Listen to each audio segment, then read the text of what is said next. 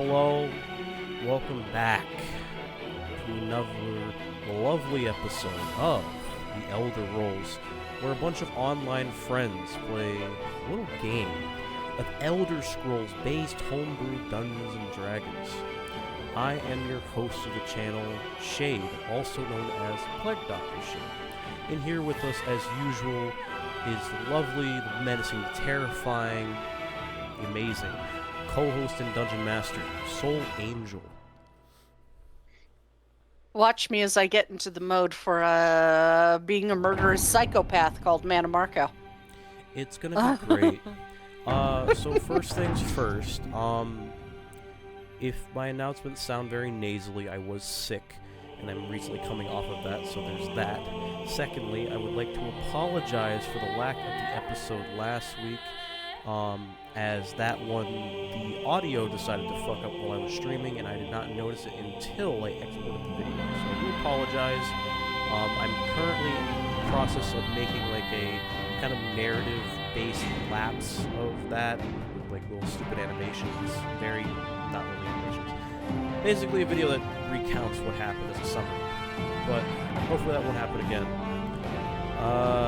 Next is the actual announcements. So, this is a reminder, first and foremost, that this game is a mature one. We are all adults here, despite what comes out of our mouths. This game will include depictions of adult themes, such as drug and alcohol use, sexual themes, psychological torments, gore, body horror, and much, much more. The DM will often, but not always, put up a warning before such events occur. Keep this in mind if you continue to watch during the live or later on when we put this up. Second, this is a reminder to chat that the music that is used in this game is simply an add-on to the game and its environment and atmosphere. We do not own any of the tracks that are used here, and they are simply a supposition for the main content, which is simply the game and us as players. Aside from the Elder Scrolls tracks by Jeremy Soul, Soul, would you like to tell us, just really briefly, a couple of the soundtracks we're using? We are using stuff from Baldur's Gate, as you can hear in the background. We are also using stuff from Divinity Original Sin, both by Larian Studios. Please go check out their games. They are amazing. And I currently started a new run of Baldur's Gate on Honor Mode. That'll be fun. I like to torture myself. We are also using music from God of War and God of War Ragnarok from Santa Monica Studios. Do go check out those games because those two games are just beautiful. They're chef's kiss. We are also, for combat, using stuff from Darkest Dungeon, as well as some stuff from tabletopaudio.com, which they do have royalty-free stuff. So if you're interested in music for your game that is royalty-free, please go check out tabletopaudio.com. They're fantastic. Love them. Love all their stuff. And they also do have a Patreon if you really love their stuff or, have money, unlike me. Other than that, that's what we use, is we also use Elder Scrolls music. I'm still trying to figure out a way to get Elder Scrolls Online music into my game. I can probably help you with that. Yeah. Because I want some of that in there, too, because I do believe Manamarco has a theme from that game, from the vanilla storyline, if I remember correctly. I believe I don't know, I usually turn music off when I play MMOs, except for this one, because it's Elder Scrolls. Real. Me and Guild Wars 2 or World of Warcraft and music down.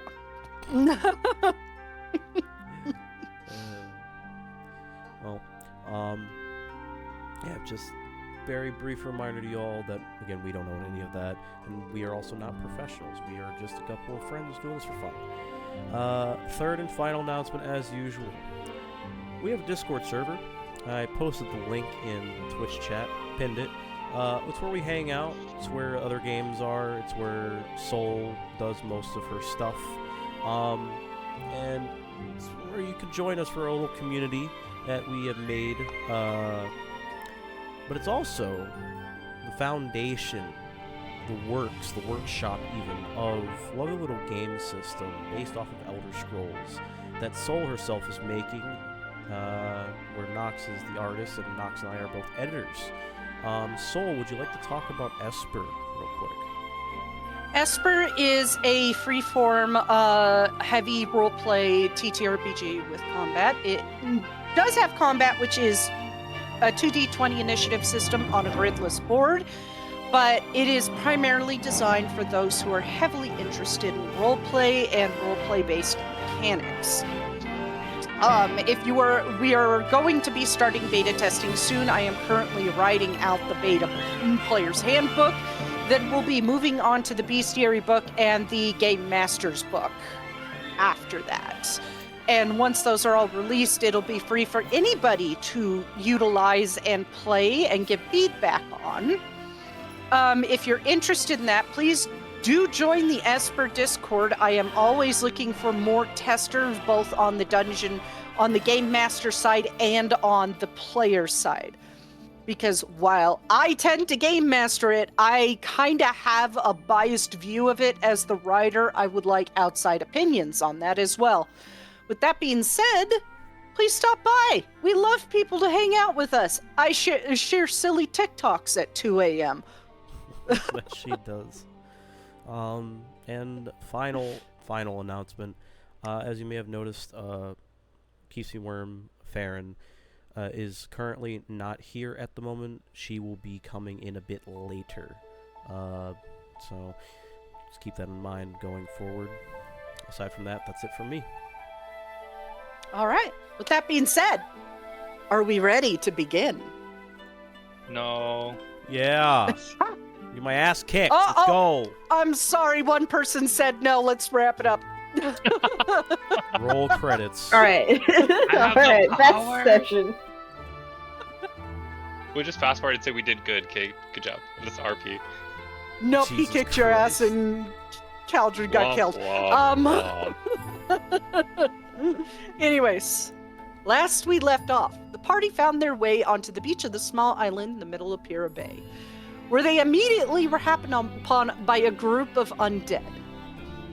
And after defeating said undead, the creatures lost their illusion spell, which revealed that each of these quote-unquote undead were in fact the missing Malmer from Aram Pandania that they were indeed looking for, including the mother of the little girl from Erebus. Upon finding the Slode deeper within the jungle, they not only witnessed a conversation between the Slode and Manamarco, through a corpse, of course, because it's Manamarco, but also see Olivane under the control with a handful more of glamored victims. And as the party plans, the Slode began the ritual, forcing the group to act quickly. And once the Slode noticed them, he swallowed the Orb of Akatosh as the fight began, which ended after a hard battle and 3 people nearly going down, with the Slode getting his antenna cut off, followed by his head. And after a discussion on what to do next, the group, including Olivane, decided to get the deceased and living victims to Wega and report to Sorcerer King Orgnum. And after a brief talk with the Malmer King, he decided to test the party to see if they can handle the task ahead. And this is where we pick up, with the party about to fight one of the oldest Mer on Nern. And with that... I got a question concerning the battle map. Is the Regent Lord also in the room watching this? Yes, he's in the back of the room. Oh my god. Okay, I'm gonna... He's just standing there! Yeah, okay. Thank you. I meant to do that earlier and completely fucking forgot while preparing for session. That's great. It's okay, you gotta remember how to play. Everybody, roll initiative. Keep in mind, he only healed you and removed negative status effects. If you do not regain spell slots on short rest, you did not regain them.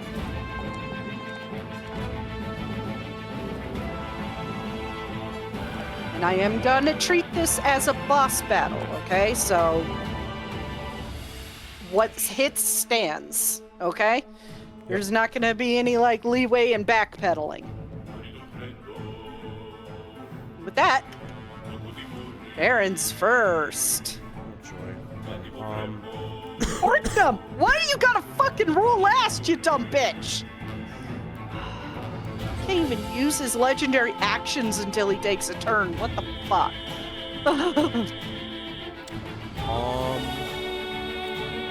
So, knowing how she plays Farron, does it look like Orgnum is about to be aggressive at the part and attack them? He doesn't have his hands up. He is just looking at you right now. Okay. It's possible he is trying to glean your surface thoughts first, so... I definitely know what Farron's surface thoughts are. Probably annoyed that they have to test them. It's not like he was there for the first one, so... I guess, Farron's gonna hold his action until, Orgnum decides to do something, or until the party decides to do something. And that action is going to be shooting his short bow at Orgnum. Okay. So that will be his turn. Okay, Caldrin, you're up. Your king has challenged you as a test of skill.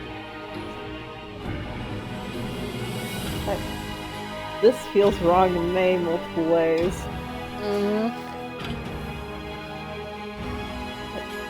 Oh, he did say test. Cal's just gonna walk up here. Okay. Pause for a moment before just swinging his greatsword at him.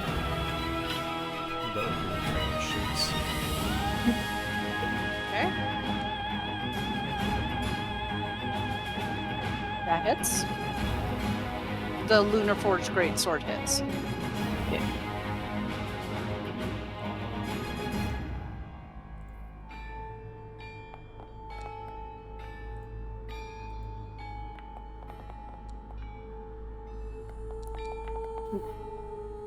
That also hits. The second one does not. Alright. You want me to wait until... Okay, and because they're... I think it's within 5 feet. For sneak attack? Yes, that's correct. Yep. Yeah, ally has Need to an be ally within within 5 feet. 5 feet of the enemy. That, and then this.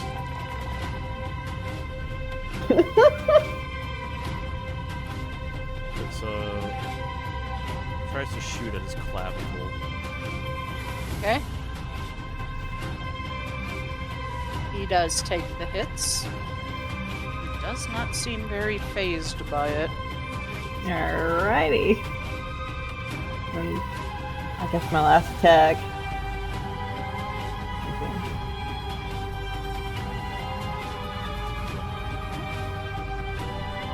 The last one does hit. Okay. Just barely. Just barely.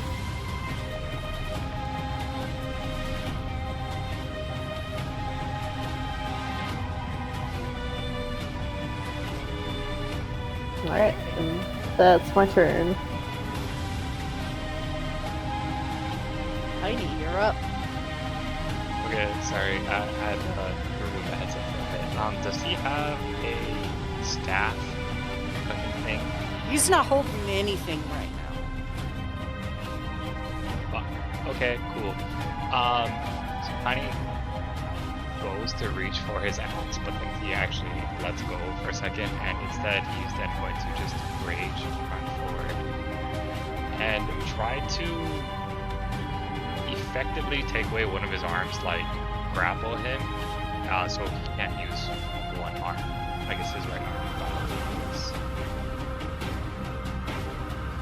Okay.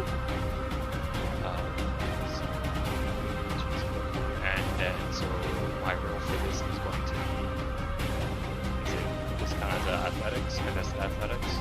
Contested athletics. We are not running 2024, and I'm hoping we don't have to in campaign 2. So, but bastions are a major feature of campaign 24. 2. 24. Let's see.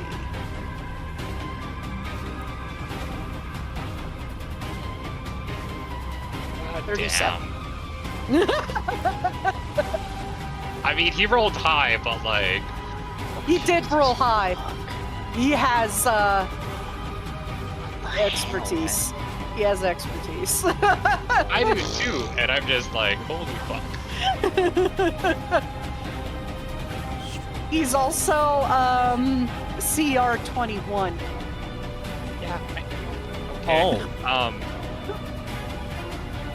So I forget. Did the grapple count as one attack, or is it the action? Which was we playing with? It is counted as an action.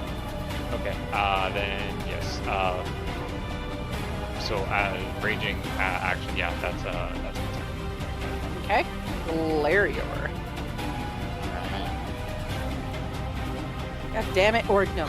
Why'd you have to roll so low? Just middle of the pack, that's all I'm asking, dude.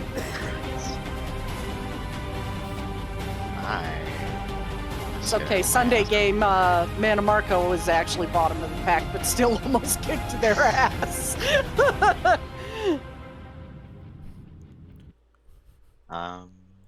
It's once those legendary actions kick in.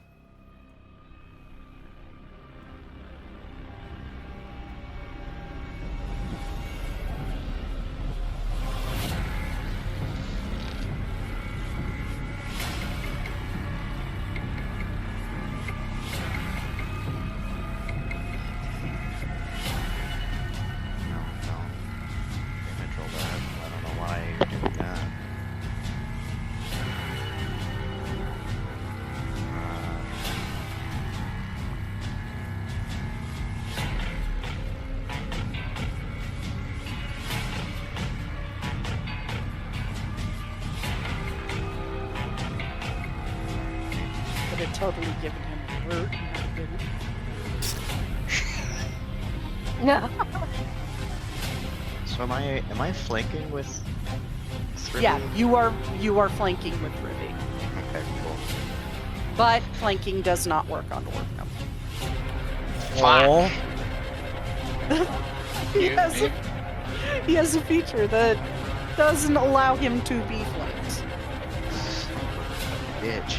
That's odd because we are literally like That means he's paying attention to both of you at the same time.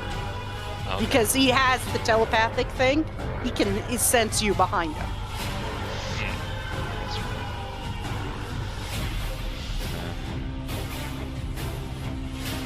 I did put shield over there.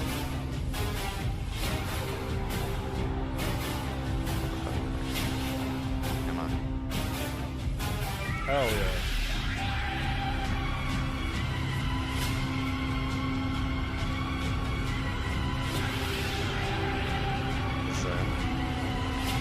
Is 26 does hit. I mean, like, there were earlier hit that were like 19 that just hit, so I didn't say anything on purpose, because I'm like, oh, he figures.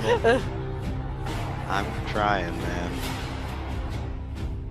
Okay, I have an inevitable plan. He takes that much thunder damage,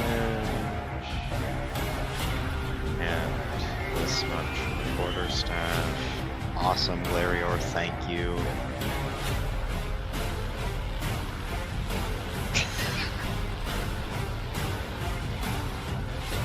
I will have more. one. Oh, by the Wow, way, on under my the belt. you can't flank them thing, if you want, I can share the feature if you don't believe me. Oh no, I trust you. I just never heard of such a thing. Yeah, I trust That's you. because but this is homebrew. I figured that's why. Fair. That is also fair. Yeah. Considering flanking is kind of brought up, you could change to it. Yeah. Makes sense. Oh, I did forget to choose an icon for it. I'm a dumbass. Hi. I'm surprised. Oh.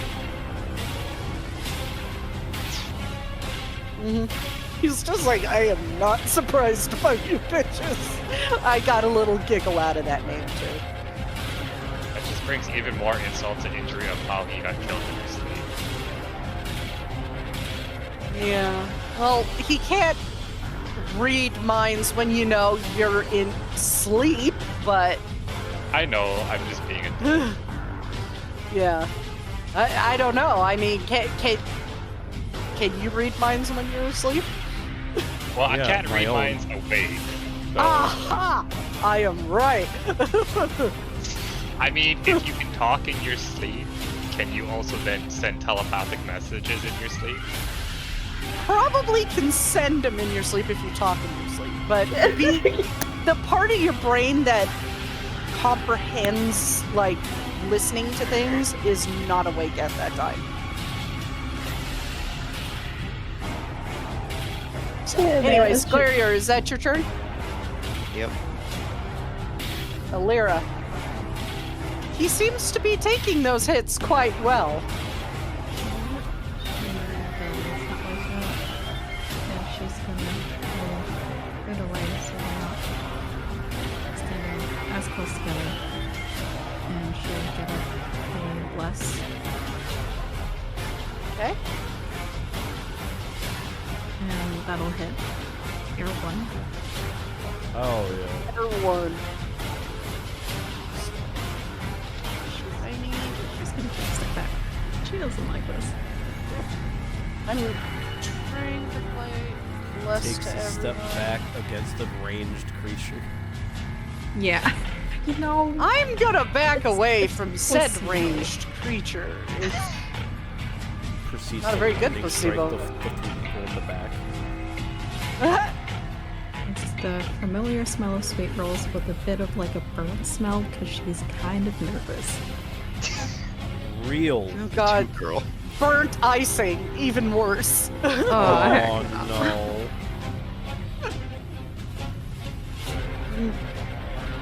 Hey, Talzin, you're up. I have a question.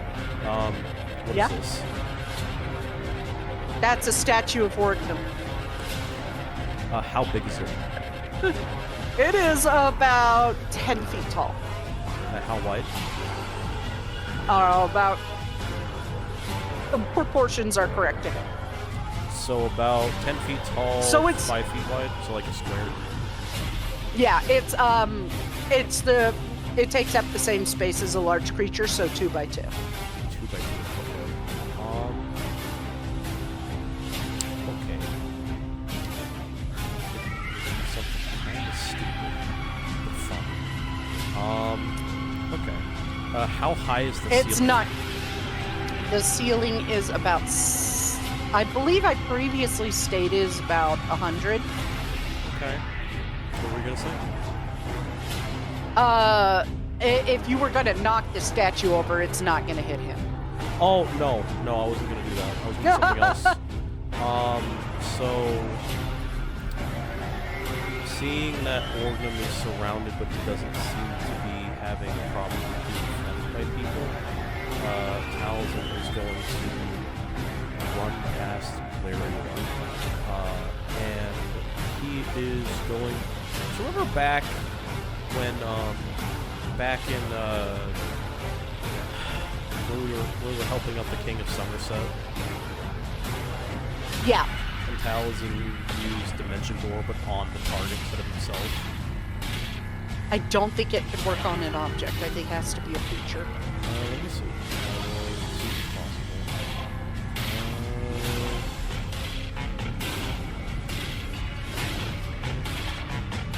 What's the spell? Please post this. Okay, you teleport yourself in front of the station. You can bring along objects as long as they're carry, so probably not. It definitely exceeds what you could carry. That's made out of made out of dense coral.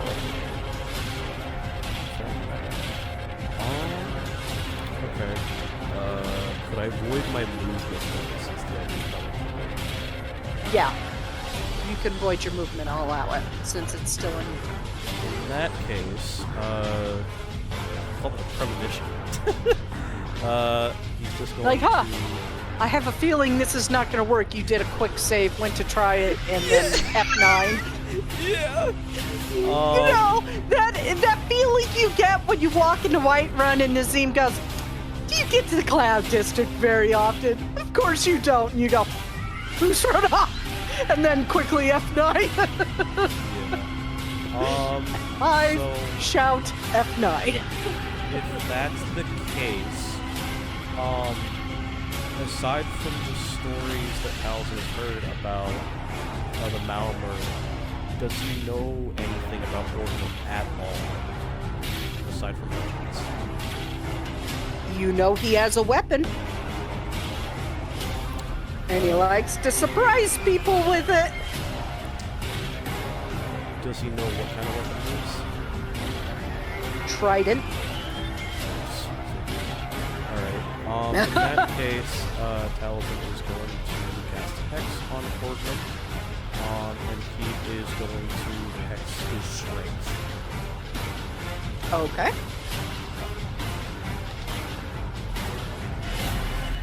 Anything else?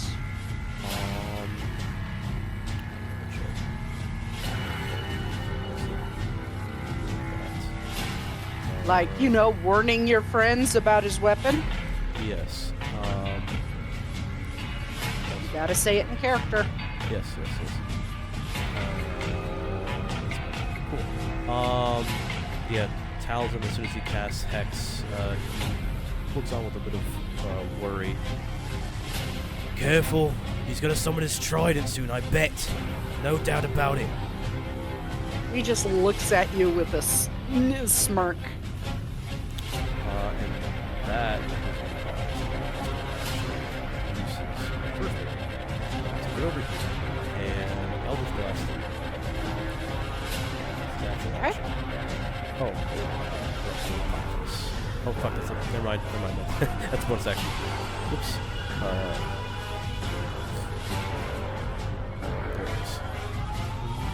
There it is. That actually hits. Fail. And Hits. alright, damn big. 1, 2, 6.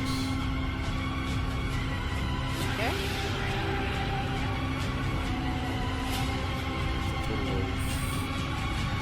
of 6 plus 13 force and then 7 necrotic. Yeah, he's blasted back into the statue. Watch him slide back, and when he gets to the chair, he steps over it and knocks it onto his back as he slides back, without losing sight of you. He's just got his eyes connected to right to you. He slides, his foot hits the bottom of the chair, and he leans back, knocks it over, and slides back against the statue nicely. With fucking style. Going for stylish points, Your Highness. You could say that. And you watch as he lifts his hand and what looks like water swirls around and he summons a trident. And he wasn't lying. And then immediately he's going to sweep it around and point it forward at you guys. I need everybody but Alira to roll a dex saving throw, please. as a wave sweeps out from the head of the trident. I'm gonna put the bless on. Oh, that's nice. 'Cause we have the thingy on. That is a new feature of the 5e thing. Is I can auto apply the bless. So I need Caldron and Farron to roll. I love surfing. This is a dex save, you said? Dex save. Okay, so first calling evasion. Okay.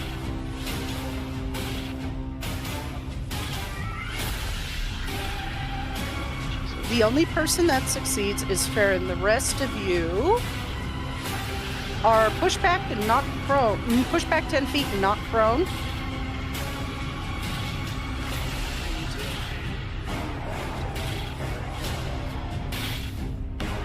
Pushed back 10 feet, knocked prone, and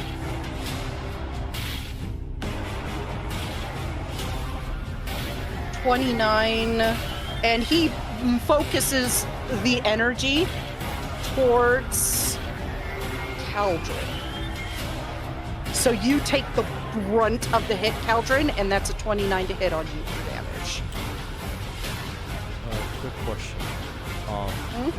So it says that I know this is for the Tri-Crit special. Does that count as a melee weapon attack? The whole thing counts as a melee weapon attack, yeah. So how it's working is like you get a wave coming out of the ground, and it's knocking you guys back 10 feet and prone. Okay. But at the same time, there's a jet of water that comes out and aims for one person. So if it is a melee weapon attack, which I'm assuming is based on his strength, It's ranged. Fuck. The water beam is ranged. Cool. And that does hit. Yeah, So it's not using his strength at all. Just clarifying. no. Cool. Awesome. Continue. It's also, again, this is the third time I tried to fix it, displaying the wrong damage die amount. I tried to fix it 3 times over 2 days, and every single time I closed it and tested it, it went back to 1d6. Weird. There's supposed to be 2d6. I don't know what the fuck is going on. I'll just use situational. Can't fucking screw that up, can you, Gabe? Okay, so you take 10 damage, 10 cold damage, Caldron, and he, as the wave moves and he's pointing the beam at you, he is going to move right next to Alira. Ah, Oh, bitch, take no. thunder damage. He willingly moved 5 feet or more, so he takes 10 thunder damage from the whatever.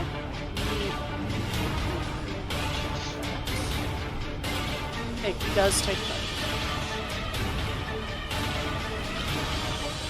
Fly, and he does have multi-attack. So he is just going to straight swing the trident at you, Alira.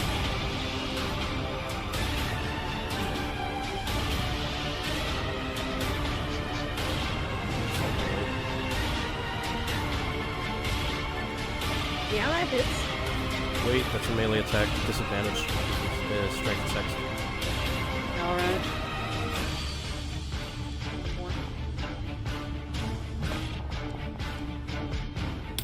Still hits.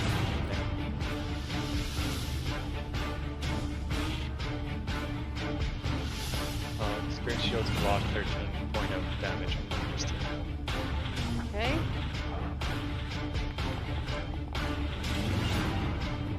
So he does manage to block all of them, and Orgnum just turns and looks at you, Tiny. I think I need to fix that. Farron's turn. Welcome to try. Farron is going to stay his position, use steady aim, and shoot him again with the short bow.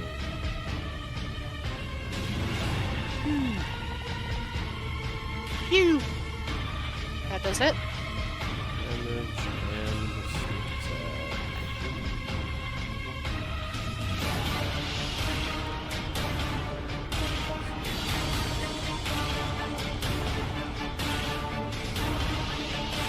Right in the ass. Right in. And that is his turn. Oh, boy. Someone else's ass. He is going to use the legendary action. Ah! Glad to take Oh. control away from the battle. Once she gets in here. Baron, you're caught staring at someone else's ass. I think it's not Wow. Wow. going well. I take it it's not going well. We just started. He is going to use a legendary action. And you're going to see him pull down the cuff of the collar of his shirt and breathe out steam. I need con saving throws from everybody. Oh, wait, hold on. Let me place this. Let's see if I can get it. Allison, too. Nope, but it's definitely gonna hit Tiny. That's for sure.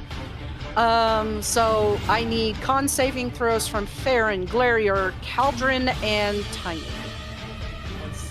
As he breathes out a wave of steam. Something left me in. Don't worry, I got you till you're in.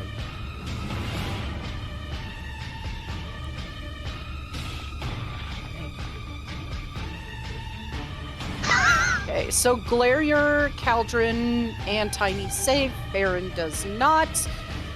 So I'm gonna roll the die. Those of you that save take half damage. Does evasion work for this? No, because it's a con. It's a con save. Does it count as an attack? Okay, It's a legendary action. Okay, so not an attack. Well, grip uncanny dodge. Alright, well, that What kind of sucks. damage is this? Yeah. So what kind of damage is this? This is, what is it marked as? Fire damage. Okay. I'm taking even less of Because that. it's hot. It's steam. It's hot. So, No, it's fine. I just wanted to double check. I take resistance to fire.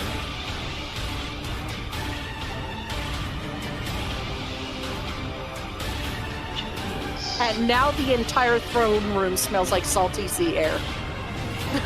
Hey.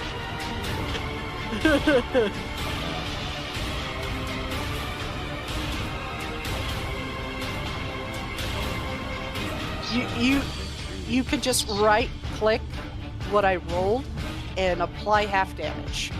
I know, but I need to apply quarter damage because I have resistance now because it was overrun, and it doesn't give me that option. You round down always in D&D, right? Up. So 27 halved. Okay, so that's 14.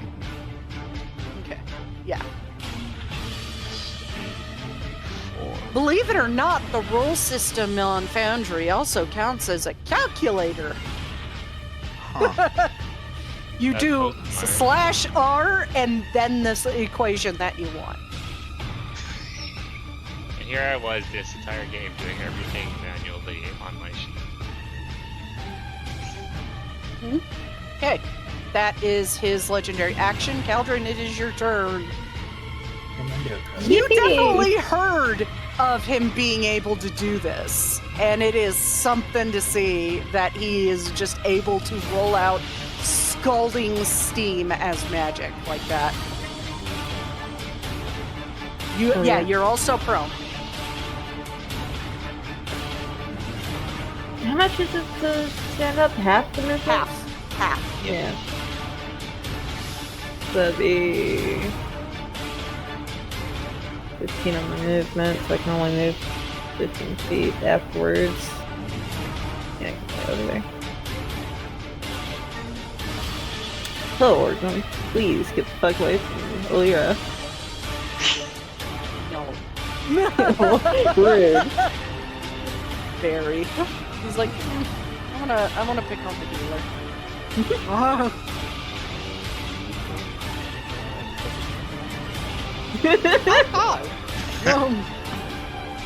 Oh god, I am terrified.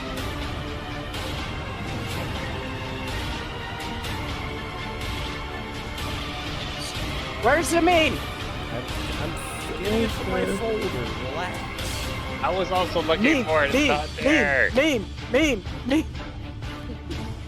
Just love our games. We love our memes, right, chat? That's okay. It's okay. Chat's like,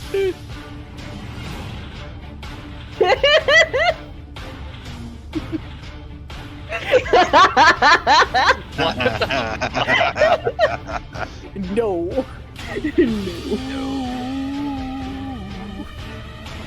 God damn it. I'm like looking at all my fucking spells, so I'm just like, fuck.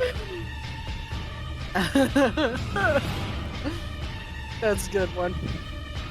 Okay, I'm gonna use my. Let's try. I use my second wind really quick. Is it still meth? That that is a good question, Tiny. I did not point out until the start of his next turn. That area is obscured. Ah. Okay. Is it just like mist or fog? It's kind of like fog, I'd say. It's nice and thick. Does Devil Sight break through? What does Devil Sight do again? I can see normally in darkness, magical and non-magical, for a distance of 120 feet. It's not darkness. It's just Okay, I figured. obscuring. Yay, fog. Ugh. Hey, what you doing, Caldron? This is a very small room. Yep. It's so small. So Very small, then. small. You're very small, then. Yeah, I'm just gonna attack him. Hopefully, Lyra. Freak out. Wow. Misses. Ah! Definitely misses. And this is Hit.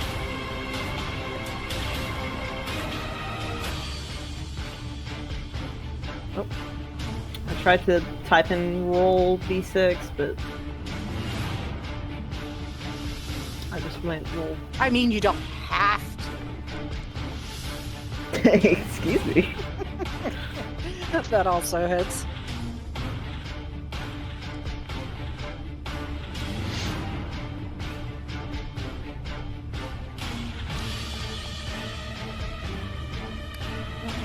I forgot about that feature. I'll have to remember it now. Don't worry.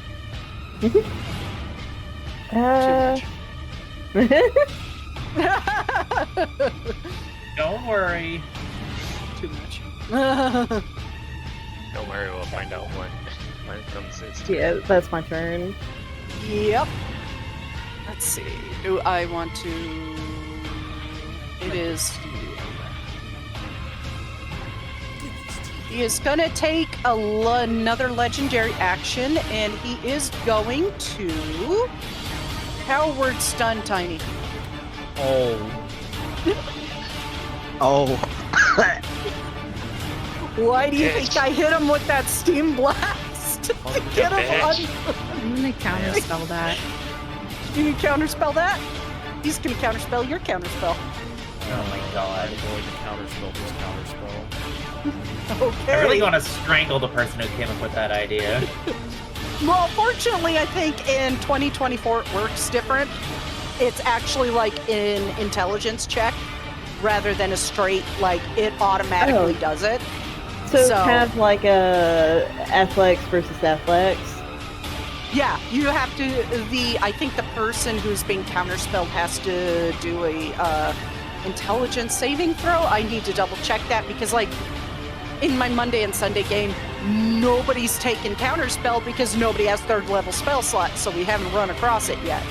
But I think that's the way it is, so it's not an automatic shutdown, you know? And it's not as annoying.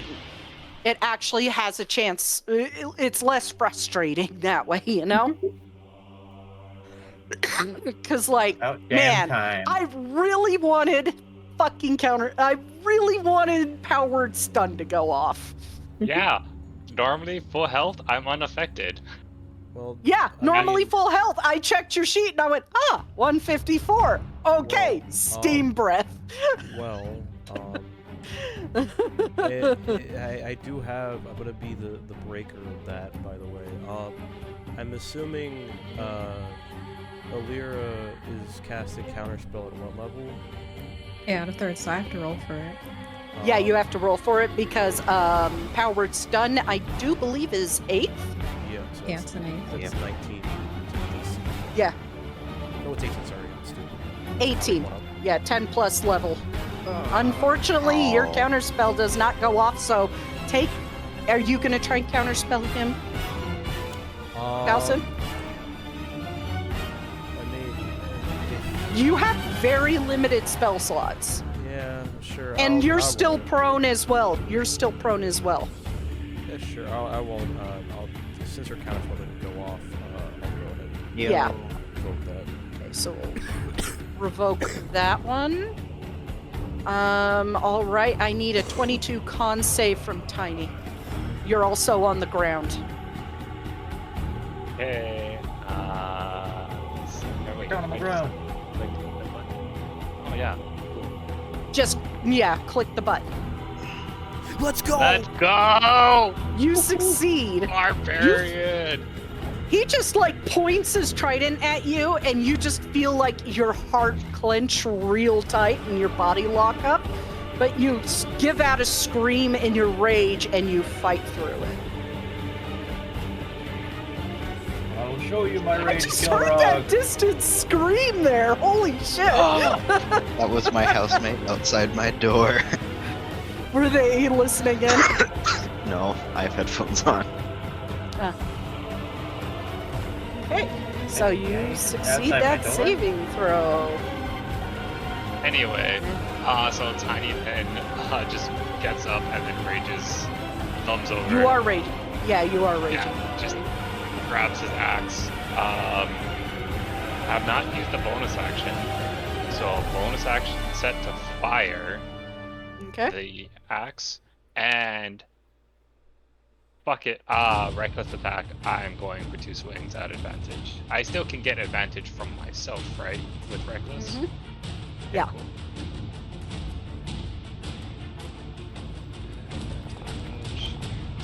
I'm going to try one more time to get that trident to have the correct amount of damage die. Okay, so 28 to hit. Oh, that may be why I was opening up the mini box and not just scrolling down. Thank you, Tidy Sheets. You're amazing.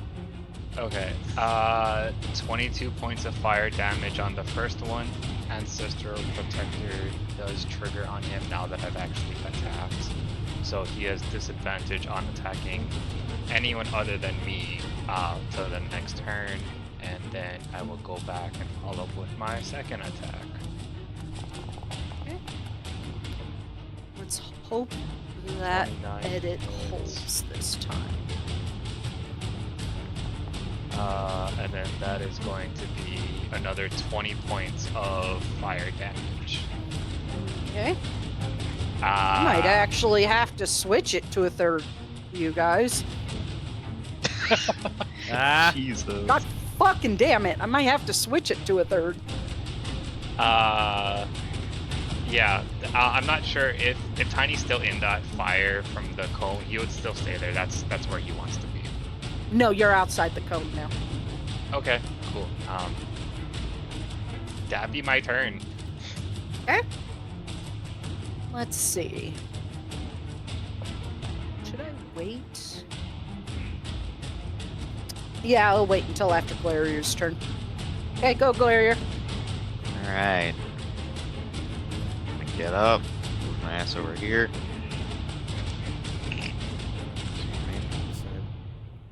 Nerds gummy clusters are yummy.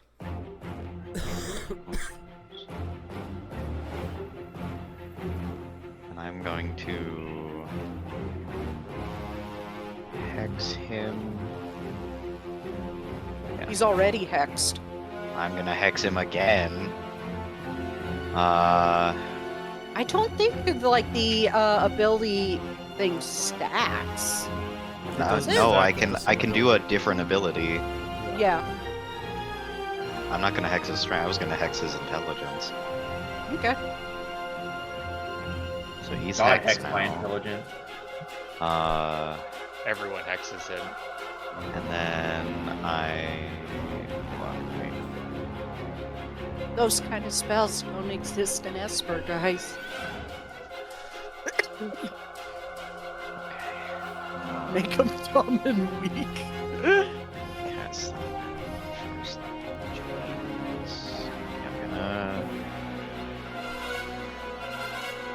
I'm working on it, man. Booming blade his ass again. Hopefully, this better work. Nope. Fuck! Man. Son of a bitch. The orb of Nine- confusion. You figured out his AC. It's currently 19. I'm so mad. Mm-hmm.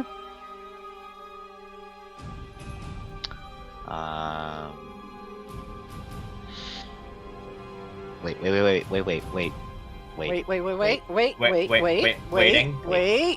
Wait. You already put your bless on that. It auto applied.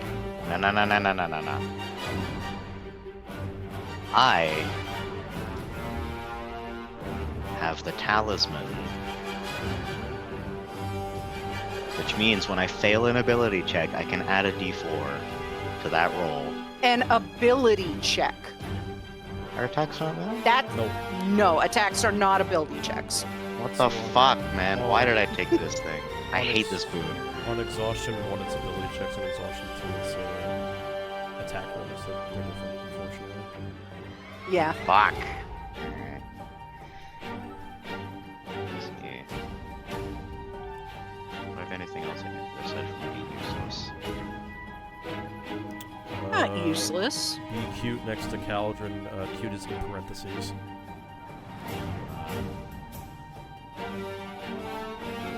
Yeah, no, that's all I can do. I don't know when I have to go AFK, but I will try to call out when I disappear. Okay. I don't know how long the fire drill's gonna be, but if it goes over my turn, just skip me. I'll just have Taliesin do it. I got you, homie. Don't cast any spells. Thumbs up. Anyways. That's your turn? Yeah. Check something. Because he is going to do his final legendary action of this round.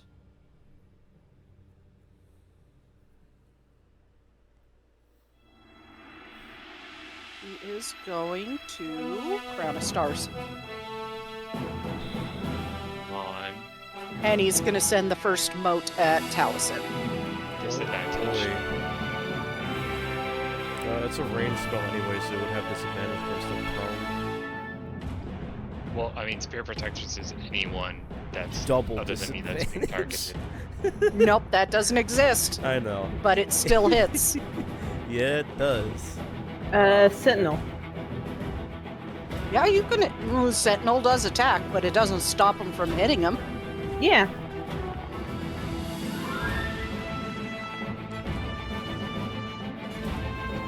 Okay.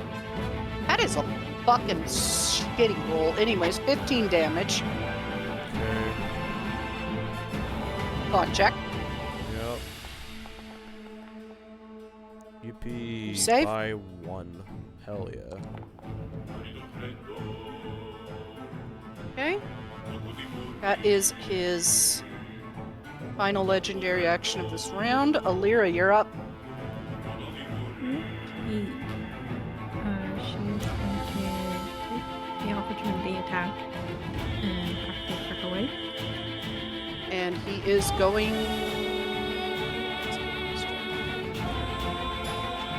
Okay, so he can use it. All right. He is going to swing at you with his trident.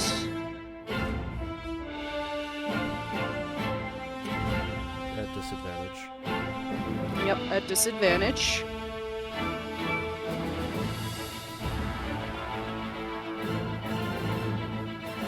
$17. That's not it. Okay. And she is... Yeah, she's going to Scorching Ray. And target. Yeah, don't forget to target, guys. It makes the pretty colors. 29 hits. Okay. And yeah, I'll just roll a 3. Misses. Misses. No, wait, no, 19 hits. Yeah, AC is 19. I'm like, I was just looking at the D20, not the D4.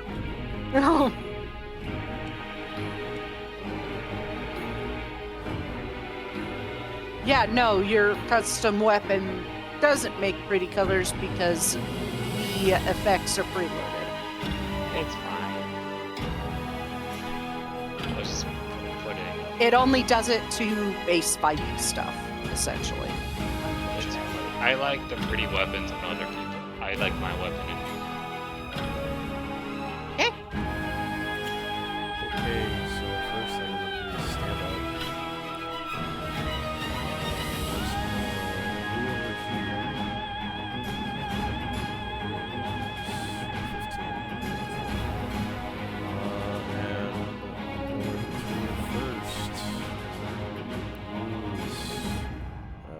Hexblade's Curse on him. Okay. There's another mote of energy pops out of my finger and hits him on the head. Now he's cursed even more. And now I'm going to do Curse 2, cursing harder. Curse to Electrical Cool. And we are going to do Blast. Okay. Just to double check for me, so considering that he can't be flanked, does that include spell casting flanking as well? Yes. All forms of flanking. Nope. No way! Nope. That one hits. God. He would bump into Thribby. Yeah, he did. He clipped past Thribby. Alright. And, Caltrin, you cannot make an opportunity attack. You already used your reaction. Yeah. That would be an additional D6.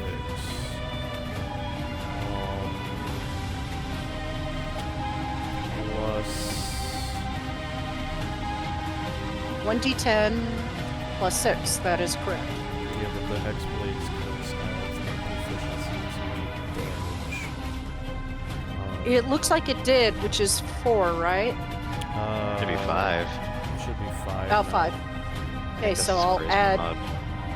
Yeah, I'll add 5 to that. Okay. Is that your turn? Yeah. That's it. Okay, on his turn, the fog dissipates.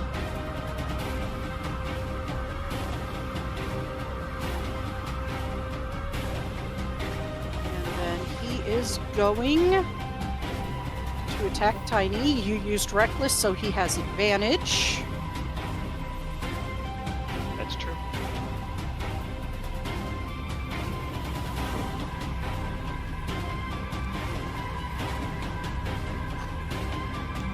the advantage will cancel out because of Hex. Oh, okay. Well, it's still hit anyway. The 13 would still hit. Yeah. And he is also gonna throw martial advantage on that. What is this? Martial advantage. It allows me to add extra damage for Okay. the first attack in his turn. Okay. Well, first attack? Oh no, he has multiple attacks. Yeah, he has multi-attack. Sorry, that was player. Continue. Mm. So he takes his trident and he just flips it around and stabs it to your shoulder and pushes you up against Caldron. What kind of damage is this? This is piercing. Okay, cool. I'm going to then half it because of reaching. And then he is going to make it another attack.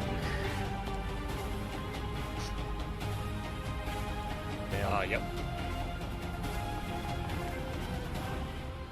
11. Okay. And then on his bonus action, did I accidentally close it? I did. So give me a sec to scroll up. What? Ugh, God, it's so far up there. Pop out message. So he is going to send a mote at Alira. Emote to do what? Crown of Stars. Motive from Crown of Stars. Oh. That sending out a mote is a bonus action. Disadvantage. It's still under the access for protector. Man, Okay, well then Spirit Shield.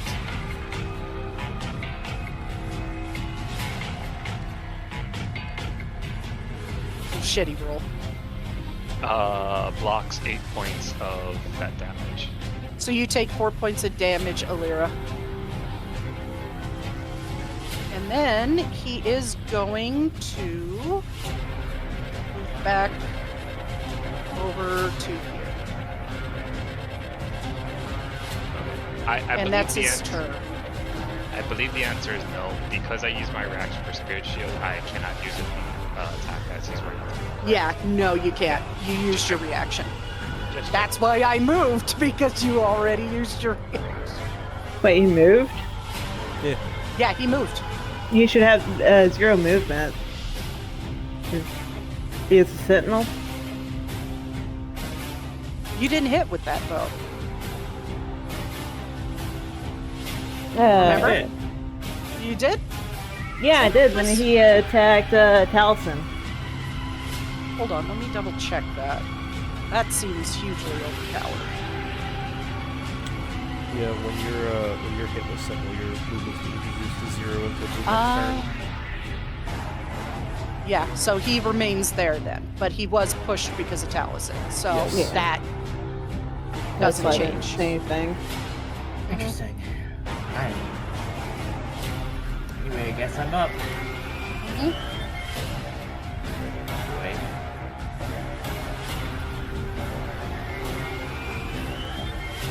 Like prone. You're not. You're. Did you move since you went prone? She didn't get prone. I don't though, think. 'cause Oh yeah, she didn't get prone. Farron has evasion if he avoided the thing. Okay. Swag. Anyway, I'm gonna use my first movement speed to get up close.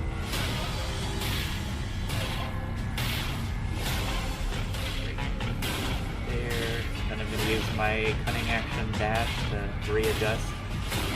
My bonus action, one more square. And then my main action, just one swipe with the light blade. Da-da-da.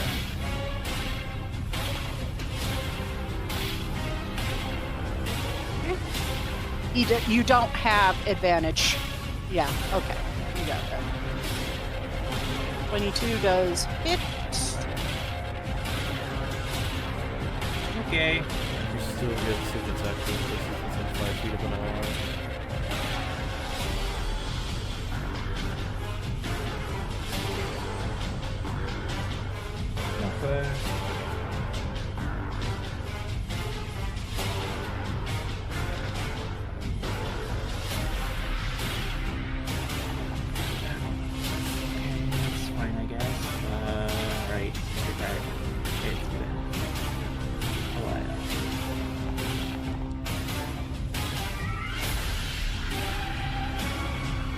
Cool. Cool. Okay. That's my turn. Okay. He is going to use a legendary action. He is going to cheat. He's going to do it on Tiny, Caldron, and Glarian. So I need dexterity saving throws from you three.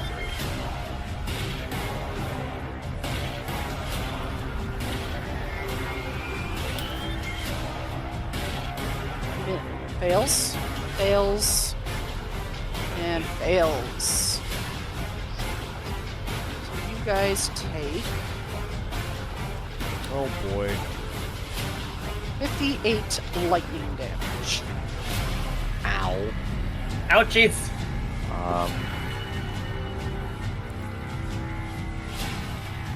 Do this shit again. That's for fair. That's fair. Owie.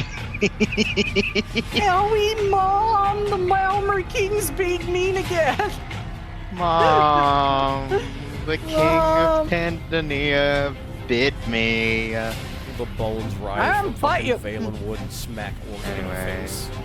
Apply half damage. Oh shit. Oh fuck. Alright, come on, Glarius. Why do you think he went for you too? Wait, why did that roll normal? No, roll at advantage. Con saves? Yeah. That's a concentration check. I know. Okay. I have a Eldritch Invocation, but alright, well, fuck me, I guess. Nope. Man. Fuck you in particular, I guess. Hex drops The fuck off. ever. It's okay, he wasn't So using his- intelligence for his spells, I know that. I can cast it on something else. Yeah, you got it. now. Well, yeah. He didn't have to make any intelligence checks, yeah. is what you mean. Well, Yeah. no, because it Oh, he hasn't. still Tech- applies the disadvantage to Yeah, attacks if it was his hit modifier. yeah. Yeah, that's true. Which if That's it was, I'm biting you because that's why I cast it in the first place. Yeah, no. Okay. He was definitely not using his intelligence.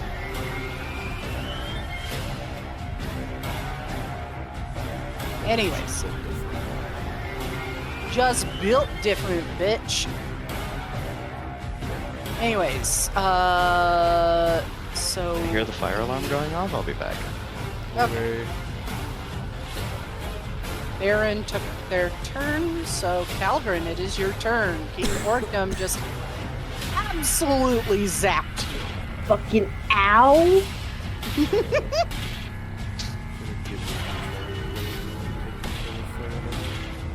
I'm a little closer. Why? Maybe I'm aiming for you to control every character. Hope not. Woohoo! I'm not in- 1v1, let's go. I'm not in the 1v1. DM shoes yet for this stream. Not yet, not yet. I'm hoping you will run a game in my system to test it, so.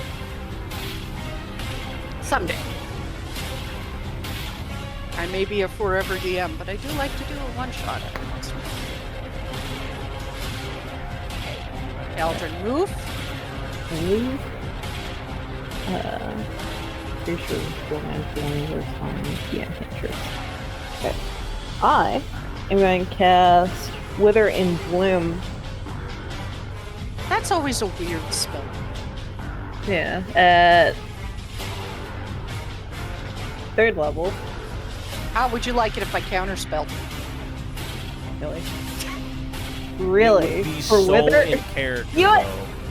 You want Yeah. you want to fucking use it for Just saves his counter spells for the one who killed him. Can his I counter mean- spell please be flipping Caldron off in the face? He just Okay. looks at Caldron and casually flips off and counter spells. You just hear a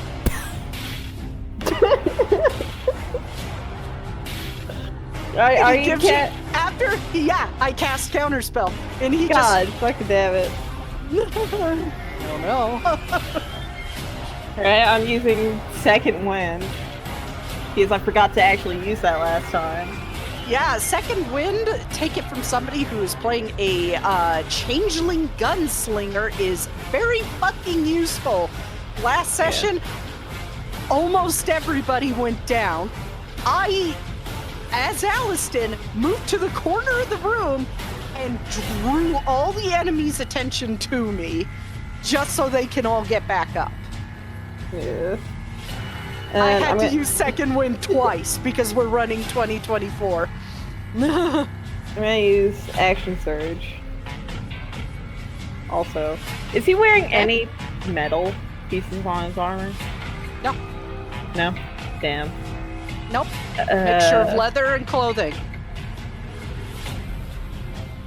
right. That's how sure he is of his skill. He's like, I don't fucking need armor. How? You know, I'm gonna use Wither. I'm gonna use Wither and Bloom again at 3rd level. Yeah.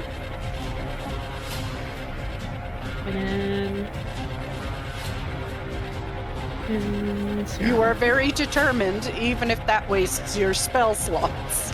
yeah. I mean, it wasted one fucking counter spell for him. Yeah, but he can cast 2 9th level spells.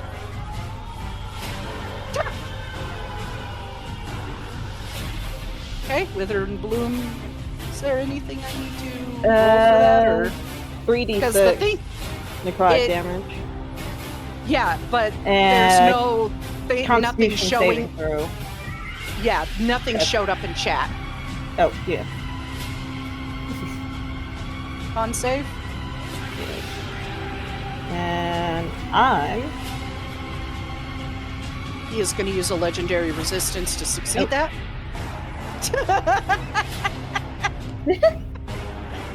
I am a bitch.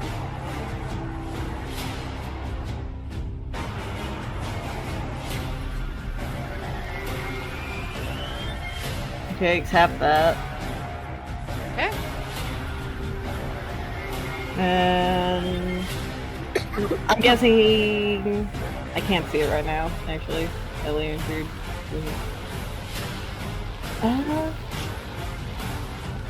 And I can pick somebody to use some of their 2 of their hit dice. Tiny, do you want to use 2 of your hit dice? Sadly. Okay. Ty gets to use 2 of his hit dice.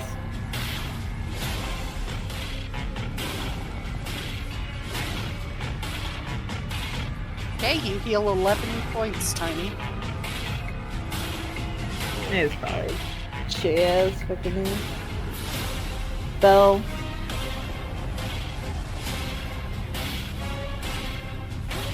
Looks cool on the surface. Nope. Is that your turn? Yes, ma'am. Another legendary action. This time it is cast Scatter. So I need wisdom saving throws from Baron, Caldron, Tiny, Galarior, and Alira. It, Fail. So you get moved. wait. He's teleporting? It says you teleport. Scatter. It says in the spell that it says you teleport. Oh, it's teleport? Unoccupied So- space. Yeah, so this is where special kicks in. You are getting teleported, but it's a short range. Let me pull up the rules real quick on this, because you will take damage from it if you fail. Alira succeeds. I need Galarior to roll, and I need Caldron to roll.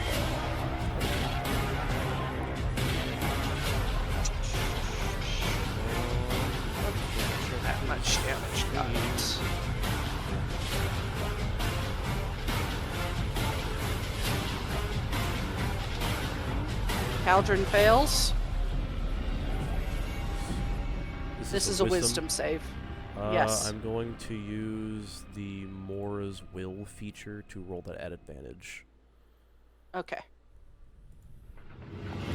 Probably for the best. Crit. Okay, so Glarier and Alira succeed this. The rest of you do get teleported short range. If it was a long range teleport, you would have been moved to a specific location. Because he has exceptions. He really wants you guys, so. Tiny is going to get moved back here. Glarier succeeded. Caldron did not, so Caldron's going to get moved down here. And Alira succeeded. Farron did... Farron roll? Yep, didn't succeed. Okay. And Farron gets moved here. And those of you that are teleported take this much in slashing damage. 38 points of slashing damage as you feel the power of the anti-teleportation ritual shred at your body to try and force you into place.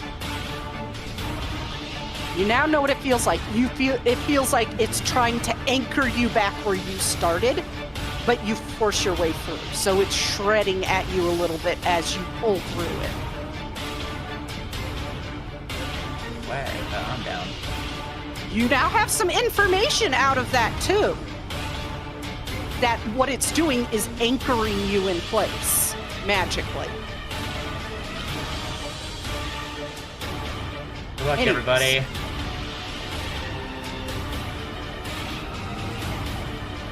Oh. Poor Farron's unconscious. Glarier's turn. I didn't get to go yet. Oh, shit, right. I'm an idiot. Never mind, it is Tiny's turn. You're fine, there's a lot going on. There's an icon on my token, I don't know what that You're bloodied. means. Oh, okay, cool. Barbarian problems, That's guys! fine. Doesn't know what the bloodied icon looks like. I've never had that on before. Even when I was fighting Akatosh, it never came on.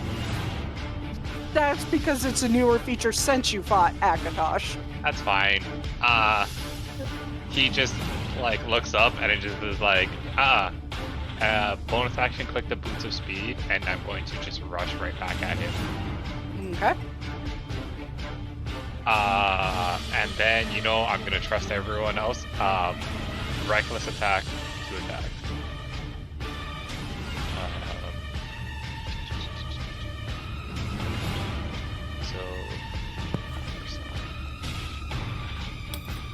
That does hit. Nice. That's okay, don't worry about it, Krim. We'll go with it for now. Okay, Next so time you use Wither and Bloom, we'll get it right. 19 points of fire damage on the first hit. Okay. Ancestor Protector's procs again, and I'm swinging on the second. Hey, buddy!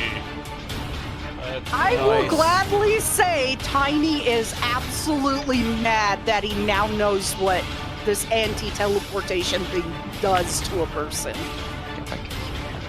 So, And also sees Farron laying on the ground unconscious. also, last level, Brutal Critical, I get another Brutal Critical bonus. Yes. 38 points of fire damage on the second hit. Yeah.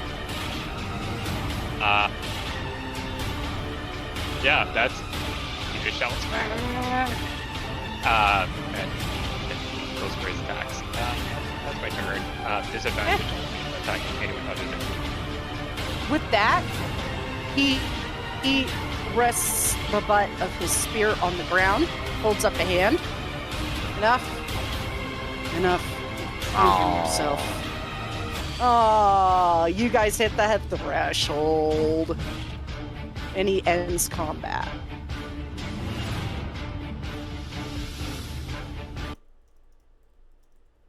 With a bit of practice, you could make this work. And Illyria goes running past.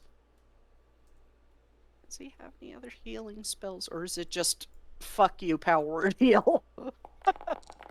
It's There fuck is you, that. power word heal. That's what he's got. Okay. He has no other healing spells, just power word heal, because he just likes to fuck with people. You can take control of Galarior away from me now. But I still want you to control every player. No.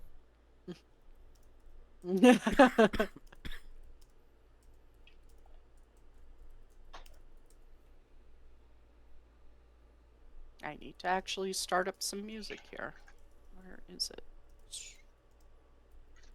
Boop.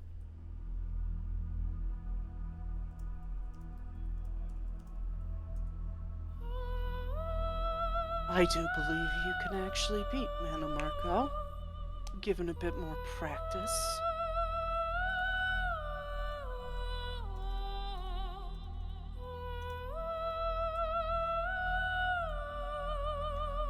Is that so? Tal's gonna Yes. drop Hex. Okay.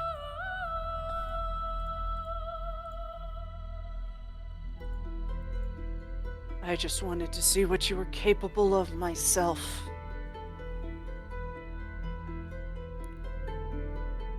Well, he looks over to see if Farron is awake. Well, he seems to be shaken back up, slowly coming back to. Seeing that Alir is tending to him, Talzin focuses on Orgnum. Yeah. Orgnum walks over, picks back up his chair, and sits in it.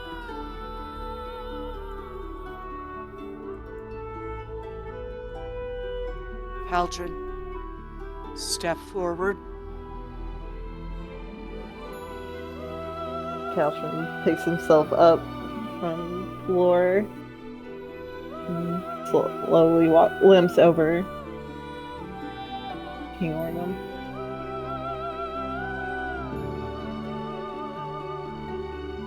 Now, before I pass my sentence upon you, is there anything your friends wish to say in your defense? Tiny raises his hand. Step forward, Nord.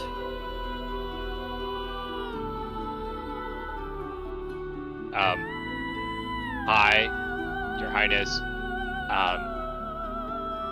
Keldred did do a very bad thing, yes. But isn't the whole point to learn from our mistakes and then get better?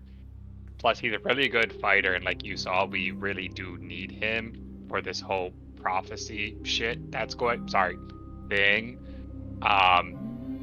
And if he needs punishment, community service, we are helping the community, right? Like that's how I dealt with punishments when I got into I temple. So deal the punishments, and I do not take suggestions. well, yes, but like you said, okay, ignoring that then, Caldron's a nice person. I mean, he's quiet, but that's not a bad thing, and the thing he did was bad, but he said he's sorry. There was that whole thing earlier. But we really could use him, not just for fighting, but he's a great person. I trust my back to him in a fight. Anyone else have anything to say in his defense? Alira would turn her head towards him as he says that and take a step And he forward. motions you forward. She comes to next to Tiny. I do not know what sort of man he was before, but I do know that he's the type of person who cares for us now, who looks out for his fellow. Well, honestly, I feel like I can think of us as family at this point. when we were fighting the slow, there was a moment where the slow gained control of one of our compatriots. And without hesitation, he turned and tried to protect the one they were attacking. Right away. Tiny said it already, but I would trust my life to him. Very well. Looks to Glare. How about you?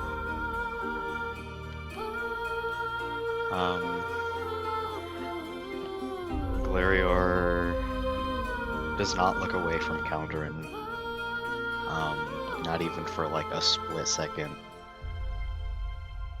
I'm guessing Glarior's surface thoughts are related to how much he likes Caldron. Yeah, it's essentially the thing that's running through his mind is like, number one, he's trying to think of what he can say that could possibly get Orgnum to spare his life, but number two is, this is the only man I have ever loved. Please don't take that away from me. I can't lose everything again.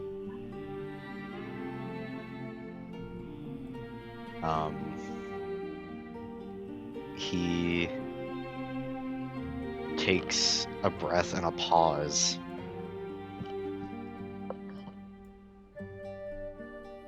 I don't know what I can say. I need him. Your thoughts said enough. And you know that I speak the truth. I do. Looks to Taliesin. And you. Taliesin has a perplexed look on his face as he looks from Orgnum back to Farron, then back to Orgnum, then at Caldron. No, you're making it uneven! Sorry. Coaxing him on. That's too bad. And he sighs. When I first met Caldron, I didn't really know what to expect. All the things that I thought of Malmo, of course, ran through my head. But over time, over the last several months that I've known him, I would never have expected him to be misled by terrible powers and sinful temptations, because everything about him is anything but that.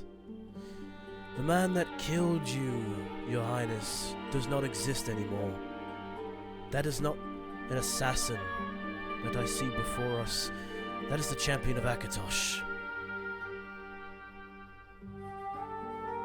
Whether he likes it or not. He cocks a smirk as he looks at Caldron. And how about you, Dunmer? And no, you are not prone anymore. You didn't drag yourself across the floor like a dog. Yeah, I didn't put it there. Imagine. Aaron looks away. I don't really have anything to say. Very well. Caldron, I want a wisdom saving throw. Yippee! He is digging into your noodle. He's grabbing a spoon. He's going to town like fucking Hannibal Lecter.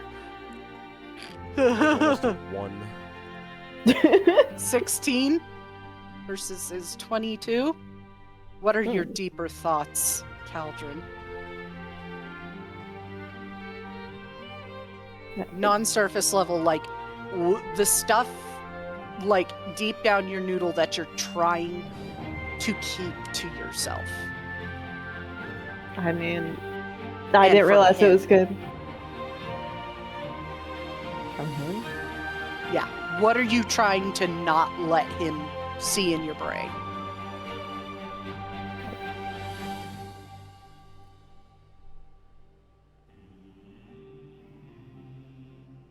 As you feel an intrusion into your mind as he just stares into your eyes.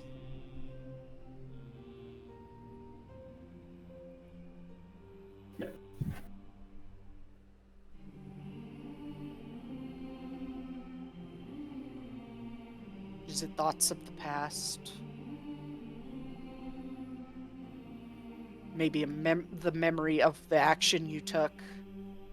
A discussion you had with Selenir, possibly?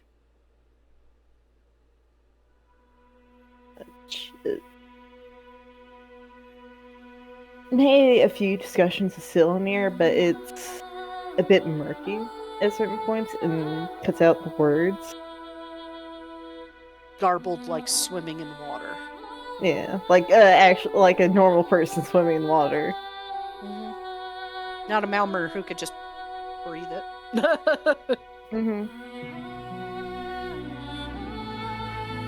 He tilts his head as he looks you over.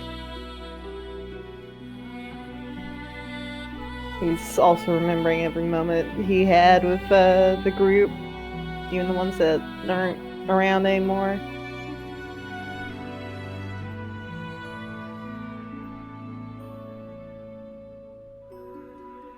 Seems you're missing a former member of your group that held a vestige of the Aedra.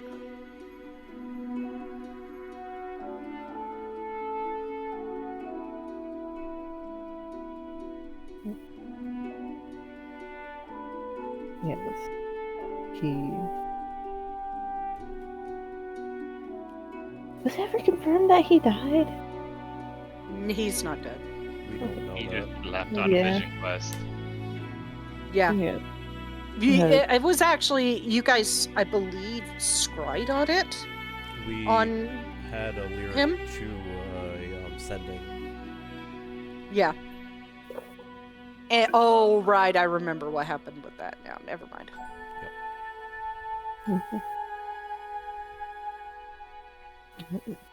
Yes. After a moment of thinking, watch him just kind of look off into the middle distance in thought. Then looks back to you, Caldron. I've made a decision. You will not get off for this completely free.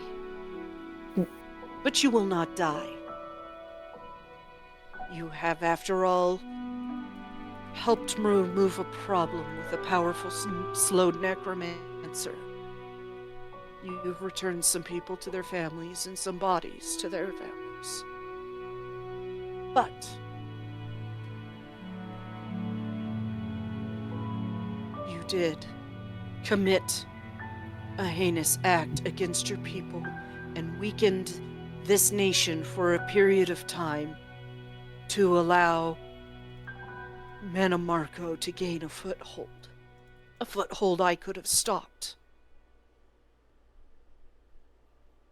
Namely, the anti-teleportation ritual. I'm a master of counteracting that. That's why you didn't die when I used that spell on you. But it's now powerful enough to where I couldn't negate the damage completely.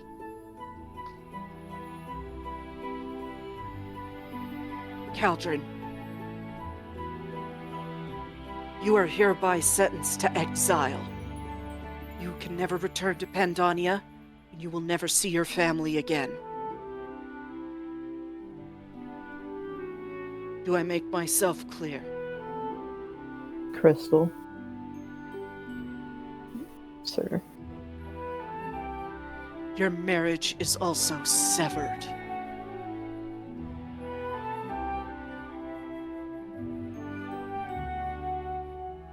Now leave Pandonia and don't ever return. And he motioned you to leave. Alright. You got out of that, but you can never go back to Pandonia or else you're gonna die. Yeah. Man, what way to get a divorce. Yeah, that's a way to get divorced. Exile. Tiny raises his hand. What, Nord? First, thank you for sparing Caldron. I have some questions, and I don't know if it's okay to ask them. The first end points to the orb held by the Overseer. Can we get that back? He motions to Randaril, who steps forward and hands it back to Alira, and then walks back. Second Near the thing, you're a very powerful wizard. The Smodes did something to me, and I attacked everyone. Do you know if there's like a magic artifact that exists, that like jewelry or something that like stops that? Enchantment is the stock and trade of Neloth Telvanni. He just looks to Alira like, I don't know what that means. Basically saying, Oh, go ahead. Neloth is the master of enchantment magics. He's a master of destruction magic and thaumaturgy. That's why you can read minds. He has thaumaturgy magic. That's what he's saying.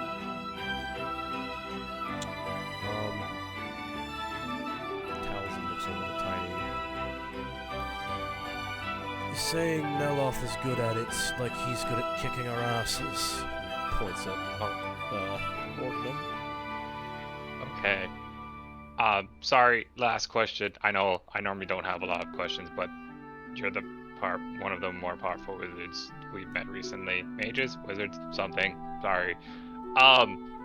When you did the whole magic thing to learn about like the anchor rites and reverence, whatever, you said Mana Marco wasn't death but profane. If we destroy the magic circles on them, does that mean they can actually die or not? Whatever the anchorites are now, and that does include Caldron, they can never permanently die.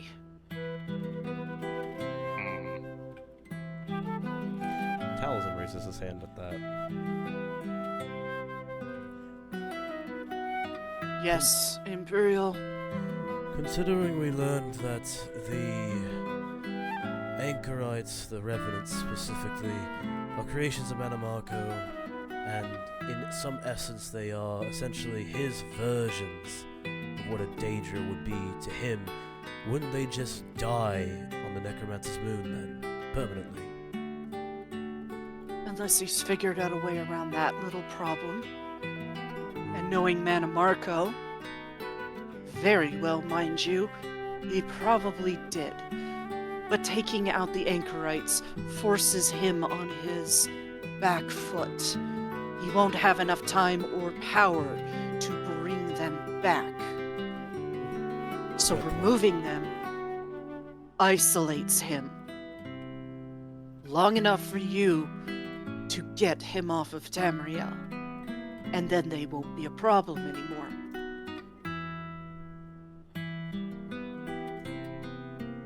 In a way, he is saying, bind Mana Marco to the Necromancer's moon, and when he does bring him back, they'll purely be on the Necromancer's moon. So it is technically, quote-unquote, death on Tamriel for the anchorites. Because they won't be able to get back either. Tiny had the loading screen and then just looks to Lyra and Taliesin. Like, sorry, I missed it. like nodding, like, yes, no, like, good, bad. He looks at Thribby, and then looks at Alira, then looks at Thribby. Yes, Thribby. Okay, great. Thank you, King, your Highness.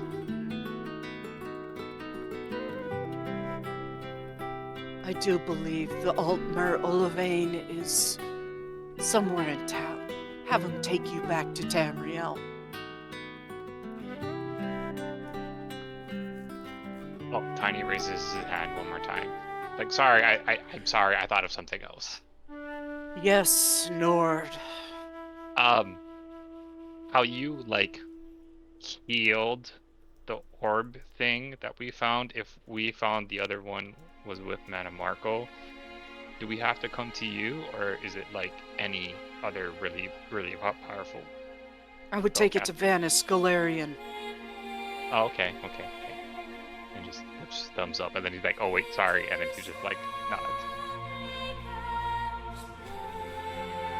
Yeah, it's like, he's like, yeah, okay, leave now. This is not Minnesota goodbye, guys. You didn't get to ask the questions earlier. Tiny does like nod or slightly awkward bow, and then steps back, and then follows behind Caldron and Glarior.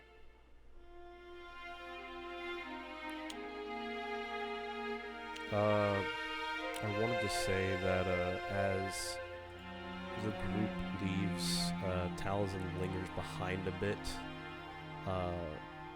before he does go up to Orgnum and say, I do believe we did have an arrangement with this, didn't we? And he takes off the Ring of Tongues and hands it to him. He takes it. Thank you for returning my property to me. Indeed. Considering that, are you sure you're going to be able to keep that scroll safe here? We could get it to Vanis, considering you know he's alive. Which scroll? The Remind me? scroll the Void Scroll. The one that he took. I will be able to get it to Vanis. Insight check on that. My Okay. fucking Elder Scroll.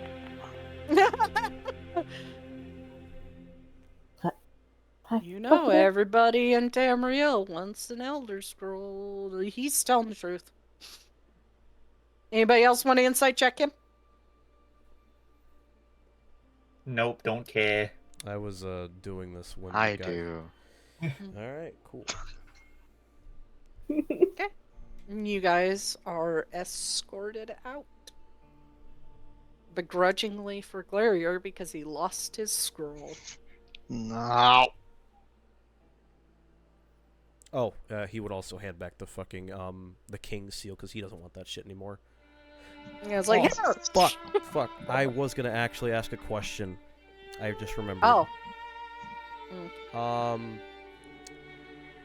In that conversation, when he's handing back the ring and the seal, he also pulls out a bracelet.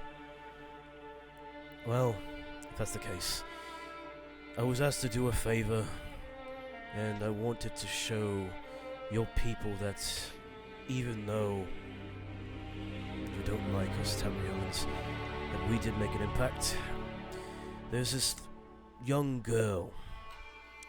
She is, lost her mother, unfortunately, due to the magics of the Slode. She lives in a bar. Elians Dasuli. Correct.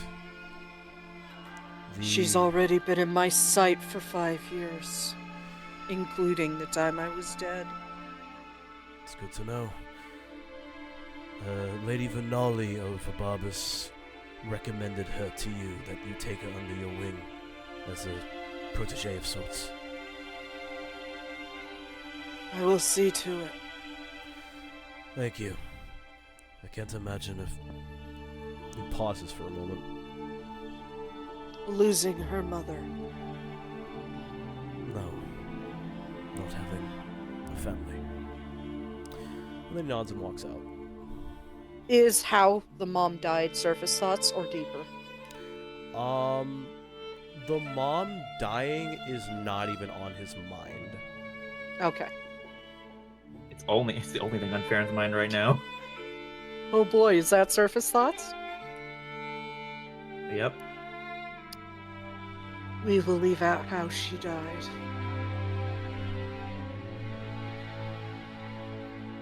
After all, was no fault of your own you didn't know. You couldn't spot the illusion magic.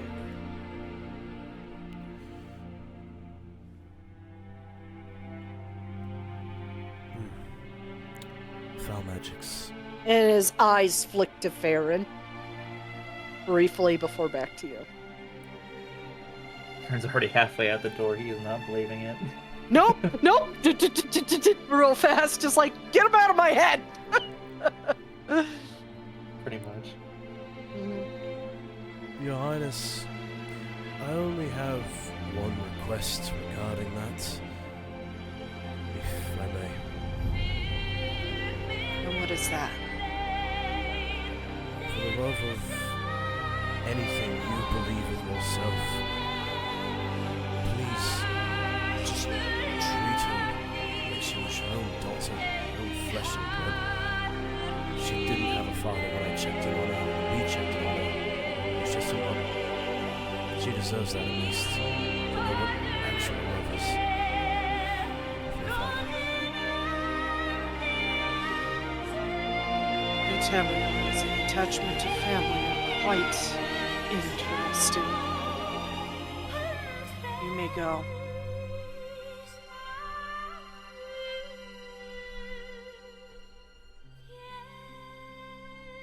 And leaves.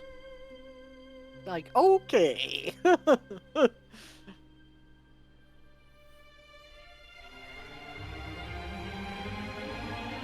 guys make your way out into the city.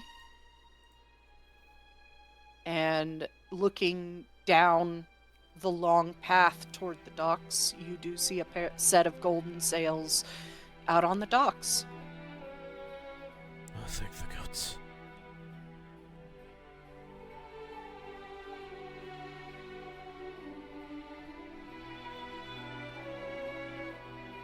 So, just to confirm for myself, because I only have, in my inventory, I have the Orb of Stendar and Julianos, but now we have the Orb of Akatosh as well as RK. Arcane. And let me double check because I should have this marked.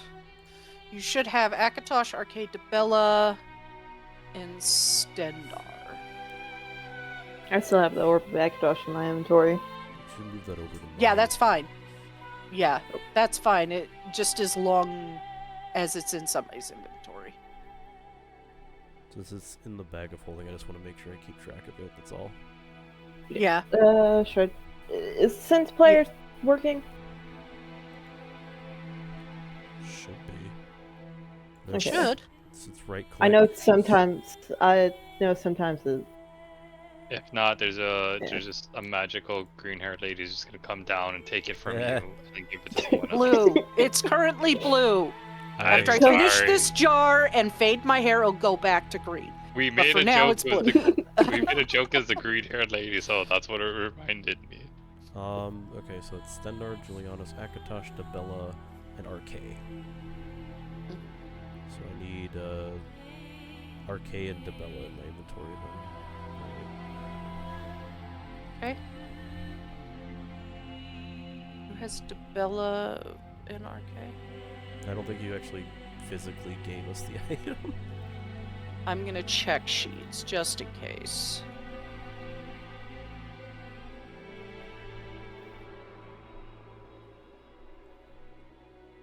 Because I want to be 100% sure so we don't have duplicates lying around because this is an important mechanic.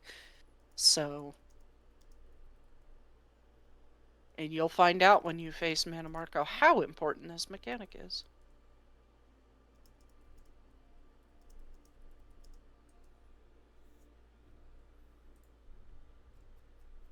Yeah. So Debella and RK is the one she needs? Yep, that's the one I need. Okay. Of RK and Orb of Debella. So you now have 5 of the 9 orbs. Yup. And we know that the Orb of Mara is in the Anchorite's possession. Mm-hmm. Cool. So Alright. that leaves the Orb of Talos, the Orb of Zenithar, and the Orb of Kinnereth still free and available.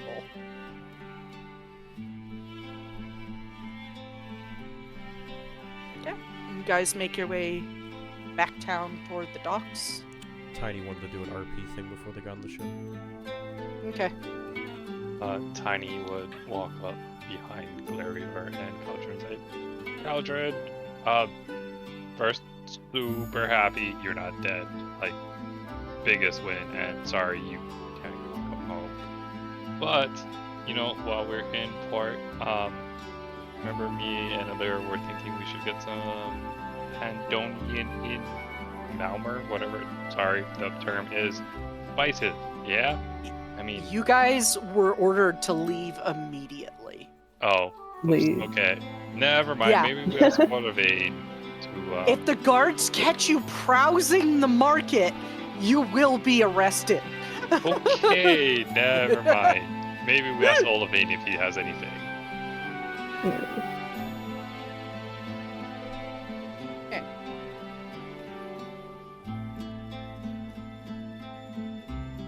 And down at the docks, you do see Olivine and his first mate talking and directing supplies to be put on the ship.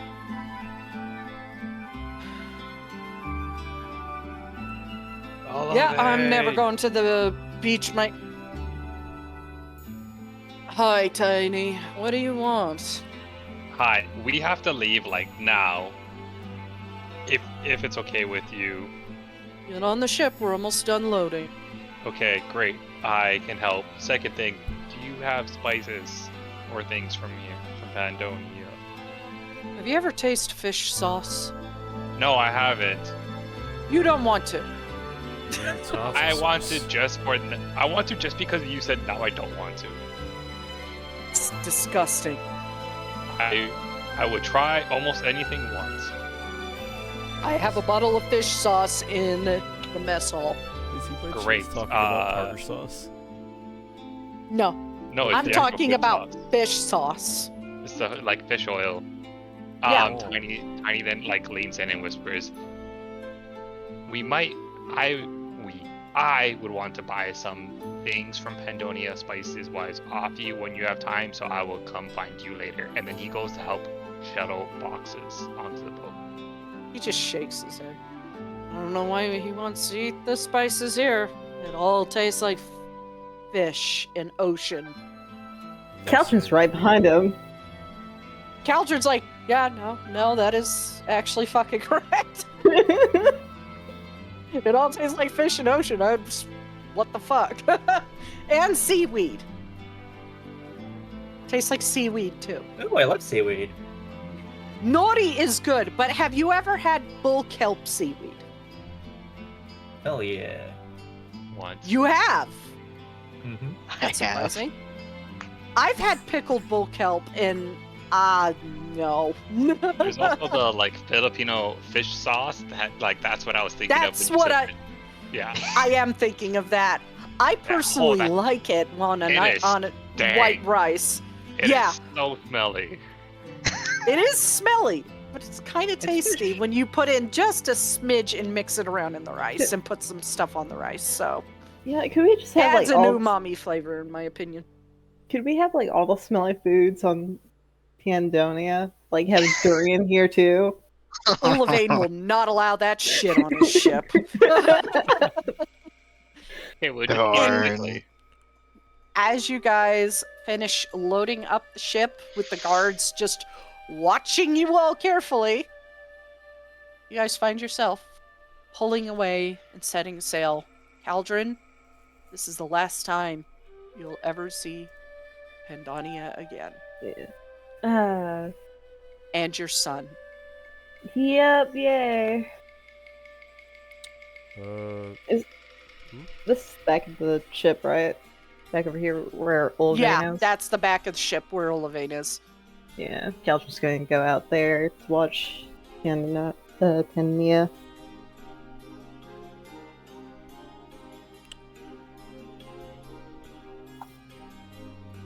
Oh, I can't forget that one guy. He has to be within 10 feet of you. That's like Oh a my feature of his. fucking god. The danger It's like of his fucking feature now. eavesdropping. That's like a feature now. He's within 10 feet of you at all times as long as you're on the ship.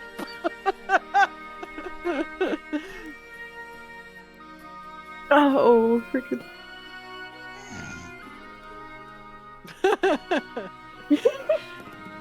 Yeah, I found a way to crack the barbarian, guys.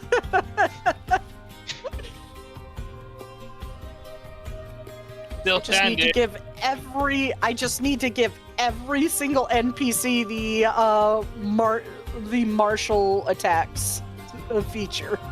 You know, I still have my relentless rage, where if I go down to 1, I can roll to come back. Hmm. That is true. What is the back of the ship called again? Is it the stern? Wow. I think it is the stern. Yep. Hold on. Let me look it up. Because now I'm like, wait a minute. Oh, sorry, bow's the front.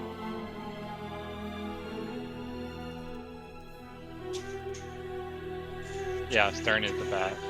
Yeah, stern. Nice, I guessed correctly. I was gonna say Haha! aft, because aft is also Aft rear. Yeah, aft is rear section of the ship. Poop. Enclosed structure at the rear part of the deck. I'm funny. Hey guys, we're adults here. 100%. 100%. We're not totally not laughing about a part of a ship being called poop.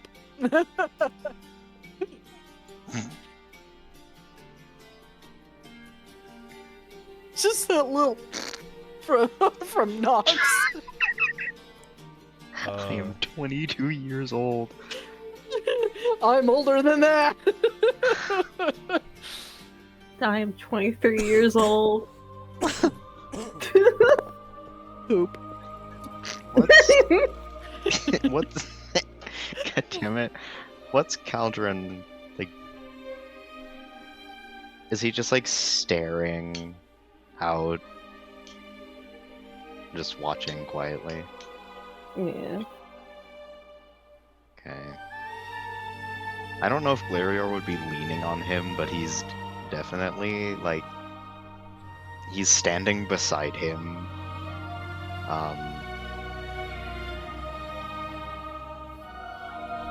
Like touching his arm with his shoulder or whatever, like quiet solidarity.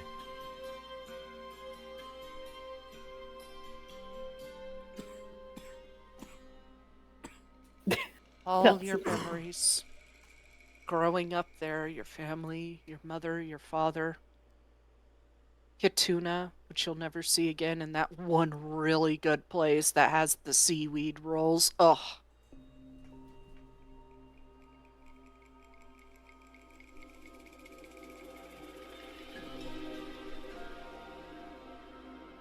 Do I have Sad's music? I should.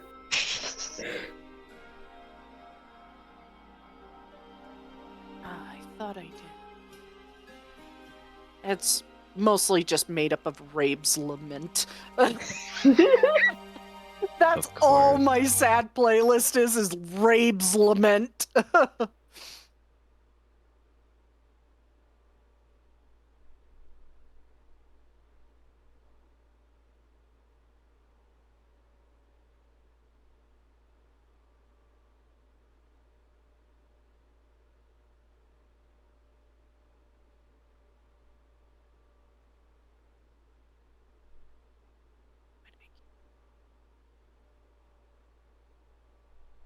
No words, just tugs. Is that what this is? Just depression. I mean, I Just can start depression. blabbing if it'll make you feel better.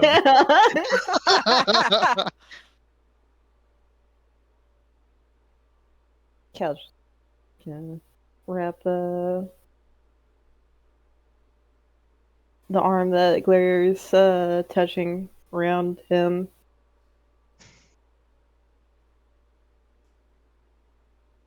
I think at Hey. that point Glarior would like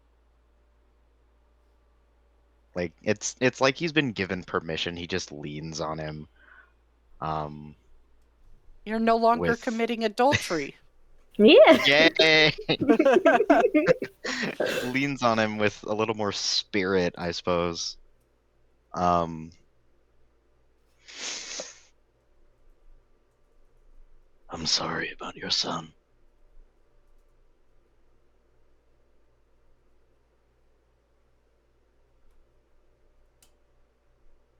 I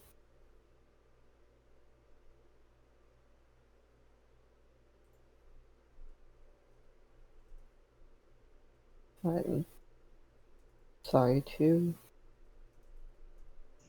I don't know what I was expecting when I came back here.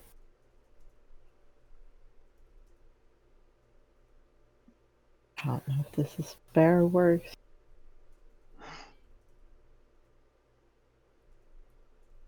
I was expecting a death sentence. I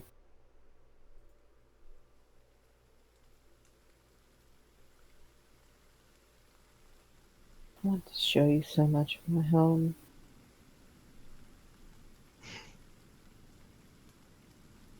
Well, that makes two of us.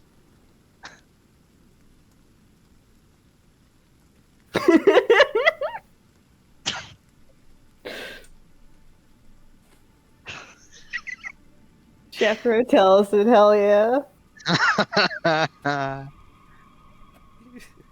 He sees that the conversation is like private, but knowing how quiet he's trying to be, he just gets in the guy's face and just whispers harshly to him, "Get the fuck out of here, please. I'm begging you. I'm just doing my job! Go do a different job. You have millions of jobs. You're a fucking sailor, for God's sake." Olivate just slowly looks over. Are you telling my sailors what to do? I'm telling this. Because I guarantee he is trying to work. Every single time, Olive. He's trying to be like a harsh whisper. He's trying not to be loud. Every time, he's always listened in on private conversations. Every time. I'm not trying to! He's just distraught now. He's like, why am I getting accosted?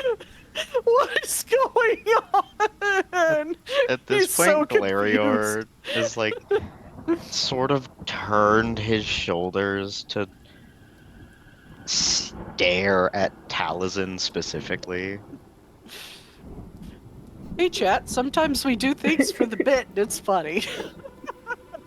Caldron has also turned to stare at both of them. I have a better idea, Taliesin. Well, I can fuck off too. I'm gonna Yes. do that. Selin, just go clean below decks. They're gonna cost you. He just slinks off down the stairs all sad. But please let it happen where like he somehow gets just tugged back. No. Please. Jesus fucking Christ. Fucking he Like, got I like can't leave, this is hell! like he got fucking cursed by Shiagorath. Always No, in the he's wrong secretly place at the Manamarco wrong trying to listen into your conversations. As he fucks off, Taliesin turns to the elves, bows, and then walks off.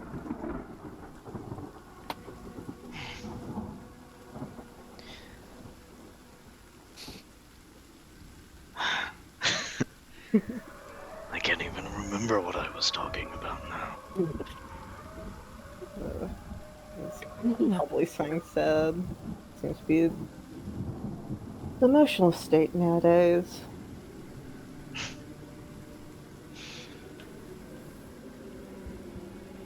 As it must be, I suppose. What would you have shown me? Well,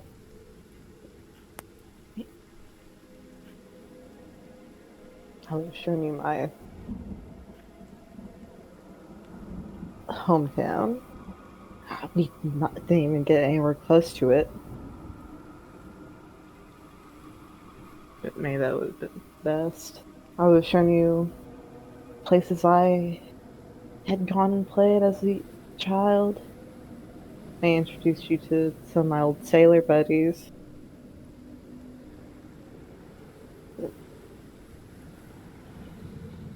I doubt they would have accepted you. Because I'm a mainlander. Yes.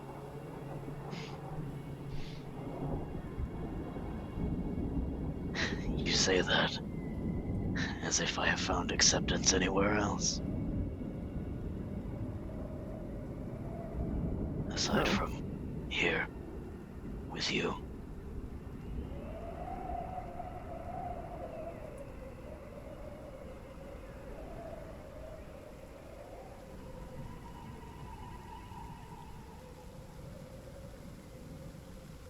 Seems to be the only acceptance we can find is with each other.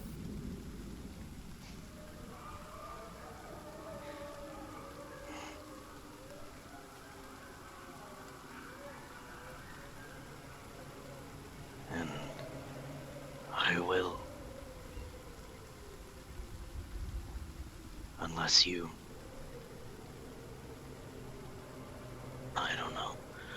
Unless you do something that completely changes my perception of you, which, in your case, I believe would be incredibly difficult to do.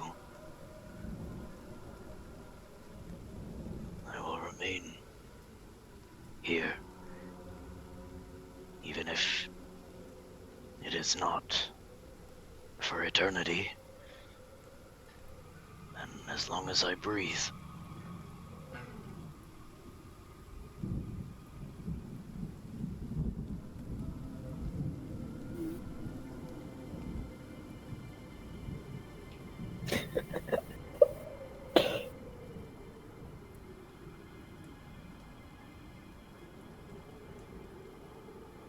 Well, you've pretty much seen all sides of me.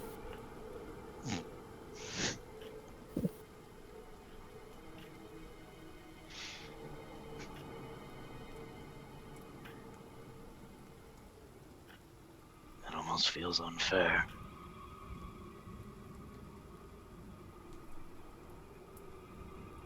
You have laid bare every part of yourself to me, but I have not done the same.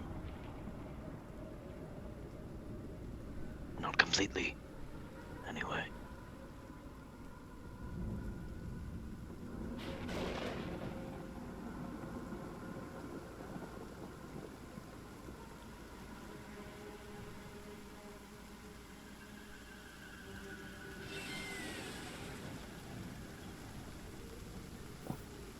Hmm.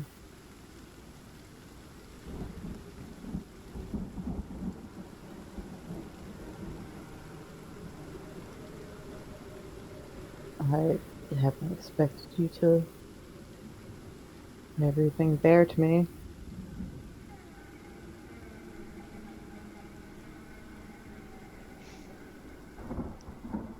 Unlike some people,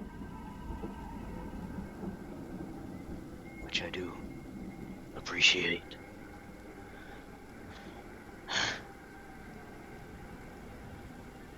At least one person, well, more than one in this group, but not all, are trying to change me, lay bare my secrets, who I am, what I will be.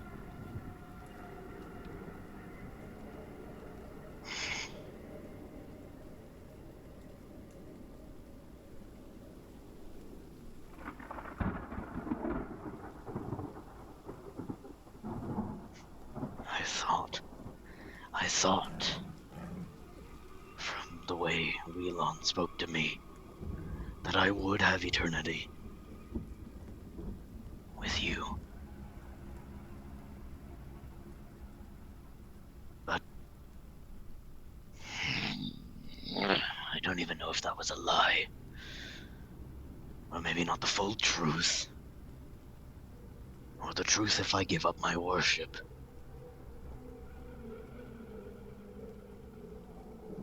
So...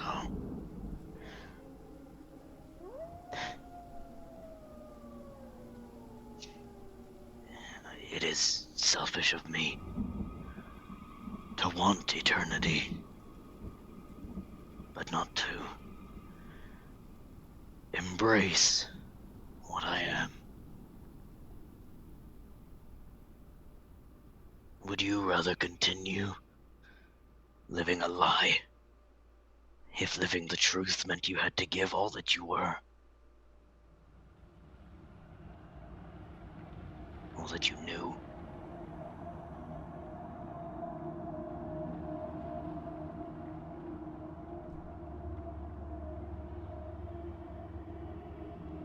I doubt that'd be me anymore if I did. Exactly.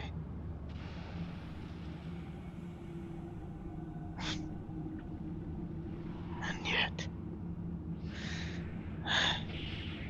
the calling of a changeling and the calling of a champion of Hermaeus Mora are very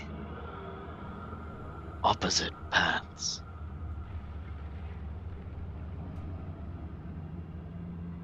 And I cannot have both.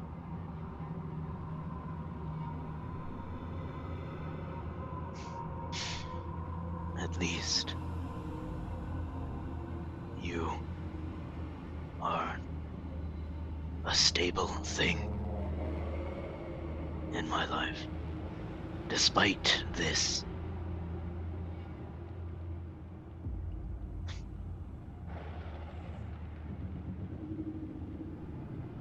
And we both have no home.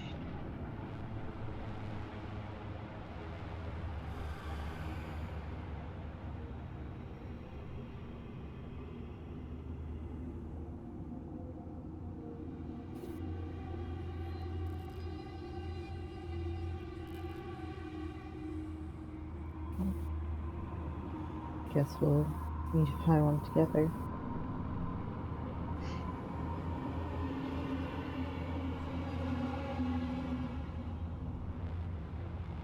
And no matter what path you choose, I will be beside you, Clarior.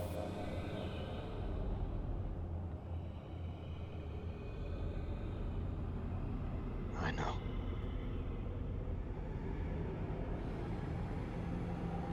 And for you,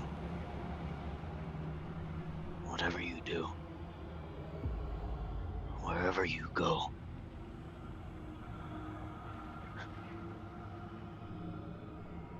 you will never be rid of me.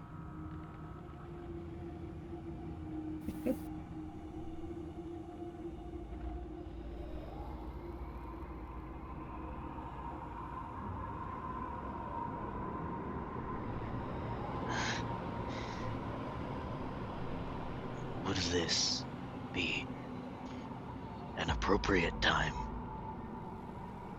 to say that I love you, Caldron?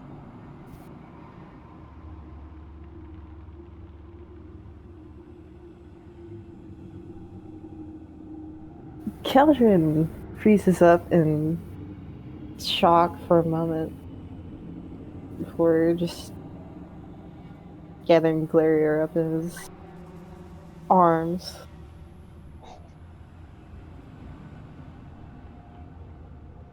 I did not know exactly what was between us. If we were just suddenly obsessed with somebody that could, if you're just obsessed with somebody that could understand you, but I love you too, Clarior.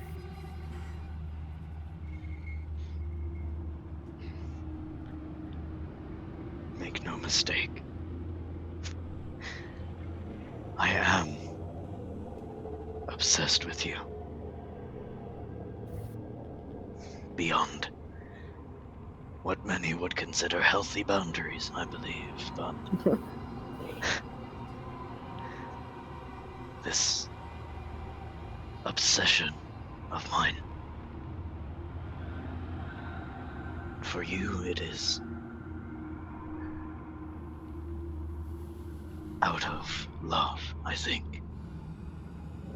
No, I know that it is out of love, rather than something to know, something to want and hold.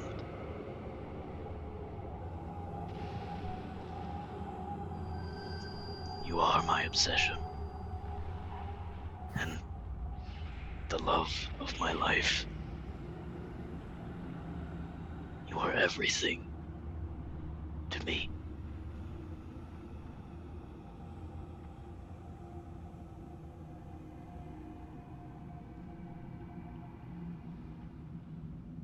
I doubt either of us are very healthy with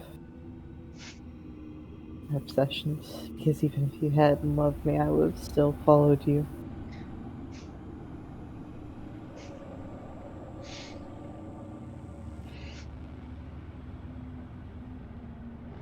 We have already proven that neither of us are normal.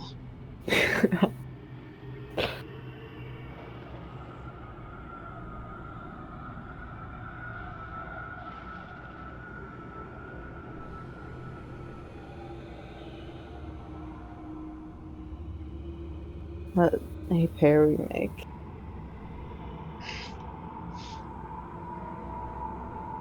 I would not have expected this. Not in my lifetime.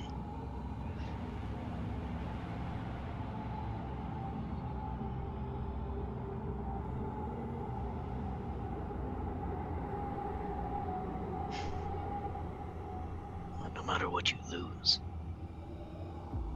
or what you gain,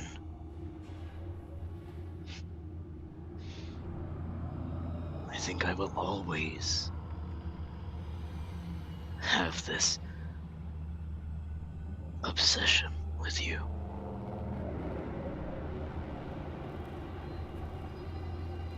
Even when I am long dead, maybe I will haunt you until your end comes as well.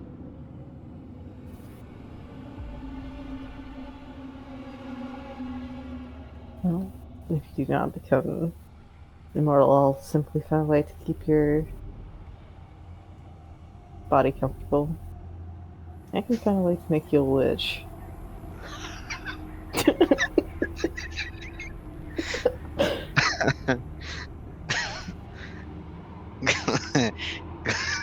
Glarior gets like a little bit of a grin on his face.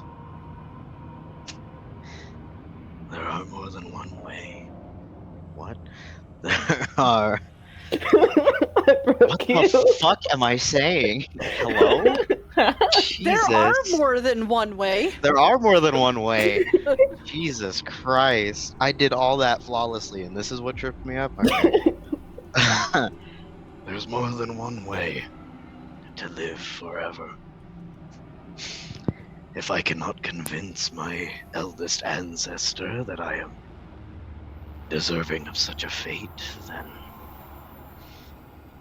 I suppose it will be time for the unconventional. Lichdom. Vampirism. Whatever the fuck Tvethvir has going on. I'd be very careful around Tvethvir. We don't know if his mortality is connected to his daughters. Yes, well, he is immortal. He is. He's like looking into the camera like, bitch, I was immortal long before I made them. Hey. That was a third era project. Fuck off.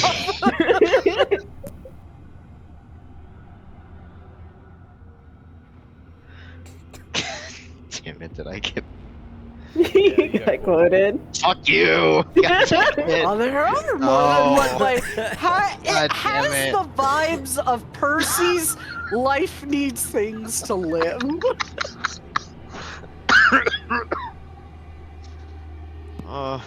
Yeah. From the most unconventional person, too. Jesus Christ.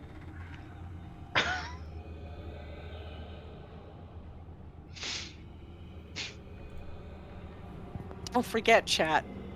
There are more than one way. There were- Shut There up! are more than one God way. damn it.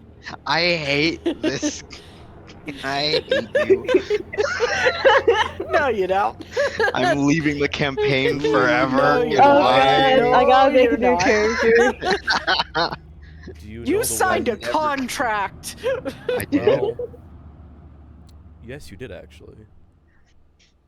Oh, Signed I a did. contract when you said, "Yeah, sure, I'll join." There are Fucking- more than one God way. damn it. The real Daedra Prince was Soul. Duh. This is her realm of oblivion. Bro, we signed a devil contract. Welcome to what the hell. fuck? I love signing contracts. Yay. Yay! I don't even look at them. At least guys in my read the realm of terms? at least in my realm of oblivion, you get to punch on Kano and Thalmor forever. Yay. That's true. This is pretty good. It's hell for Plus- them, not for us. Well, you know that there's a lot of ways to punch Thalmor, even, that there are more than one way.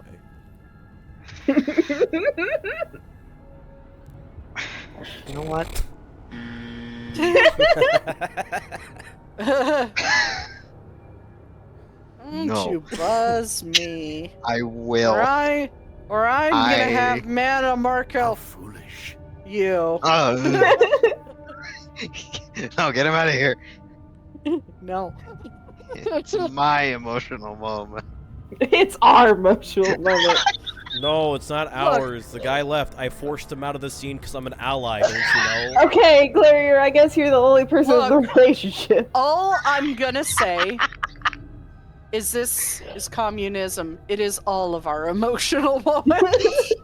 Now The Yeah. only person eavesdropping on your heartfelt moment is Olivane, who probably doesn't give a shit. You know what? He's probably becoming He's more and more listening. concerned. Oh, he's listening. He's probably becoming more and more concerned.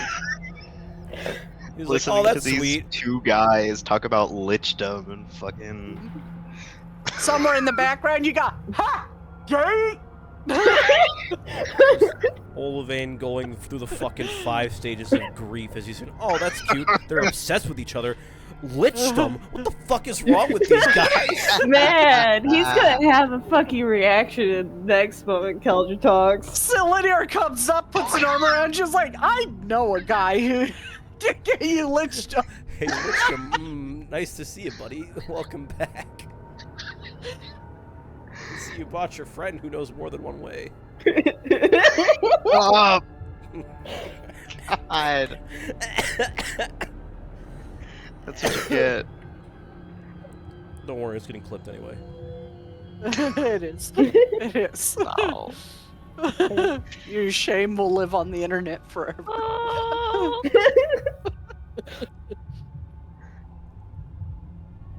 That's how the internet works. You do regrettable things. It exists forever and gets rubbed in your face 20 years down the road. Welcome to the club. Tiny's there. How does it feel to be on par with Tiny? Oh, I'm stupid. You have like 3 clips involving you. I don't know what you mean. Ah, fuck. There are like 3 clips of Tiny, 3 clips of Glarior, but I think half of those are just Nox talking. I will do some research later. Anyways. I need to know what the fuck Counter was gonna say.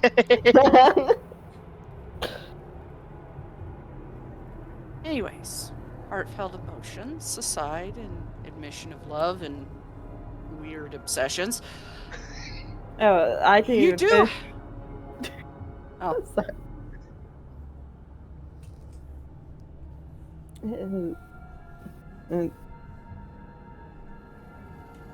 It is good my wife did not try to come between us.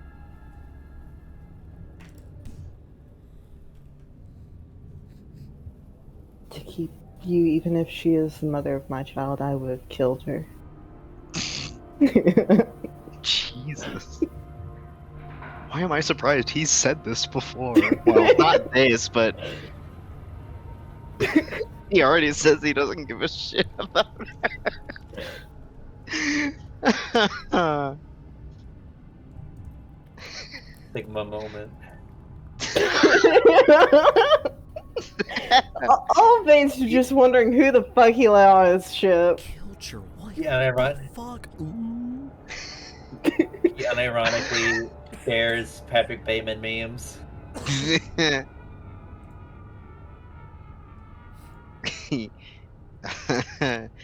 Galerior gives like it's still like the same grin, but there's like a hee hee sort of like, oh, you'd kill your wife for me? Oh my god, type of like Curls adoration hair and in there, I finger. guess. Twirls hair. Oh my god, you'd kill your wife for me? Oh my god.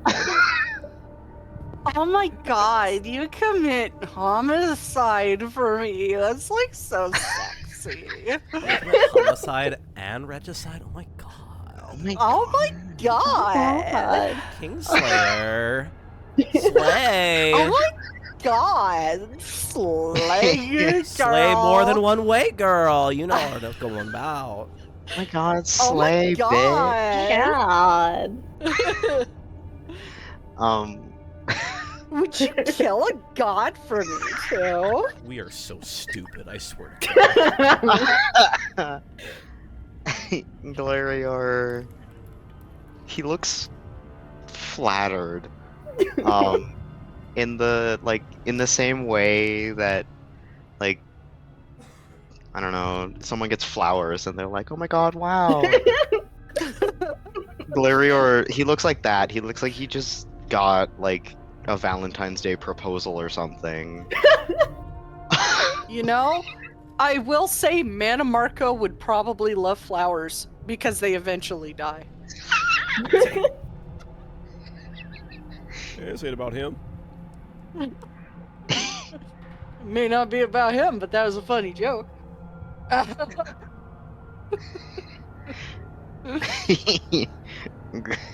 Galerior,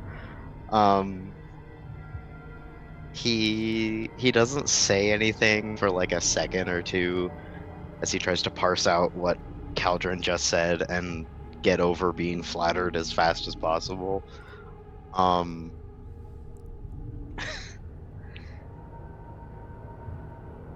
Well, if the circumstances were reversed, I would have done the same.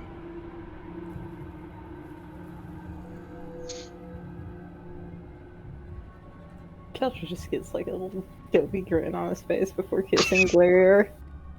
Yeah. Fucking two crazy ass people. God. Some pillow talk, Jesus. I think like the two like ADHD guys that are like have the evil look on their face, making the M pose, and that's just Galerior and Caldron. Yeah. Yeah. Hmm.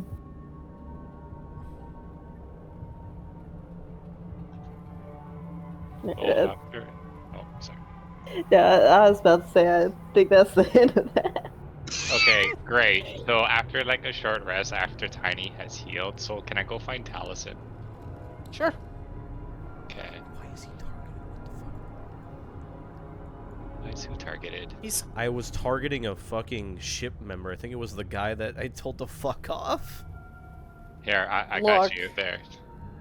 Tiny will target you murder innocent NPCs, the entire ship is gonna attack you.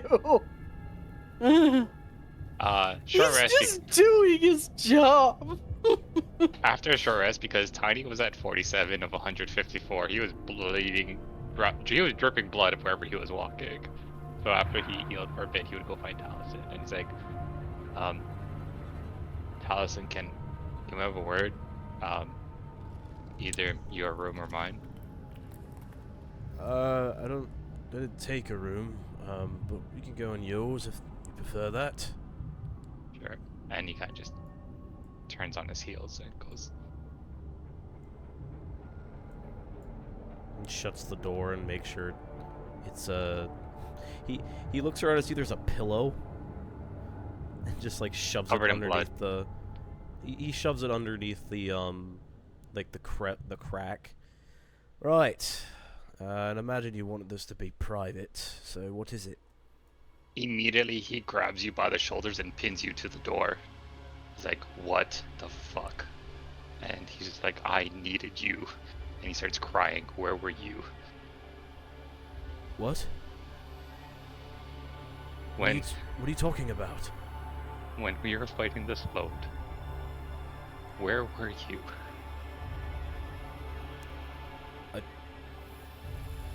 He, seeing you that you're like this, he's kind of Your shocked. foot off the ground.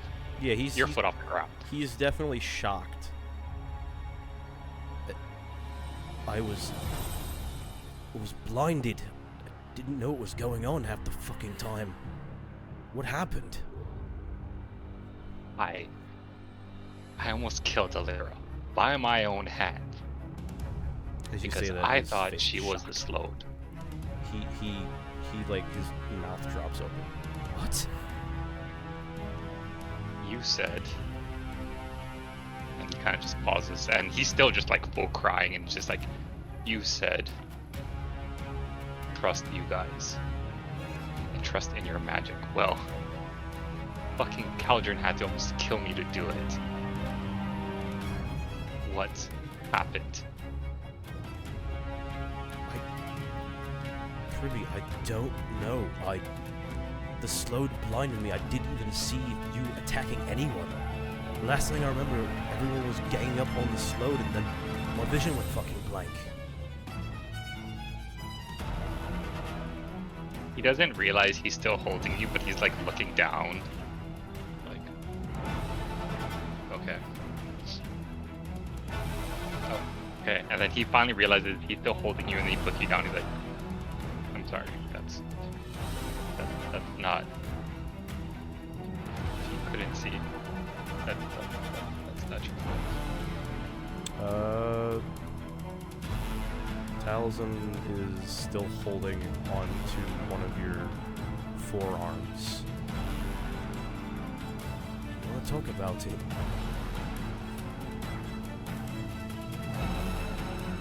He just thinks for a second. What I saw, I can think of now, does not make sense.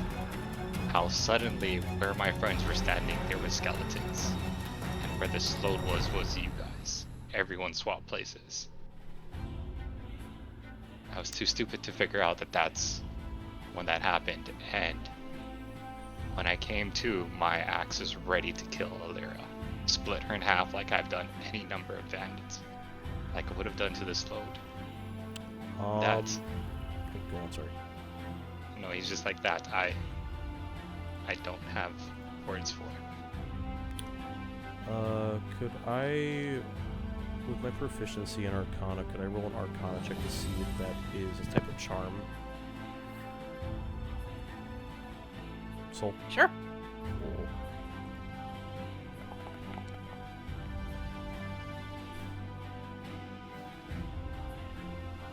Yeah, it's definitely a type of magical charm. Would I know what kind? Spell. Well, based on... He looks to see that the pillow is still in place on the floor. Based on what I know about magicka and the types of magic I was forced to study, it sounds like you were put under some sort of charm spell, like Olivane was. Though, maybe not Crown of Madness. matter what the spell was.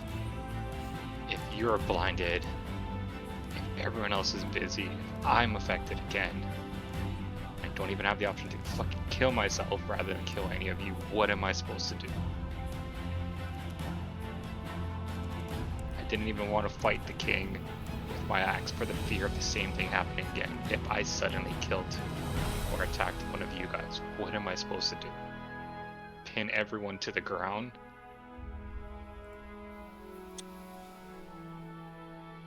You see a look of genuine fear as this is something he has not thought of before.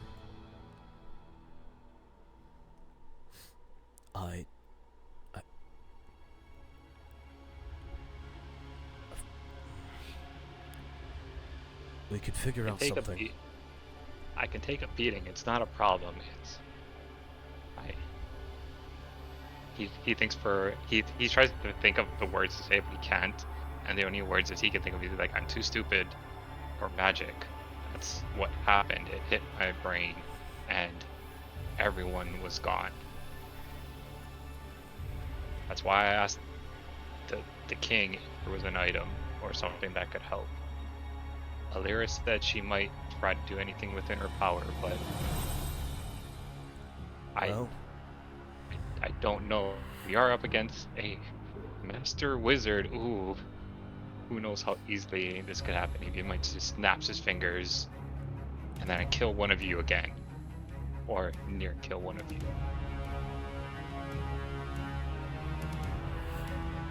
Runs his hands through his beard. Well, he did mention that Neloth is a master of enchantments, so perhaps we could procure an item to prevent that from happening to you. I'm not sure how powerful it would be or how effective it would be. The only thing I can think of is that's probably why the slow targeted you, because you don't have proficiency in magicka. You don't have the knowledge basis, you don't understand it. That's not an insult to you, that's just a fact. Yes. Even then, I've seen you power through a lot of that kind of stuff before. It's just, I didn't even know that was happening until I saw. He remembers seeing Alira on the ground, passed out.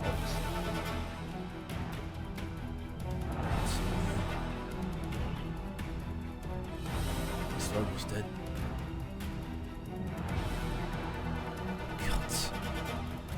No. Do I need to ask Caldron to be ready to kill me next time? Have another person on standby? No. There are ways to break through a charm spell.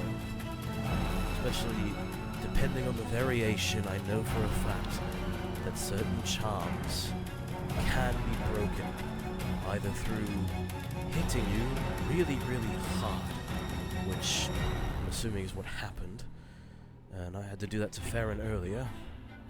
He turns around and just full punches, like, to the point where there's an indent of his fist in the wall. He's like, that's not what happened. That didn't work. Caldron hit me so many times. I had cuts and bruises. A single hit wasn't enough. There has to be a different way. When you punch the wall, he flinches. I understand that, Tribby. I was also going to say there's certain items that can prevent that from happening, and there's also magic that can reverse that. Maybe potions, items, things that can help with these sort of things. Well, I'll see what I can do, and I'll see if Alira can help me with that as well. Because she's much more of an expert in the many fields of the schools of magicka than I am. I just have a fundamental understanding of a lot of things, not expertise like her. He turns back around to you, and then he just nods. He's just like, I don't blame you that there's a lot of magic, and for simple analogy, there's more than one type of sword. I understand there's a lot, and it's a lot to learn. But, and he looks back up at you, square in the face. If it comes down to it, if there is no magic present, my life is not worth taking one of yours, taking anyone else's.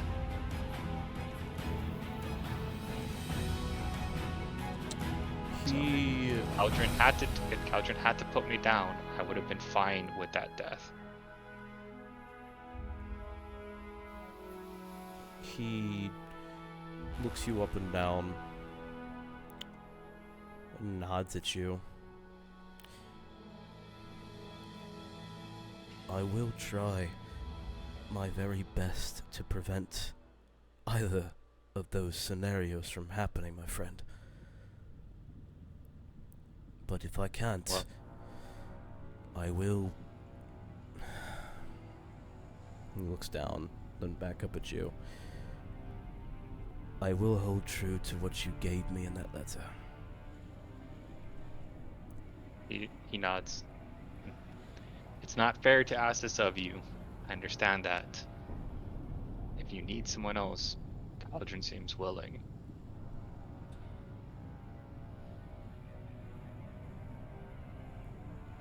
Caldron, hell, maybe even Glarier. I don't want to ask Farron or Alera. I don't know if you need to think of a danger word if it happens again. So in the event someone else is blinded, that other people nearby can, like you said, try to wake me up, throw a potion or whatnot. He nods. I probably should have, but... Should have thought of that too. There was a lot of stuff going on in my head, I couldn't focus. I was just wanting that damn slow dead. It's... Like Alera tried to tell me, I can say it's not your fault. The words are there. The meaning is going to take a while. So, it is not your fault. It is mine. And better yet, it is the fault of the actual person casting the spell.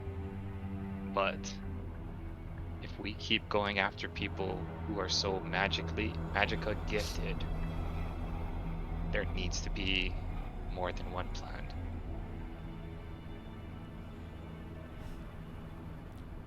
He nods again. If you want me to, like, hide something in my backpack that will help, and you just reach into my backpack, that's fine too. Just, there was no reasoning when I was in that state.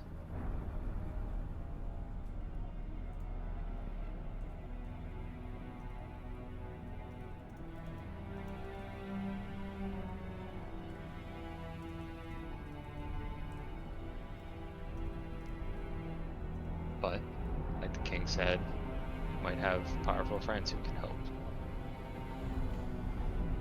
We do, thankfully. And I will do what I'm good at best and try to have them come to some sort of agreement about aiding us in that regard, considering what we're up against.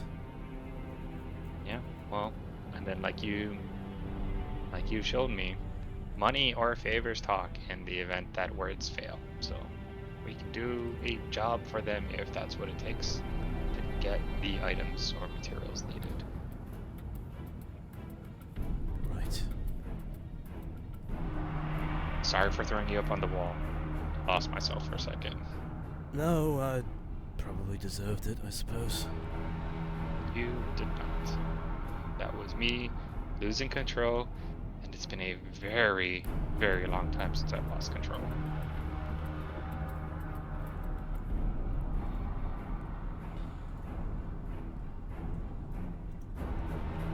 Still friends, still allies, still brothers. At the mention of brother, he looks up at you and smiles and nods and holds out your hand to take in a huntsman handshake. Flap goes full force into it. He wavers. You broke his arm. He wavers a bit. You broke his he- arm. Sorry. No, he didn't. He's a soldier. Come on. Ah! I mean, I have a not Nah, just like you have 20. glass bones and paper skin. He wavers and flinches like heavily, but he holds it. Still brothers. That fucking hurt. Thanks. I'm just anxious for Talon to exit the door, or Talzin to exit the door. Oh my fucking god. Talazin pulls the he takes the pillow that's covered in blood, and he takes like a couple minutes to cast prestidigitation to like clean the pillow off. That's fine. It's not the first time I slept on a bloody pillow. Won't be the last. Well, don't want you getting sick on this either. Come How on can now. you get sick sleeping on a bloody pillow? That doesn't make sense. It's He my looks blood. at Thribby. Just trust me on a day. Sure. And once he cleans it, he puts it back, opens the door, and immediately closes it, walks into this guy. It's like, He has a mop in him, and he's looking at the ground. I would like to spend his action to use this feature. he's just doing his job. Huh? Oh, shit. Sorry, the floor's wet. Emotions. Tiny just opens the door. He's like, "Hey man, when you got a sec, do you want to just chat? Like, I know you're always working, but like," and he pulls out a bottle of ale. Olivate told me to come down here and clean, so I'm doing what the captain says. He just And you hands it. distinctly remember that conversation, Taliesin. Yeah.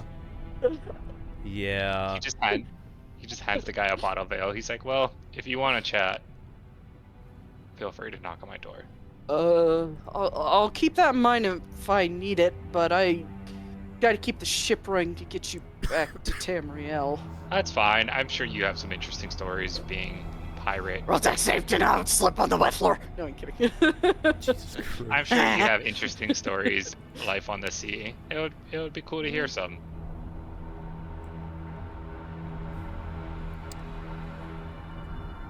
And he just hands the guy the bottle of ale and then just closes the door and lies back on his bed.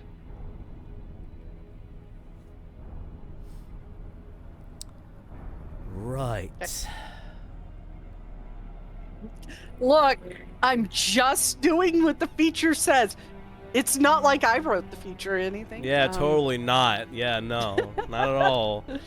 Taliesin looks at the feature. Taliesin looks at the guy. You know, I'm starting to wonder if it's just me, or if you have something with other people, private conversations, or if it's just happenstance. I'm just doing my job, dude. I don't care about your conversations. Every single time. He walks over and knocks on Farron's door. Like the entire floor from where Alira is sitting, all the way up is mopped to where Tiny's door is. He's just doing his job like the feature says. Yeah, sure. Yeah. Also, I drink my water. Yeah, but seeing where Farron was, Talon's gonna knock on his door. This guy's gonna be the BBG of Campaign 2, I swear to fuck. Alright, just gonna lift his head, just like very softly to say, "Yes." May I come in? Sure. He opens, closes, takes his takes the alchemy jug out and places it on the nearby table. I can leave if it's a bad time.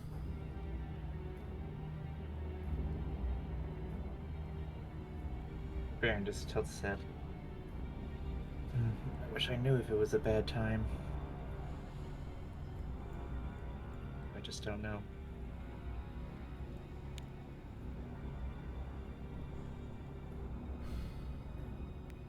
Well, we're not in... I mean, we're probably still in the waters. I don't know how long it's been. But we do have time to talk now. I'm sure there's a lot that's on your mind. If you want to, of course.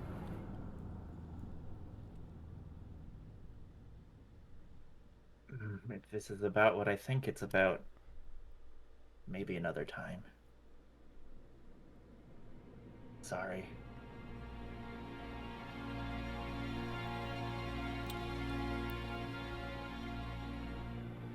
He nods. And what about what is on your mind? You seemed pretty bothered ever since you killed the Slode.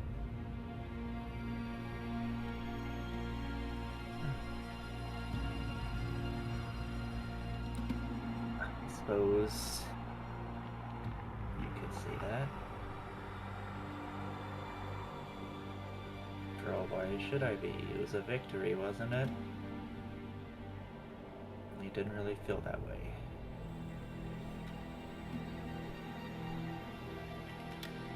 Tell me why. Level with me.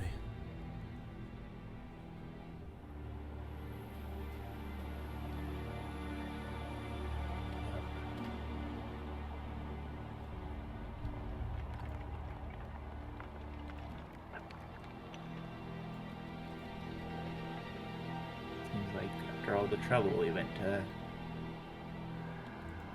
see if we could, ended up just making it worse for most of them.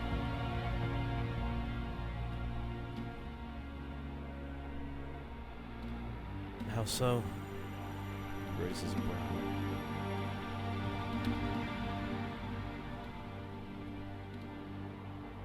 All those other citizens, families that didn't make it back to them, when we could have prevented that.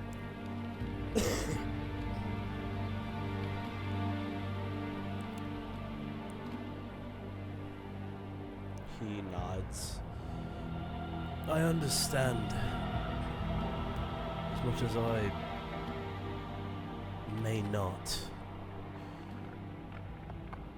Back when I was stationed in Skyrim, I have seen and was a part of battles, skirmishes took place in encampments and small towns. There were casualties on both sides, and there were innocents, unfortunately, caught in the crossfire. He looks down.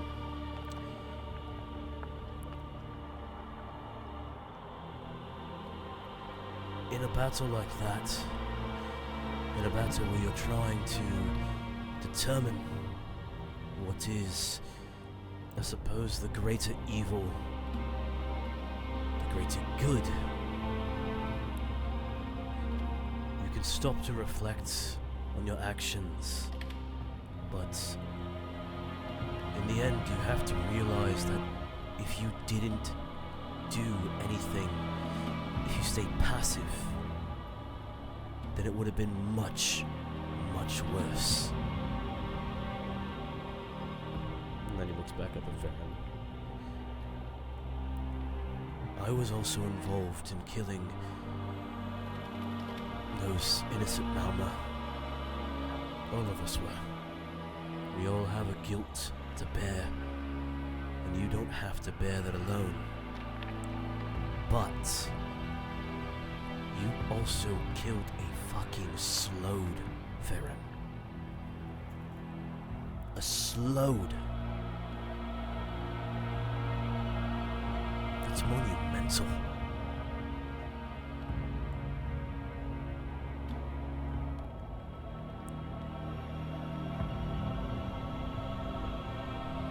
He walks over to the alchemy jug and taps the lid with his fingers.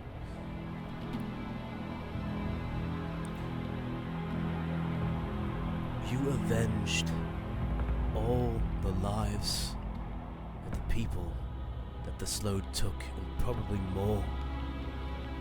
That thing has lived for probably hundreds, maybe even thousands of years. It's caused problem along the coast of Piendanir for as long as it's lived. Natural enemies to the fucking Malmo. You stopped it. You stopped it. You made sure that those we did save, Olavain, no less, the people that did get out of its grasp. You know you saved Alira and Thribi, right? And that's when he looks at Farron to see if he's gauging any reaction.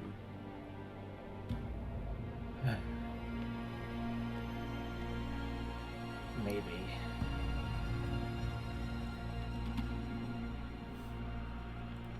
There's no maybe. No. You did.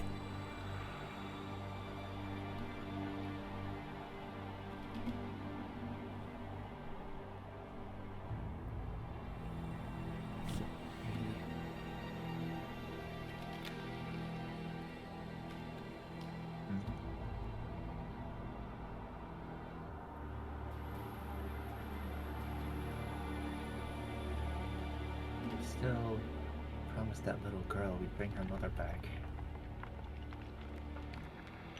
And we didn't.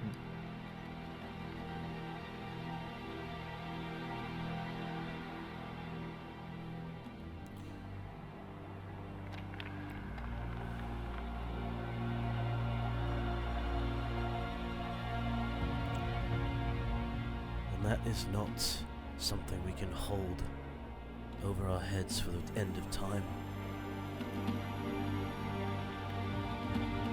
Orgnum even said it. We can't blame ourselves for that.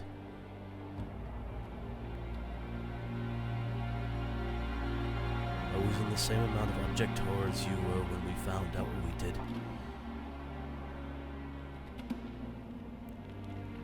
But it was the Slode that caused us to do it.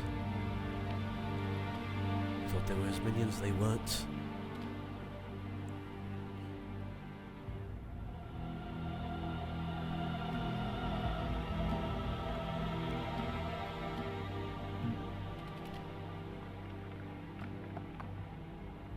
Well, it's not as if I'm going anywhere. I intend to see it through to the end.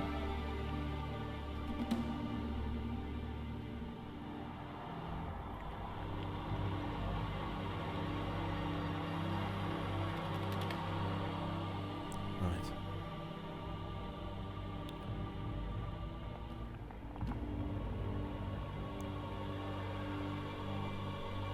You told me that if I needed a ear that I could come to talk.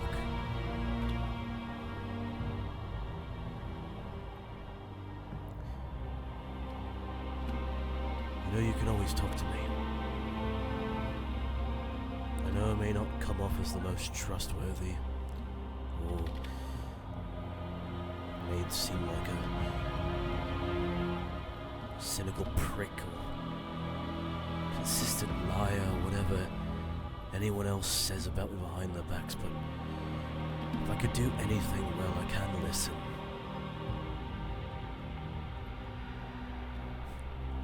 I my do sec- trust you. Told you as much, didn't I? It goes a little beyond trust, as you know at this point. Aye.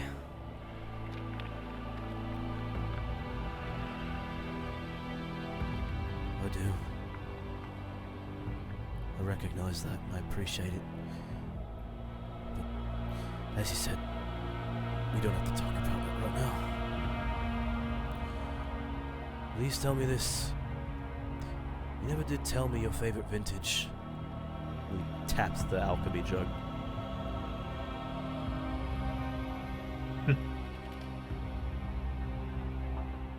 I do enjoy the red wine they have back in Cyrodiil.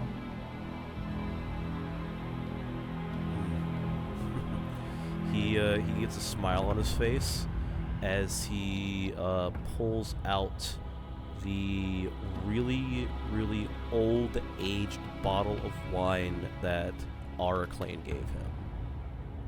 Hey. And he looks at the name. The one that's was given while you were staying in Imperial City? Yeah. Okay. He looks at the name of it to see where it's from, what age it is, and where it was brewed. It was stated, like originally pointed out, it was stated it was from Araclane. Yes. Came with like a note. And it is fine Colovian brandy from the Third Era, particularly around the time of the Oblivion Crisis. Okay. I thought it was wine. No, it's fine Colovian brandy. Okay.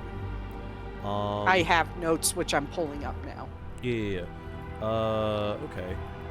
With the knowledge of him being in Cyrodiil and knowing the history of Cyrodiil around Coral, at least, would he know of any of the vineyards in Coral? Yeah. Okay. That particular vintage came from vineyards that the previous family line that governed Coral held. Okay.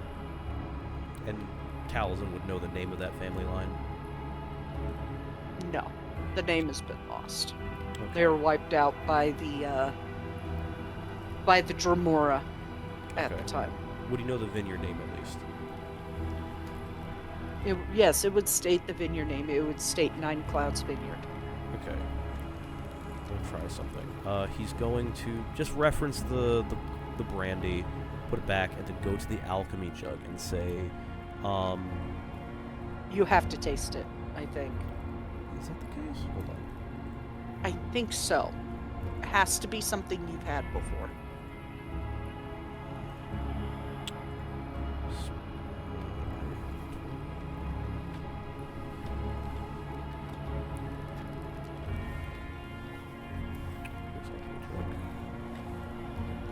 I'm looking at it now. It says you can create liquid from the table below without tasting it, but for something specific like that and that is worth a lot of money, I, the DM, am demanding you have tasted it because that is a very, very expensive bottle of liquor. Okay, that's fine. Because I did tell you how much it cost, remember? Yeah. Yeah. In that case, would, instead of that, the vineyard in Coral, he would have tasted the wine there, right? Like current wine. Yeah, current wines from around there, yes. Okay. You're not gonna have the fine vintage? Not for this particular one. He's saving that for something else because he was trying to reference it. So as he does that, he's gonna like tap it to see if he can say it. Sees that nothing happens, like, bullets, I thought it would work. Yeah, on top of that, given the how much it costs, you would only get 1 pint at a time. Sure, makes sense. Fine, if that's the case. And then he would say the name of the vineyard in Coral. He would say probably like the most he's had is like age 10 years. Red wine. Okay. You will get 1 gallon of that particular red wine. And he smiles awkwardly at Farron. You said you liked wine. I I thought it was wine. It was fucking brandy. He knows me a bit too well, the bastard. He puts it back and takes out a one of his portable cups and hands it to Farron as he pours him a glass. Dawson, why don't you roll me a basic intelligence check or a history check, please? Okay. Since you looked over that bottle of wine. Sure, why Or not? bottle of... You got me doing it. Bottle of brandy. It's the same roll. Yeah, sure.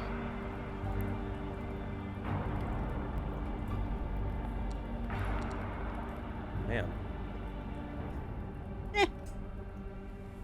I mean, there's nothing special about it. It's your old buddy gave you a bottle of brandy.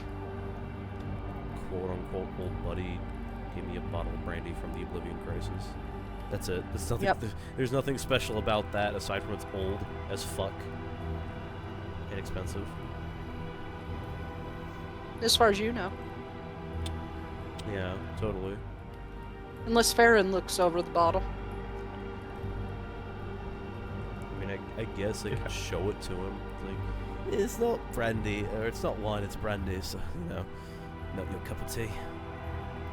Gonna look at it. Yeah, sure. The date is on it. Yeah. You know where it came from. Who it came from. You can roll a history check. Alright. Easily Oh, enough. hey! Arclane was being a fucking cheeky shit. He gave you a bottle of brandy from a previous Daedric invasion just before another one. My fucking god. Was being a cheeky motherfucker. This bottle dates back to the Oblivion Crisis. Even I remember that piece of history. Oh yeah, I remember that. It was, we all discussed that Thank- back at the room, right? I think Airplane was having a laugh with you. She raises a brow. What do you mean? One Daedric invasion, another more recent Daedric invasion you might be involved in. He looks at Farron, looks at the bottle, looks at Farron, looks at the bottle, sighs, puts it back in the bag, and face palms.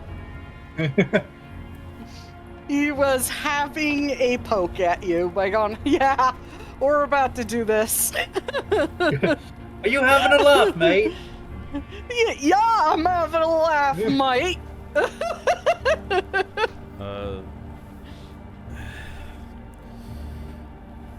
Despite the fact that he was a bit of a hard ass as a teacher, this is definitely still in line with his sense of humor. Charming. That's where I got it from. Better or worse. Better. Appreciate that.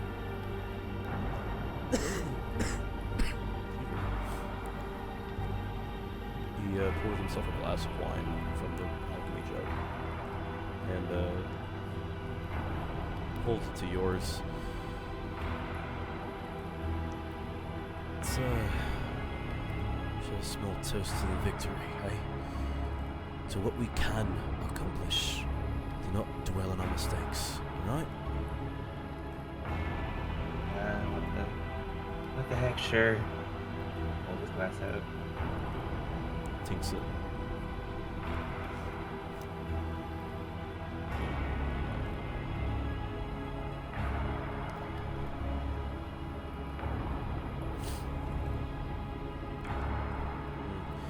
Take a snippy step.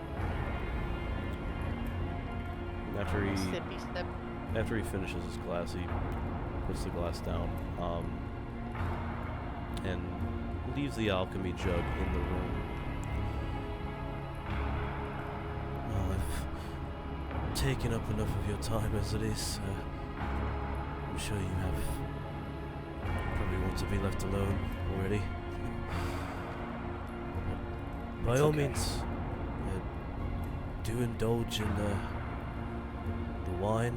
Lasts for a bit as far as I'm aware. Just give it back when you're done, eh? Sure. Probably be heading to sleep soon anyway. Yes, well, I'll be on watch as I usually am. He smiles and That's what you can, I suppose. he dips his head before he walks out and heads back up top.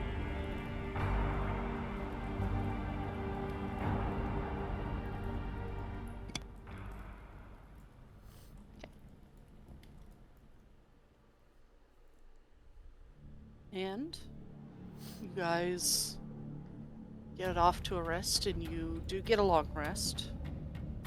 In fact, you get a super duper long rest because you have 4 more days of travel after this. With nothing to do other than help the captain run the ship. And constantly running into that poor motherfucker. During those several days back to Tamriel, I think Taliesin would probably be constantly pestering Alira. Okay.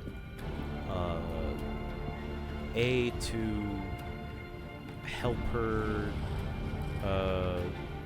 with the fundamentals of the spell that she's working on for him, and B, talking about possible theories as to help Thribby out. On the first day, he's actually going to approach her about that specifically. Man? I have no idea how long it's been. Personal problem. Oh man. When the R.I.P. last time we heard you say something was if the kings are up. Have you been talking a lot since then? Not too much. I did. I mean, pretty much Taliesin already said it, but I was asking if she could work on the spell during that time. Yeah, she could. I will have that spell ready by the time you guys hit level 14.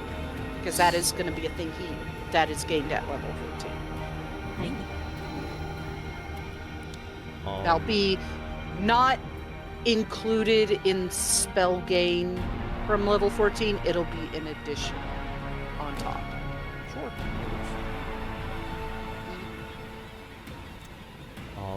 But he is going to have the conversation, like, right after they talk about the spell. He then, like, asks her to join him up top on the deck, just to talk about something else. Could use some fresh air. Right after? Yeah, like right after you're done with the spell work.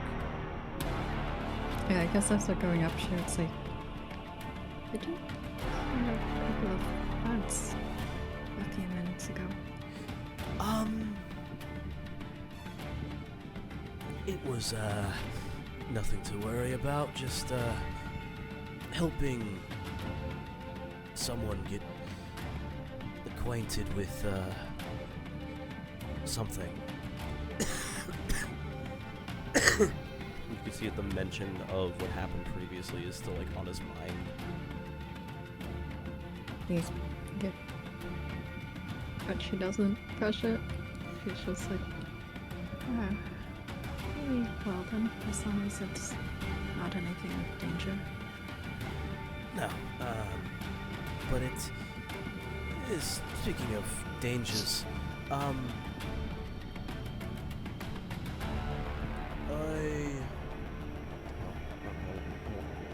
D10, fuck. What? So much. I was told by Thribby that, during the fight with the Slode, he was charmed.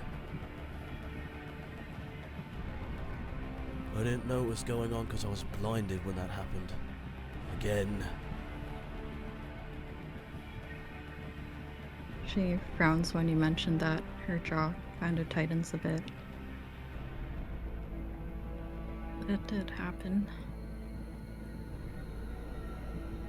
didn't really feel like there was much I could do about it. But thankfully, Caldron did all he could to knock him out of it. There was so much going on. I'd imagine so. And that's part of the problem. I'd like Thrippy, Alira. I really do. I'd consider him a blood brother. If I was into that sort of thing. But regardless, he's a very good friend. And you're also a very good friend. One of the best I've had, honestly. And I would not want to lose either of you through some spell that I can't stop or fucking see. Especially one that takes over either of your minds, or mine, or Farron, or Caldron, or Nocturnal Forbid Glarior. He frowns. Can't get that spell that we saw in Sylvanir's book out of my head either. Which one? Seems like it's the puppet spell. Oh, the puppet spell I didn't hear about it. Continue. Seems as though we're brought to face all sorts of charms and enchantments. Fortunately, it's my weakest area because my grandfather wasn't all too fond of them. The only enchantment magic that I know, I learned from Fennec.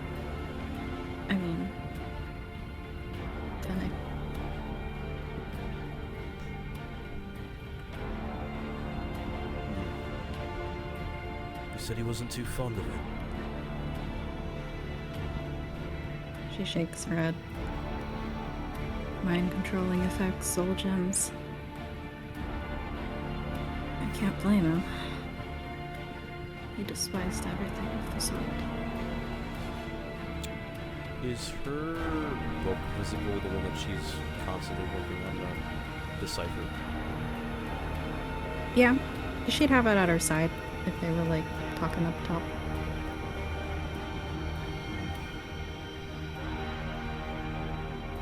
Do you think that maybe that he, the one who despises that type of magicka, has a way to prevent it or stop it or counter it then? Her eyebrows furrow. I've been trying to rack my brain about that. If there's some way that we can better prepare ourselves against these. But I keep coming up empty. He then motions to your book. You said that Fennec was the one that trapped that. Made it complicated to open.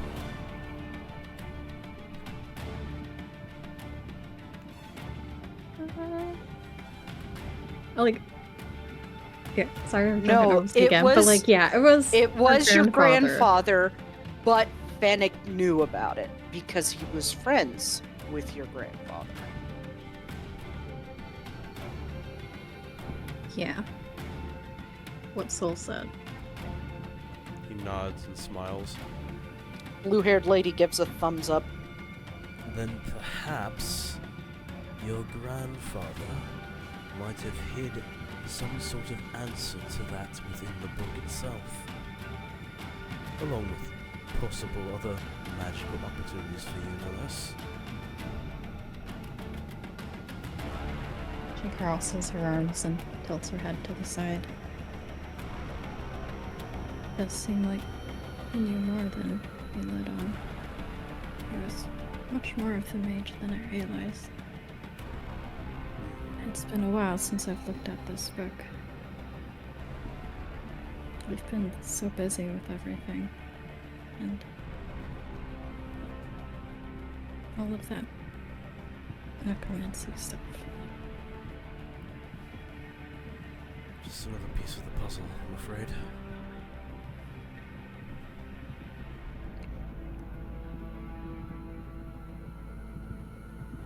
It It wouldn't hurt to take a look. But I do think it could be worth reaching out to Neloth if we can.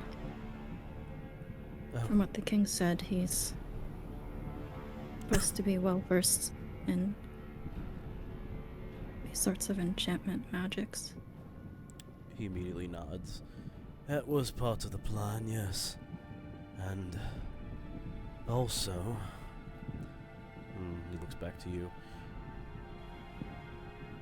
Do you think that, aside from helping me with the spell to try and get closer to Nocturnal past this bloody barrier, do you think that you could try and find some way to help Thribby? Excuse me. He's very concerned about ever wanting that to happen again. I share that fear. Not for myself, but for you. Everyone else in our little band. You can see that her jaw tightens again, and there's a little bit of fear in her voice.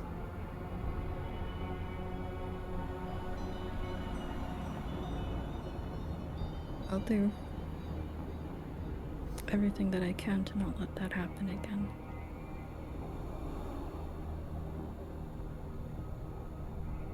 It's his face when he came to.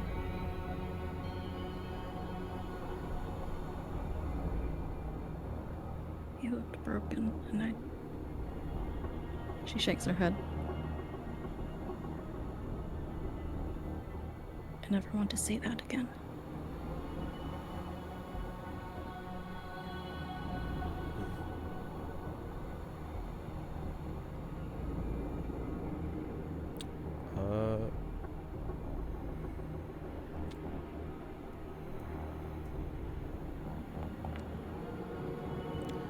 Talzin is going to walk up to Alira and hug her. Okay. She looks surprised for a moment, but she does return the hug. A bit tighter than you'd expect.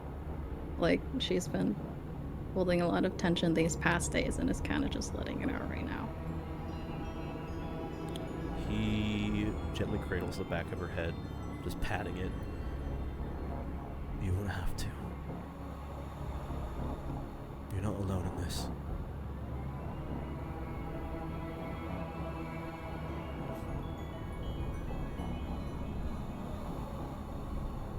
He just gives a nod.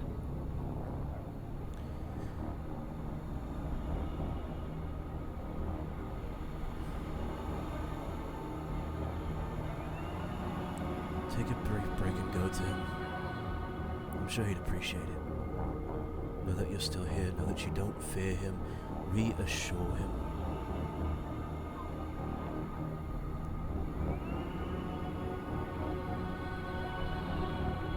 Gives a nod. I'll go do that. He smiles. He's in his room. He smiles and pats you on the shoulder. Aye. He is. Good lass. Go on. I got some brooding to do of my own. Gives a laugh. Don't brood too hard, but I'll leave you to that. Never too hard, always too sharp, that's what they say. Some shit.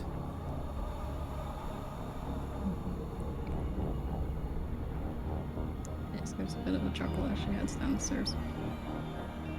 And goes to Tiny's room and knocks on the door. Alright, just for clarification, what day is this?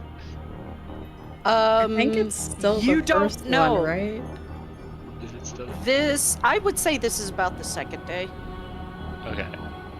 This is the day I mean, after they left.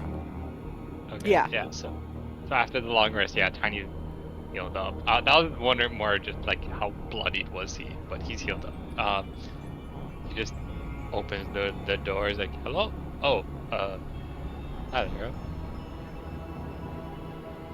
Hey, I just wanted to check on how you're doing.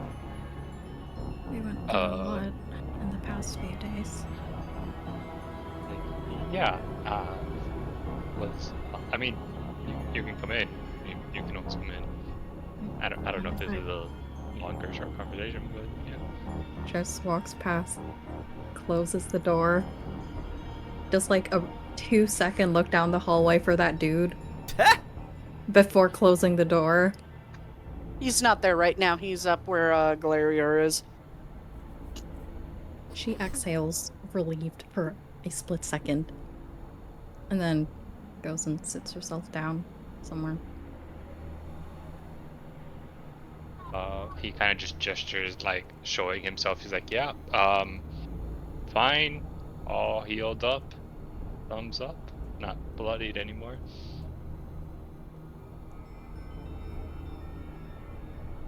I'm glad to see that. That fight with Orgnum was not expected, to say the least. Yeah, I have a feeling when you get to a certain strength point, you don't want to fight other people because it seems like bullying. And maybe because the fact that we're prophesized, they feel like, oh yeah, we can take a beating. So they get to stretch those muscles, for lack of a better word.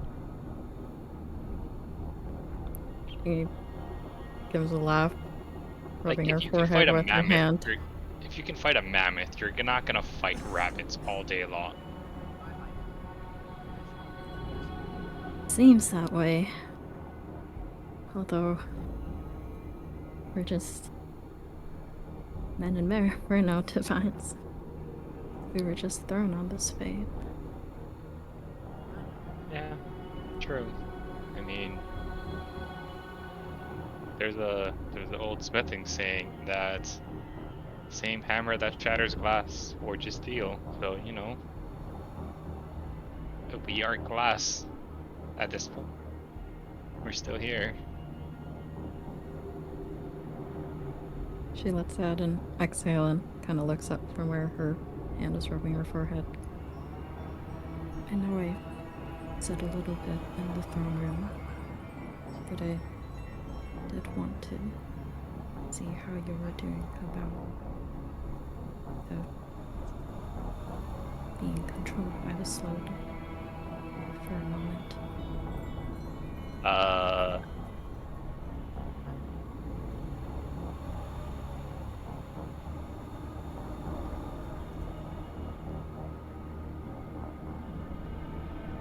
He kind of subconsciously looks to the wall where there's like a fist-sized crack it hit.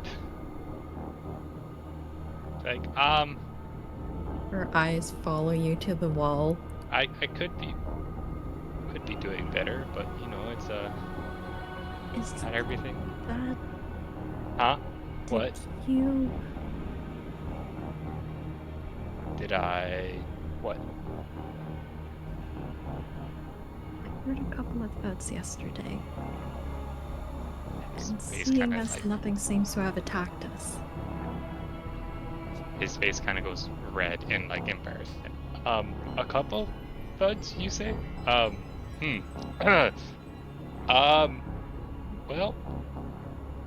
yes, those were probably me. She frowns and lets out a sharp exhale. Look, I know that I can only tell you this so many times, but it really wasn't your fault. It's really I understand. the kind of magic, it's evil. He walks over and he kind of just gently grabs your hands and he's like, I physically, mentally, no. It was not my fault. However, my hands physically were the ones that almost killed you. And the accepting that it was not my fault is where I'm struggling. I am trying to get there.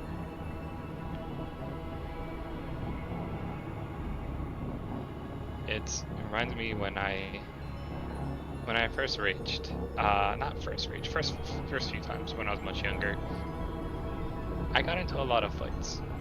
Nearly almost killed some people. Broke a lot of bones. And then people were like, it's not your fault, blah blah blah. Or if it was in a combat, and even if after the monster was hunted and I kept wanting to fight and I attacked my own party members. Eventually I did have to learn to control my rage, which is what happened.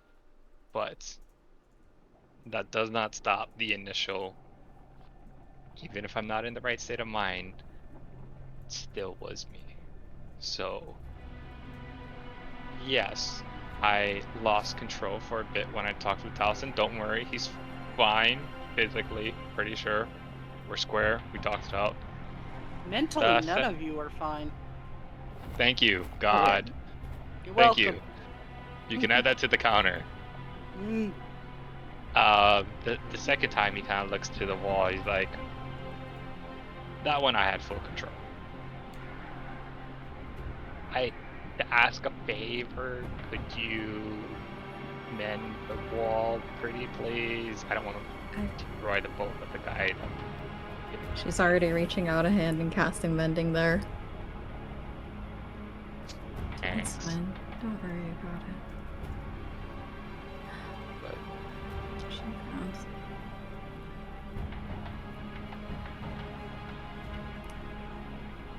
Those days where your rage is out of your control, where you would hurt your friends are behind you.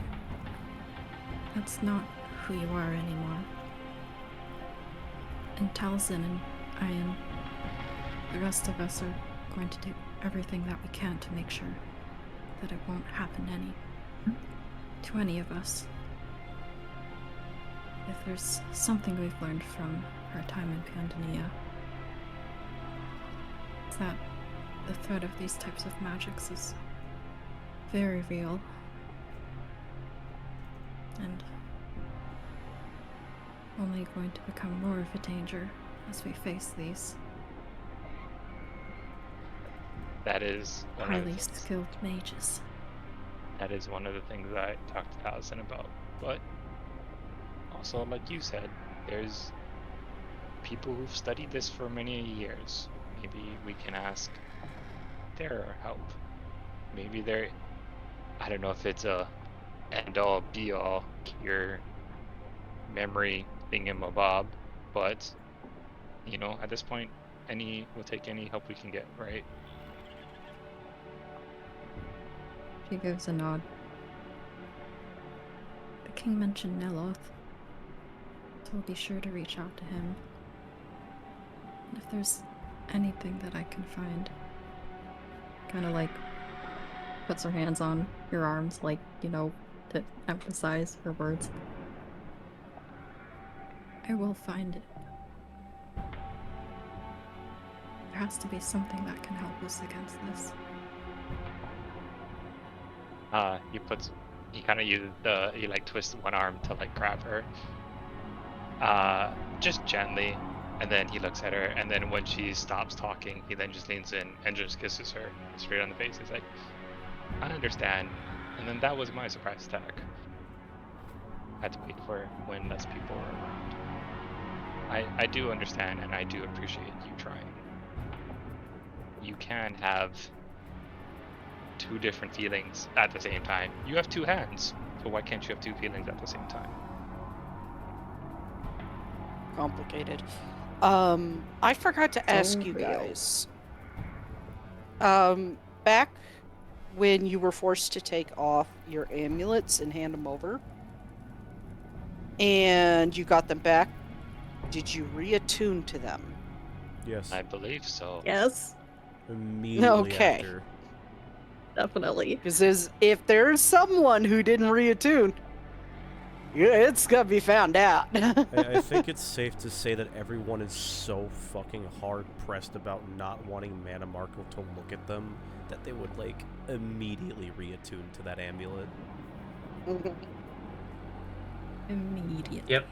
It was like crack. They wanted it like right now. Yes, we all, even Tiny, Yeah. who can't remember, is like, no, this is the thing I need to Oh. do. Mm-hmm. Thank you for reminding me that he's supposed to try and do that. So Farron, you're attuned to your amulet, right? Mm-hmm. Roll at advantage. Wisdom saving throw. Okie dokie. Fear. Wisdom sweating. saving. I'm sweating, but it's not for the same reason. It's just hot as fuck in my room. That's true. Oh, Oh no. okay. Enjoy. God damn it. Finish up this stitch. Set down Yes. my crochet. All right, Farron, where are you at this point in time on your second day of travel? You don't know what time of day it is, but you are awake. Yep, still in his room. Just sort of idling. Was this about the time you were talking to Taliesin? I thought that Sharing a was before drink. That was the first day. Okay. Yeah. So What are you after- doing at this point in time? Building on the bed. Yeah, just like checking his Steve tools. Okay. I will say, given that you are wearing an amulet and the nature of this particular spell, this is not base scrying. This is... I don't know. Did you see the one in the book? Or is that a Glarier thing and and a Lyra thing and they just didn't really talk about it to everybody? That's a Glarier, Allure, and Taliesin thing. Okay, Yeah. so Farron is unaware of what this spell is. Nope. You do feel what you could classify in the real world as a thunderclap headache, Just for as the there mute. is a forced intrusion onto you. And it is a dark, cold presence. Just looming behind you.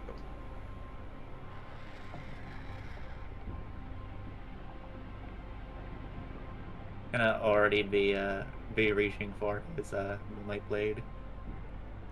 You reach for your blade, you turn, and you see nothing. But your head, right behind your right eye, hurts something awful. I would say if your eyes weren't already red from being a Dunmer, you would have burst a vessel. Ooh.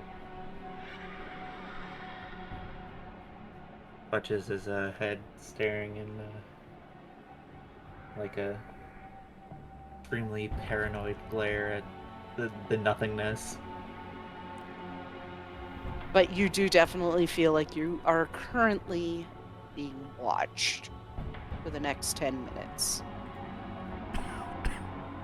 A long ass. Yep. Technically, that's what base scry does as well. Is 10 minutes, but this is a wider range. But since he's in a small room, well, no, he wouldn't be able to see people outside of who he scried upon, because you're all wearing amulets, even with true sight. But he can definitely see you and see what you're doing. And he could see that you're inside a ship room. And eventually, after 10 minutes is up, it vanishes, but your head is still throbbing behind your eye.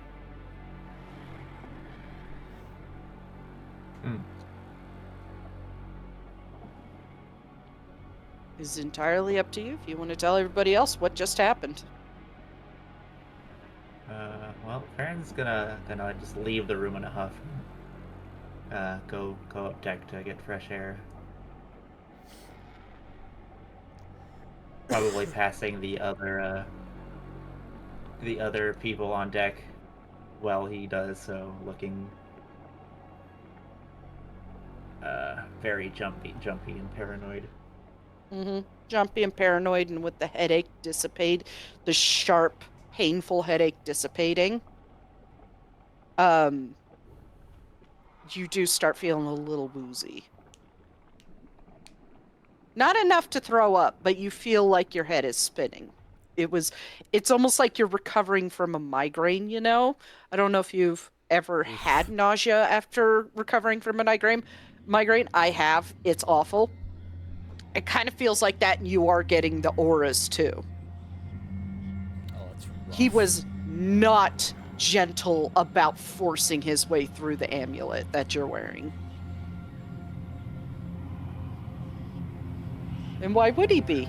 You guys are pissing him off. Cope see the mauled Sneed cry about it. Yeah, Farron is just fucking on deck, like clenching his head. Where would he be on the top deck? Like leaning against the side of it.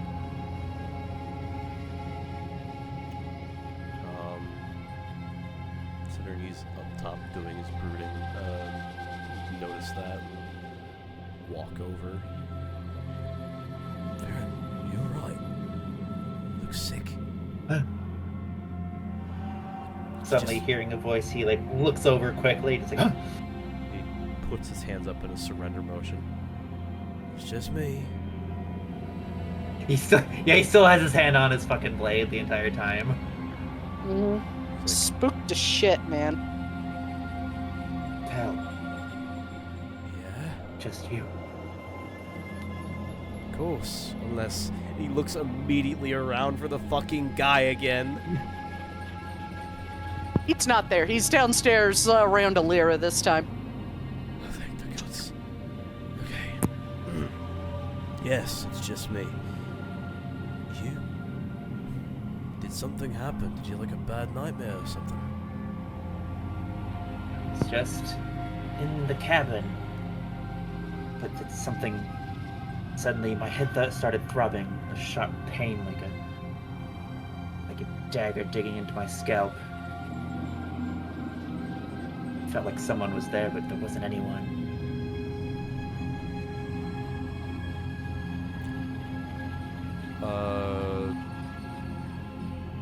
Would I be able to recognize that as the scry? He pales a bit. Did you go anywhere else? Or did you stay in the room the entire time?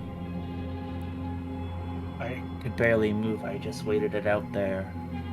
I only came out when the pain started to dull. Okay. There's some benefit to that, I suppose. You didn't see where we were. You didn't see our allies. What do you mean he? He looks back with a very, not... It's a mixture of horrified but very stern serious. Like his eyes are wide but his lips are flat. Mana Marco scried on you.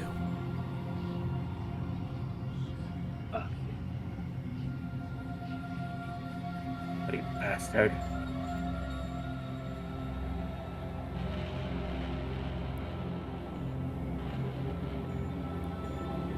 Damn it. Well, you're not hurt. Thought these amulets were supposed to work. He's a Daedric Prince, Farron. They're not perfect, but they definitely prevent a lot from coming through. If we didn't have them on, we'd have all of his fucking minions coming on our asses. think Alira had something happen recently when we were back in Kynes Grove, so they do work.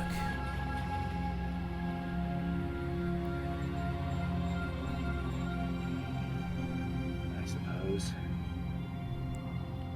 But you didn't leave your room, you said. Nope. Not until the dagger was removed, so to speak. Headache.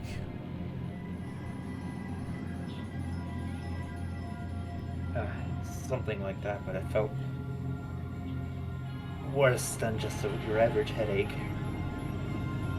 He takes out his notebook. But it was kind of forced my skull apart. Rotten claws.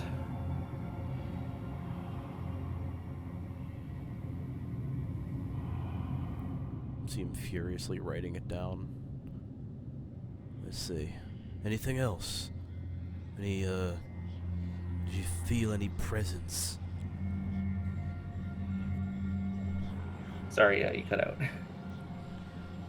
Anything else? Did you feel any presence? Thought I felt some sort of shade in the room, but when I turned to face it, there wasn't anything there.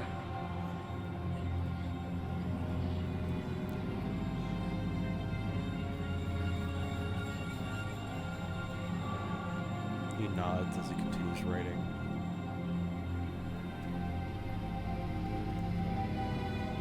I will say, if you had true sight, you would have probably seen him.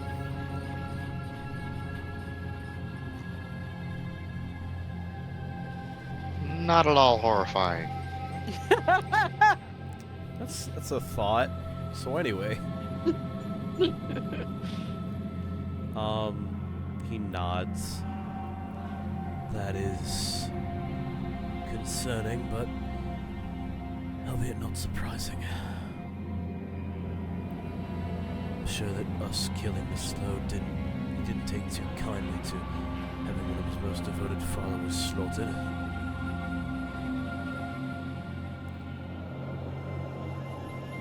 Imagine not.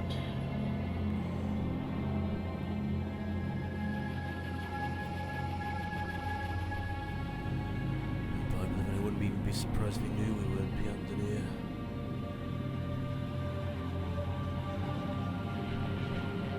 Good guess, I suppose. Or spies that we don't know about.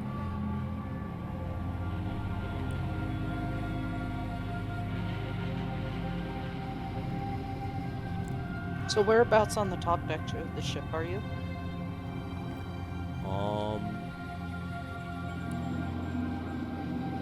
Where Farron puts himself. Don't know. Right. You are? Wherever you want, right there? Mm-hmm. Fortunately, this isn't the guy. He's just going down deck. I think at the mention of that, Taliesin looks at the guy going down deck and insight checks him. Okay. Just because he said spies, so he's a little paranoid. Go ahead. No, you're pretty sure that's just a crewmate who's going down to cook meals.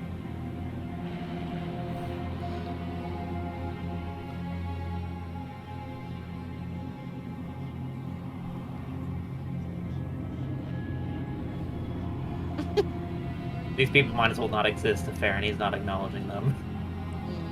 Taliesin, however, is like constantly looking across the ship then at Farron.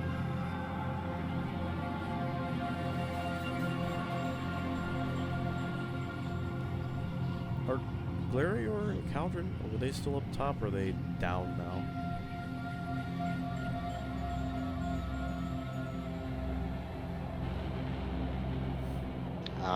I think I missed it. Was this still the same day? This is the second day. Okay, probably not up then. Okay. This would be really impressive if it was the same day, I'm not gonna lie. No, I'm standing there forever. It'd be so many things happening within the span of like 2 hours. No, this is at least day 2. We covered. Yeah. Yeah. It would be funny though. After a while, when Olivine notices you're talking quiet down, he is going to approach you, Taliesin. We're getting close to halfway. So, where am I taking you? That is a good question.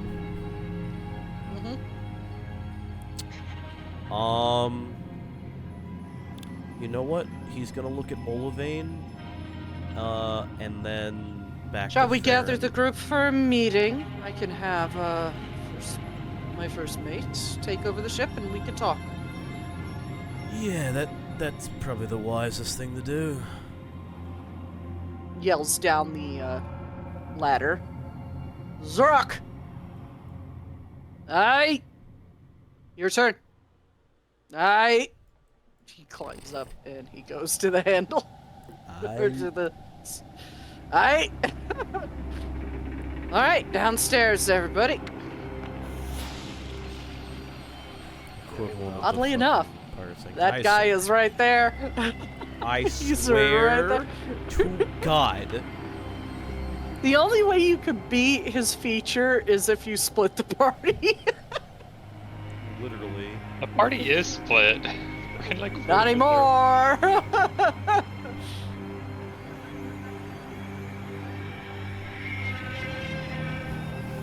Now he's gonna get us some drinks. The guy goes back, gets some drinks, and as you guys all gather together to talk. I'll put you all in little chairs because that's fun. He's gonna come back and he's gonna start passing out drinks. Now he's within 10 feet of the conversation. God damn it. Every Tiny time. will take the drink. Tiny will take the drink and say thanks. Welcome. It's Steve. He Yeah. just kind of nervously approaches Taliesin and holds out a mug of ale. Like he's scared. Tiny just... Hold on. Yeah, Olivine looks to him, looks to Taliesin, looks to Alira. What the fuck did you do to my crewmate? Tiny doesn't catch it. Ta! Taliesin shrugs. Well, I did kind of scare him a bit too much. I think it was yesterday. I didn't do anything, I was just doing my job. Look, I'm sorry, alright? I didn't mean to scare you like that. I was gonna fuck off too until I got yelled at, but... Yeah. That's what it is. Passes out drinks Am I and he mad? goes back to cleaning. Hey, my man, after this, I want to have a chat with you. I just want to hear some stories. Cool? I don't have any stories really, I'm just a deckhand. You live on a boat. Your whole life is a story. I got sick my first day. Cool. Well, I'll come Olivine's find like, you after this. yeah, not wrong, he did. I'll come find you after this. No worries. Alright, so I need to know where we're going. We can't go to Somerset. Obviously. Tiny pull up. I don't know if it's his map or Taliesin. Do we have 2 maps? You have Or is it your just personal Oh. map, and I think everyone has a map, but the one that was marked was Taliesin's. Oh, okay. Tiny That's was just good. where I tucked the boat. I'm gonna move it off to the side here. Like, Anyway, Taliesin, so- don't you have the map? The mappy Heck- map with the locations? He pulls it out. I am also, because this was mentioned, and this is part of Alira's background, because she has a background too, I'm gonna put a quest marker on Wayrest. What? Wow. Crazy. that Because one of the players has a It was, yeah, the quietest person in the party has a fucking background. Oh my god. I'm gonna put a quest marker on Wayrest because it was mentioned during like the revelation that about how the assassination happened. That you could get more info on Fennec. There. And it is close to the Orb of Talos as well. Well, Talzin approaches the group with the map so that everyone can see it, including Olivane. The way I see it is that we have two different routes we can take, but both can cut diagonally straight across Tamriel. One, we could start by going into the ports of High Rock, specifically Wayrest Port. Go there, go to the Orb of Talos' location with the Rothgar Mountains. Then cut southeast, so we cut across Cyrodiil again. Hopefully get the Orb of Stendarr from my blasted father. And he sees where they marked the Orb of Mara. That's the one that was stolen, right? Mm-hmm. No, the Mara one was. Yeah, this is the Orb of Mara. Yeah. He winces a bit.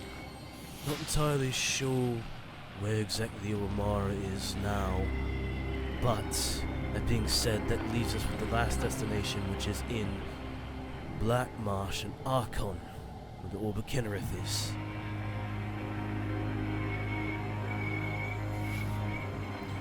Otherwise, we could go the opposite direction. Just depends on where we want to start first. Either way, path is pretty much set. Just depends on where you want to go next. That's Glaria's personal quest if he chooses to go to Celine's Web. Thank you. He doesn't know that, so it's not marked on there. Yeah. Only Glaria knows that. He didn't tell anybody, so please don't mark it. No.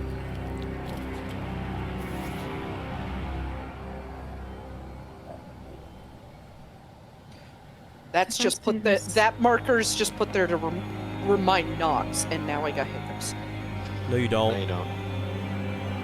What are hiccups? You don't have them. They don't exist.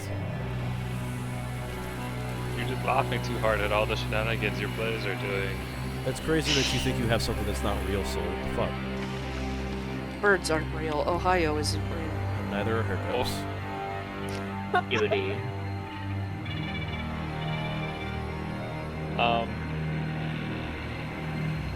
Tiny will just, like, do his thing where he raises his hand. Go on. The orbs... God, how the fuck does that work, Shade? Huh? I don't know. Telling me hiccups aren't real and like it Nox just taught that to me. Yeah, no, So- it's like a godsend. I don't know why or how it works. It just works. because I we swear all by know it. they're obviously fucking real. It's like what the fuck? Look, all I Might be know is that tricky. if it's in character for me to gaslight you to make the hiccups don't exist. Thank you, It's like Freddy Taliesin. Krueger. Manipulator. It The might be- blue-haired Freddy lady Krueger. nods. Blue-haired lady nods to Taliesin. Thank you. I'll kill you less hard. Gives a thumbs up. Wait, what? It might be just like the placebo It's like- kicks in. It's like Freddy Krueger. The less you believe in him, the less powerful he is. Say like unicorn, not unicorns, fairies. That's what it was. Whenever you say fairies aren't real, they die, or one dies. Fairies aren't real. Fairies aren't real. Fairies. And No. Vanvar is dead. What Anyway. the fuck? Of course fairies are real. I'm looking at multiple of them right now. No. Those are fruities. Come on. Yeah, They're we're the same queers, fucking not thing. fairies. I know. Like, come on. Anyway, Derby. He's like, Taliesin, do we think like points to like, well, this one is the one that's gone, right? Aye, they took Mara's orb. So we can't get to the other one because it's so fucking far. Why can I not ping anymore? I lost the ability to ping. Where are you pointing? Okay. The one in Black Marsh. I mean, we Like, can. well, that's so far. But I mean, if we have a boat, which we're on right now, we might as well get the other one and points it all the way across the map. Well, the reason why we would still go to the Olbermar's last known location is because we have someone who saw it last.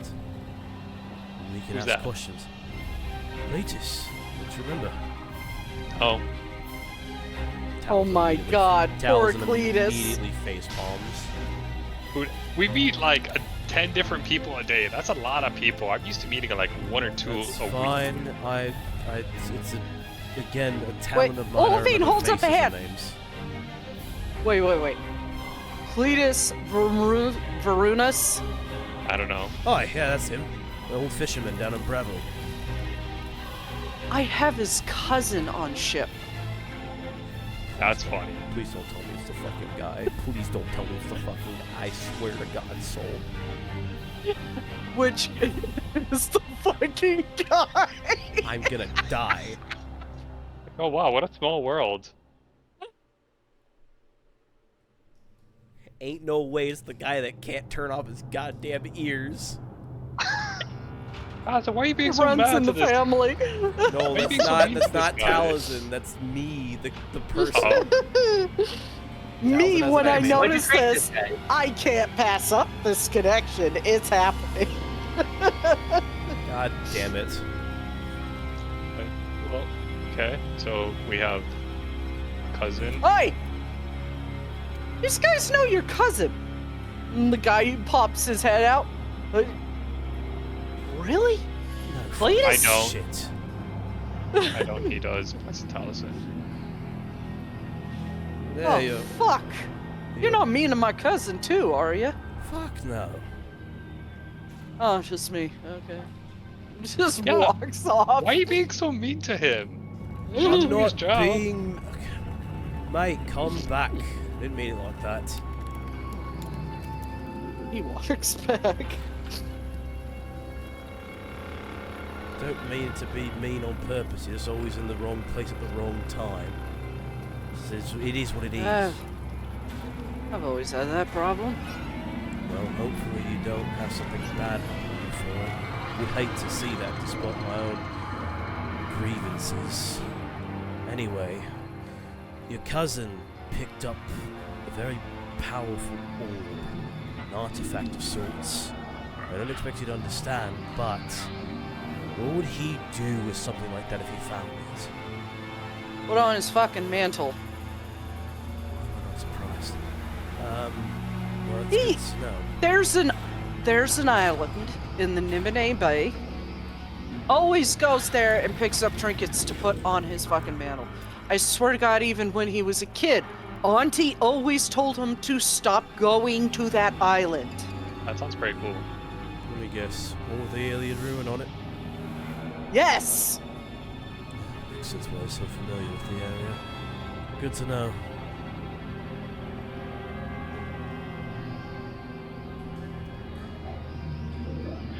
Anyways, you find Cletus, you tell him I said, stop going to that goddamn island.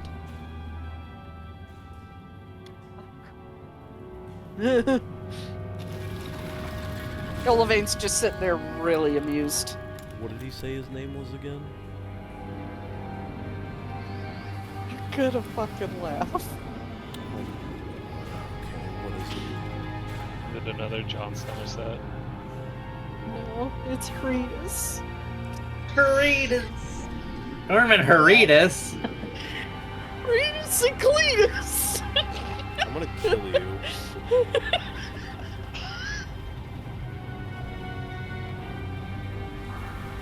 Adult, I swear to God.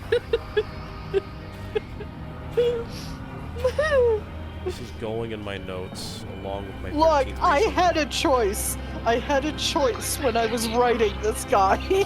It was either gonna be Cletus or Yeetus. Yeetus! No, that's Cletus's obviously stepbrother. Next thing you know, he's gonna have a long lost cousin called Deletus. Yeetus. Be careful of the dad. His name went by Adidas. The whole family has US at the end of their names. Heritas. That's like a Viltrumite name. Oh my god, you discovered where Omni-Man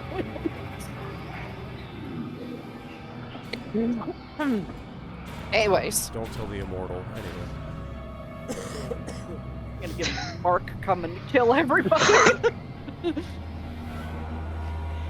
Anyways, So, if you're saying it was on his mantle, what is the likelihood of someone breaking into his house to steal it then? highly likely he never locks his fucking door. Of course he doesn't. Why? I mean, I don't lock my door, but I don't also tell people I have Look. everything in my house. Sure, but you're Linus also has a good terrifying. heart. He's a fucking idiot. I mean, if I'm not at home, it just looks like an empty house. It is not threatening if I'm not in the house. Fair point. Well, I will, Well- we'll take that into mind, Ratus. Pleasure to finally know you. He just smiles and nods. His eyes twitching a little bit. Like, oh god, what is my life?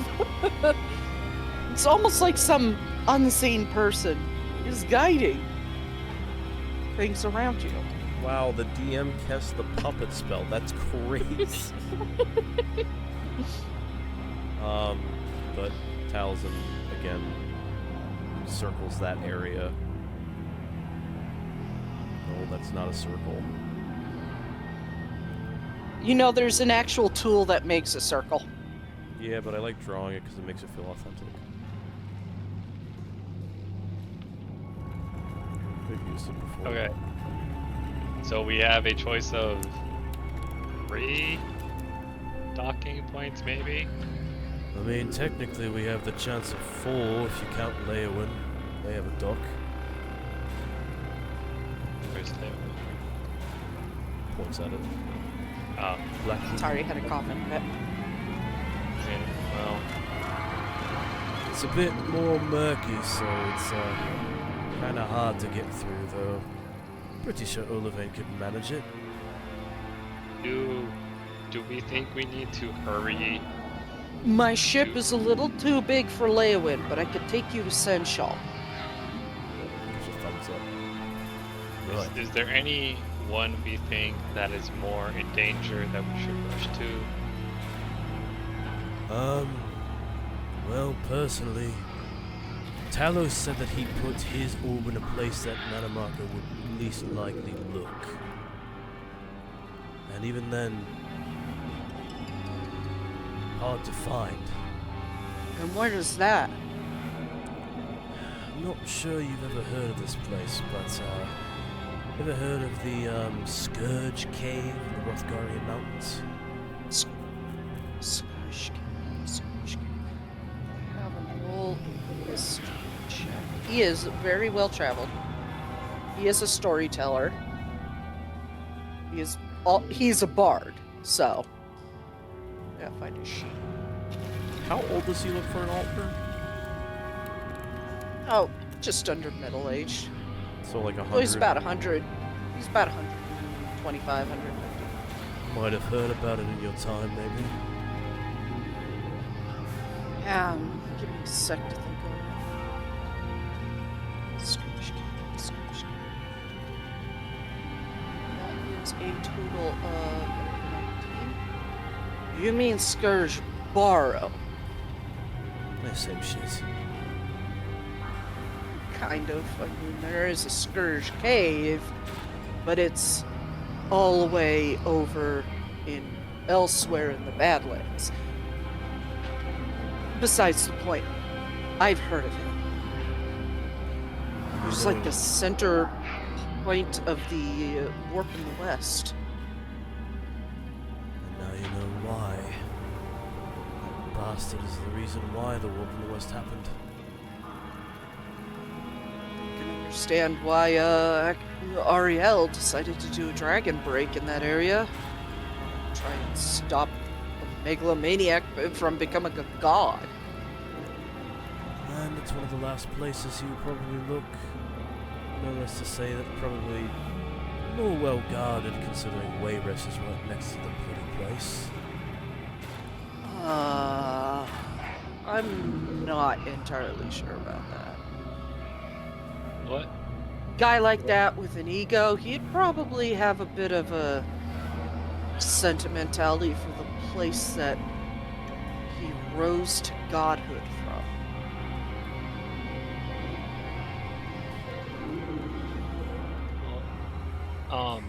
What about this one, the Orb of Stendar? We Or don't need to go to that one immediately. Okay, well, if it's a 50-50, if you can think, Tiny pulls out his pouch of or dragon bones. Like, if you can think of a way for me to word this as a yes or no question, I can try to ask for help. you want my professional opinion? Sure. Sure. He points to Black Marsh. This is dense jungle, full of disease and creatures raised from the dead by slime, and nothing sticks around there. There's a reason you don't often hear of the things living in these forests, because nobody goes there. Nobody can survive there unless they've lived there their entire lives. That one, my opinion, probably the safest one. Probably not worried about that one. Points to the circle on Nibene Bay. That one, like you said, gone. Don't worry about that one right now. It's probably going to be used as a lure at some point. Points to the one in Coral. Is this within Coral itself? Taliesin nods. It's, with my father. Probably known. They're not on the best terms right now. Let me finish. Probably well known by Manamarco. Probably leaving it there to lure you into some sort of trap. I were Manamarco, egotistical maniac of some sort, murderous and creepily into dead people, I would definitely leave that one there as a trap. He's gonna try and trap you at every turn for everything you've done to him. Hey, This one. Oh, sorry. Continue. He points to the one in the Rothgarian Mountains. I'd probably get to that one first. I know a god literally told you that it's the last place you would check. How well does he know Manamarco? Like, as a person? Eh? Fair point, actually. And on top of that, you said the gods can't really see Tamriel right now and couldn't since before they dropped these things. Yep. If I were a god who's sitting idly, trying to figure out ways to get to you, I'd probably want to have some nostalgia.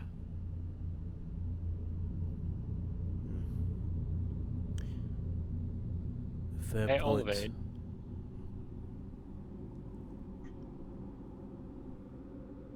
Olivade. Yeah. You want to come with us? Like, you're real smart. We could always use I another pair of belong on hands. I belong on the seas.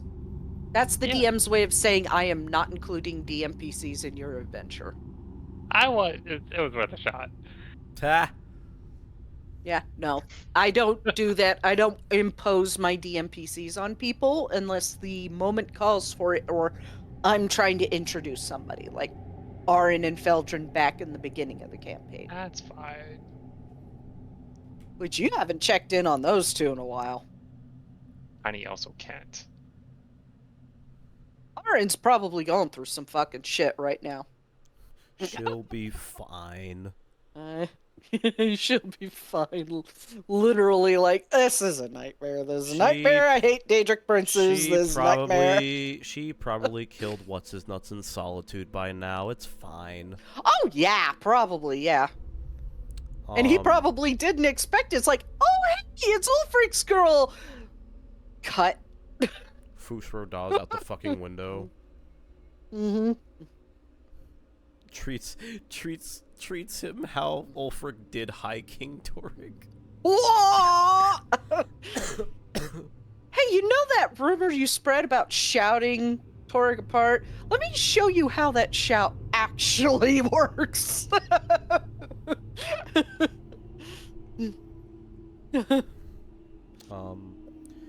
But with that in mind,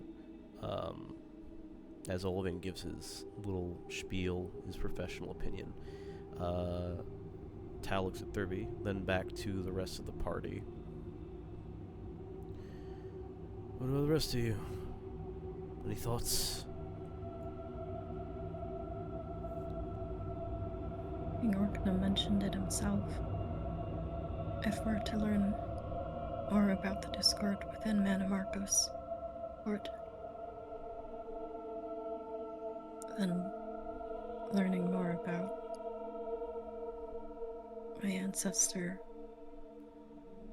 could be the way to go.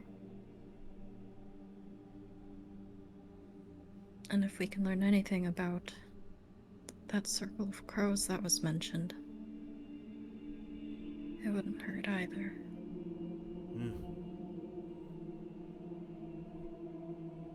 We could do that on the way back from the Rothgarian Mountains, eh?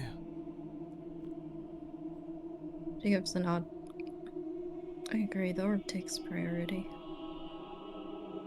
She peers over your shoulder at the map. Is that this icon on the island next to Wayres? Yeah. That's the Adamantine Tower. That's the, Adamantine Tower. One of the towers, then. He nods. She kind of starts rubbing her forehead with her hand again. I know we already have a lot on our plate, but I can't help but remember that they have some sort of plot related to the towers too, that we still have no idea how they're going about doing that. Glaria, you're the one with the book and could read the thing about the towers. You know exactly what they're for. Yeah. But how? Do I remember? You should have access and handouts to the book. I linked it, I think, at some point. Dabs in keen mind. There it is.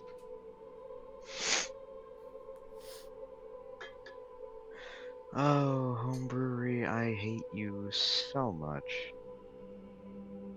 I love it. That's where I'm writing. I like it. Esper.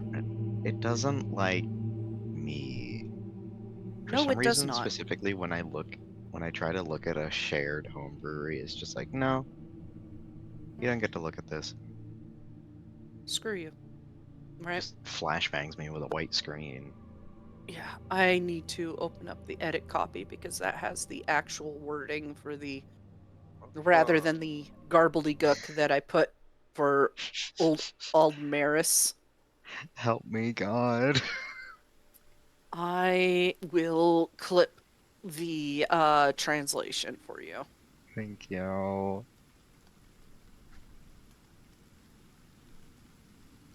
And send it to you. Because Glaria, you technically still have that book in your hands. Yes. He is not parting with that anytime soon. Here you go. You even get to see the editing stuff I put in there. Yay. Okay. Me.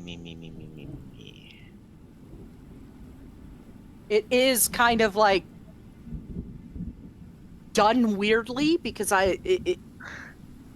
to make it look like actual paragraphs on the actual like visible book, I had to do that.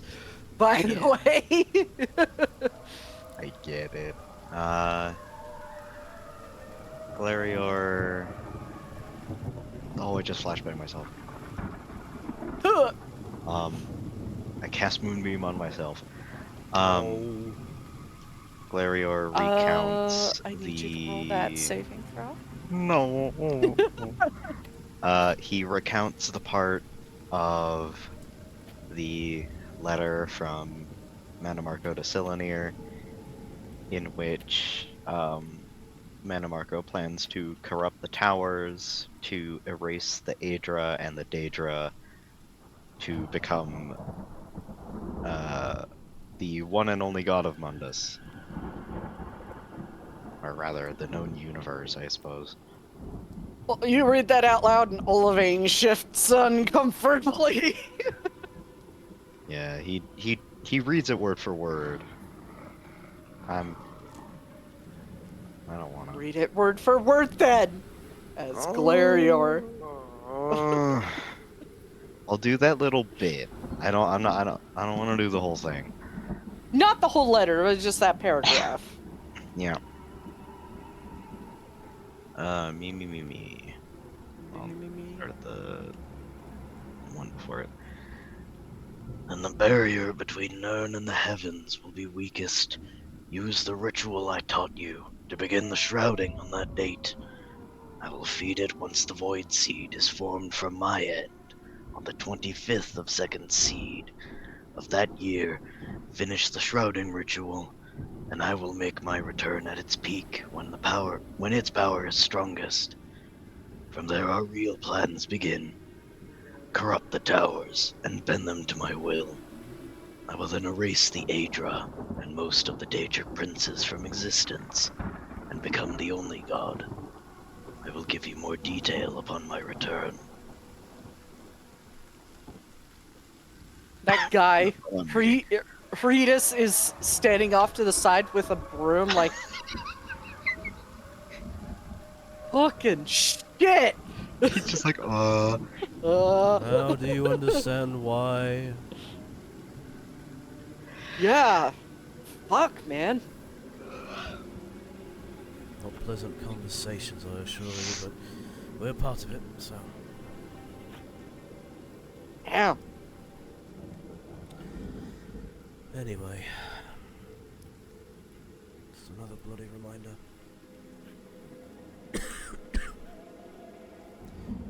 Speaking of which, there we are. You in agreement with that plan?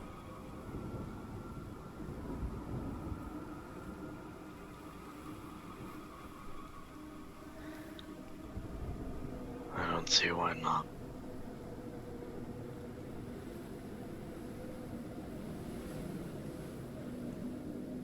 Okay. Caldron, Farron. Do what next be done.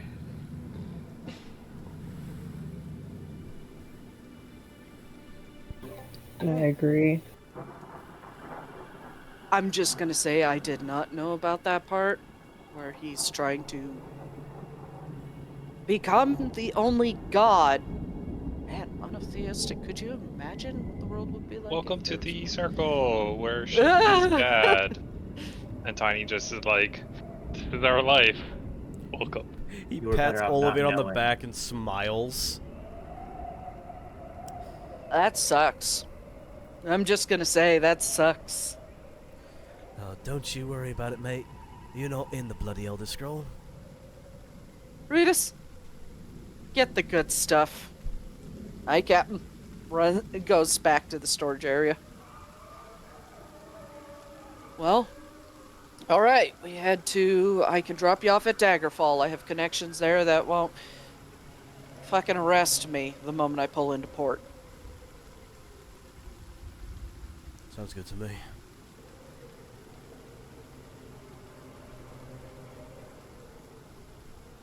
Okay.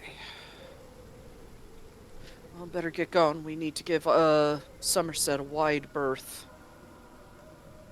Unless they become real. You don't need the undead god of wanting to be god of everything, knowing where the fuck we are.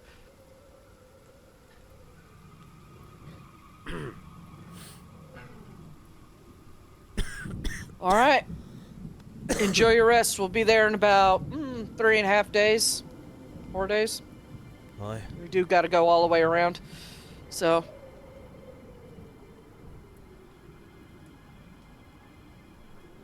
He heads back upstairs. While they're traveling, could she give her spellbook another shot? Yeah, sure. Go ahead and roll Arcana. Definitely won't reset all of the runes again. Hopefully not. That's only on a Praying natural for one, you. fortunately. I just don't want to drag. I roll so bad on this. You're on rune 3, right? Yeah. Unfortunately, that does not meet the DC. She just gives Doesn't a sigh. reset, but does not meet the DC. Hey, you have like a bunch of other days to do this. Mm-hmm. Yep. I need So, Tiny's just knocking on Alara's door when she's doing this, not realizing. He's like, Alara, it's time for cooking. Oh wait, sorry. Were you doing something? I'm sorry. she messes up. It's like, ah! I'm sorry. Now that's 2 men in the group that have fucked up Alira's meddling with the book. She just got her hands on her temples. It's fine. Dude, Unfortunately, it isn't March, so I can't say on Women's Month. Ooh. God forbid a woman unlocks her grandfather's spellbook. God. He just feels real bad. He's just like, I'm sorry. Like, should I get you a sweet roll, or do you want alcohol? Like what will help? Like, I don't know. What makes you smarter? I don't know. Is relax? It's alright. I think I just need to give it a bit more time. Oh, okay. But time for cooking then. Yeah. Or she'd probably just, leave there and go do literally anything other else. Because apparently it's not coming to her that day.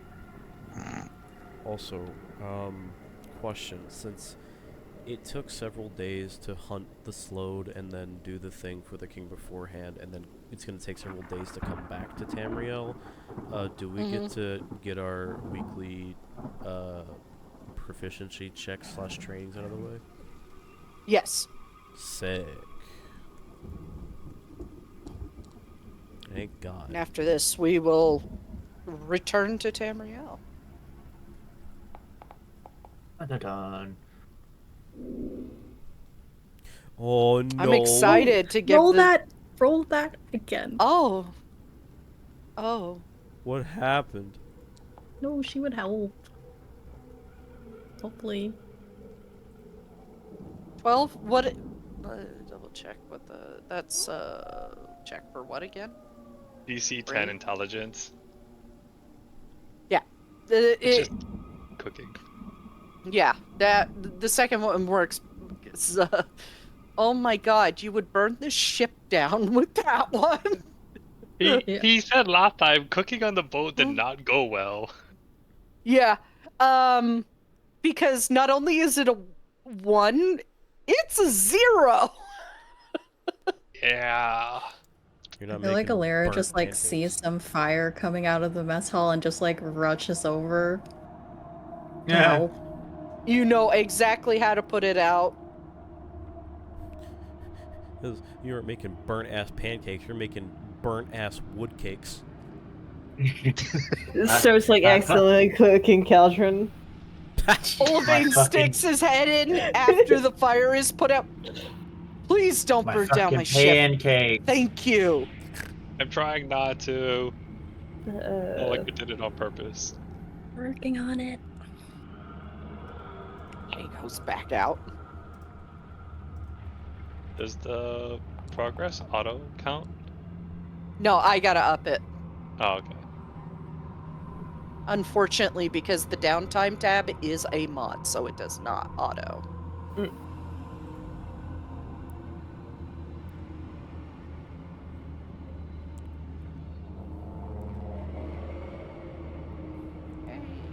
We got Caldron. Anybody else have any training?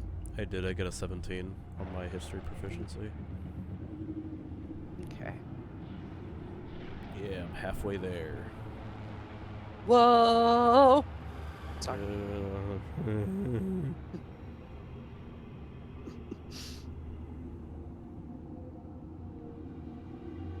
I'm sitting on a chair. One day I will be on Glarior and Alira's level. Cauldron goes from sushi to grilled salmon. Oh yeah, smoked salmon. Hell yeah! Burns down pancakes with mines. That's all I'm like. My fucking pancake. I will say one thing. Tiny now knows how to make holy water because he boiled the hell out of it. I'm reaching Damn. for the screen. Yeah, or it realizes that, like, oh yeah, just because something says S doesn't mean it's salt. It could be sugar. I remember that vine. I'm making holy water.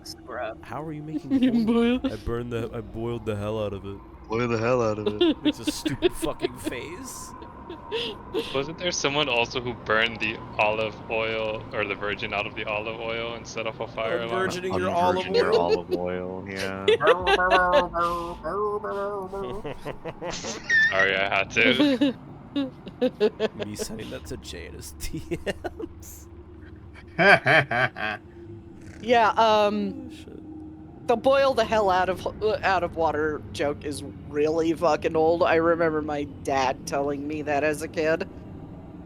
Dude. Oh shit. As you know, he's a dad. He has to have the dad jokes. You see, I was I thinking can of that. still see that stupid little like fake chuckle movement he did when he made those jokes, like ha ha ha. You know? It's like the dad, like.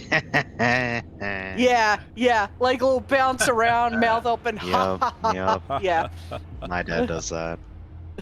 Ah ha ha ha. Oh hi, Mark. That's Oh, what hi, happens when Mark. you have a parent that's a boomer, okay? My Hi, dad. Penny. My dad's not a boomer, but he acts like a boomer. Mhm. My dad is a Totally genuine boomer. My dad's a genuine boomer and he acts half a boomer half the time. My mom's a boomer and she doesn't act like a boomer. I'm Neither proud of my of her. parents do. My dad used to act like a boomer, but he's gotten better. And after 4 more days of travel, you do hold into Daggerfall. There was one thing I did want to do before we pulled Elder in. Scrolls 2 Daggerfall. Roll credits. That What did you want to do? Will return. there was And he did.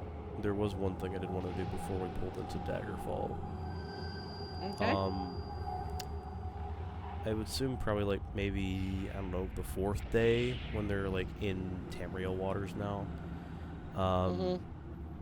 Taliesin would try to find Glarior on the ship. Uh-oh.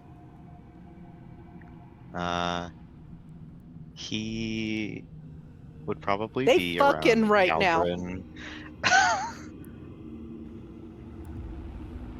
Not right now, but in general, Close enough.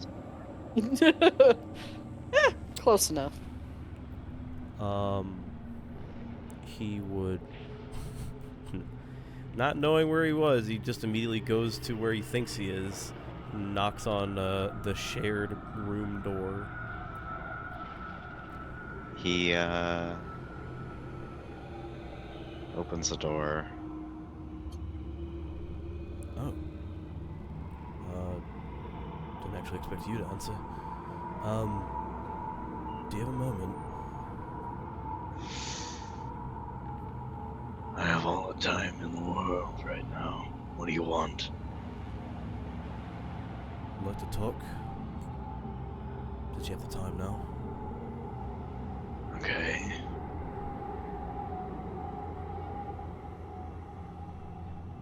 Up top, by the stern, you can actually feel a breeze. You heard us. Unfortunately. Where we can have an eavesdropper. You know damn well he's going to eavesdrop whether he likes it or not. It's just his job, he says.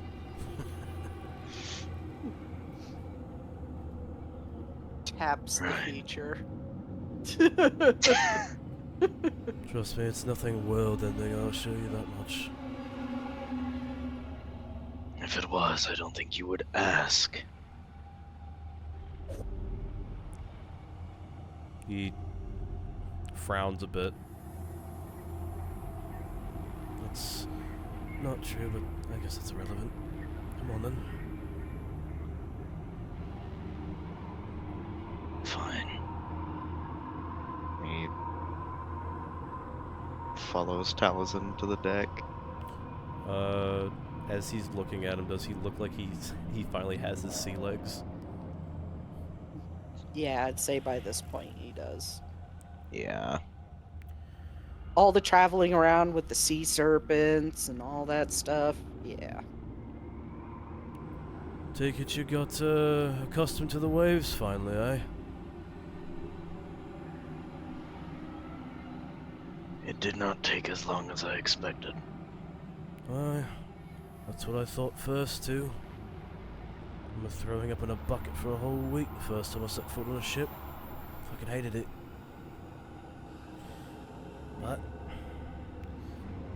no doubt with your skill and probably being able to shift into aquatic creatures, pretty sure you get it a lot faster than I did.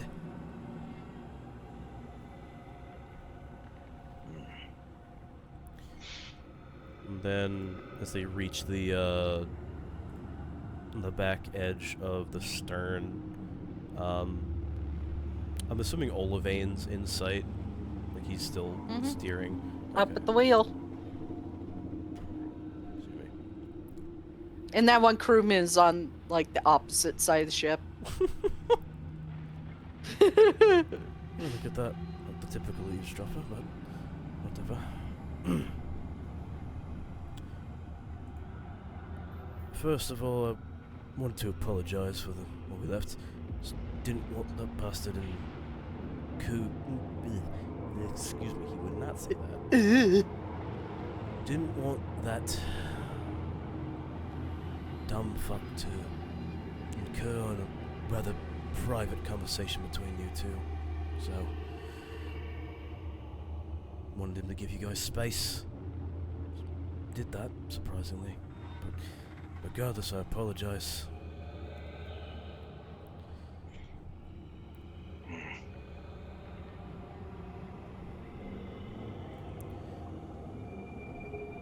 And I suppose, secondly,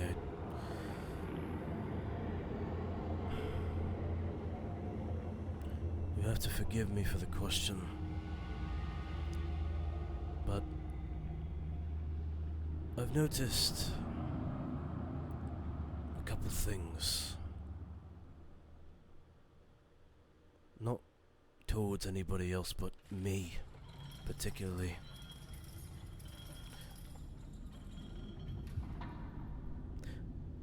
What do you see me as, Glariel?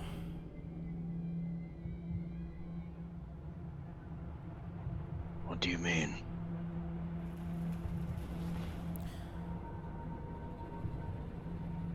Do you see me as a friend? A person? An object? What do you, one of the wisest people I know, at least I think, view me as?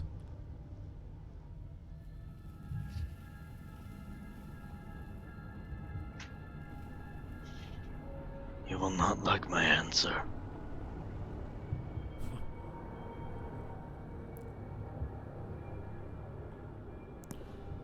I suppose not. There's a lot of things I don't like, and other things I've dealt with as recently that I didn't like, so just knock me on the head once more with your wisdom hammer.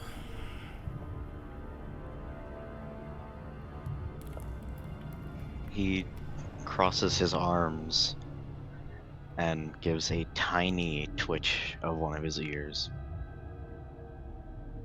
I don't know. He does a double take. Not what you were expecting. You expected me to lay it all on you. Made thick say that I hate you. Didn't you? He actually shakes his head. Not exactly. I was expecting you to insult me, that's for certain, but to say you hate me, no. I would have been a bit, disappointed if you said that. Though, I am concerned about that. What do you want to view me as?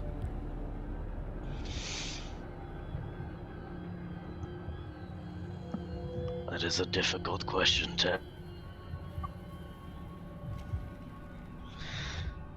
I don't want to see any of you as anything. I see you the way I do. And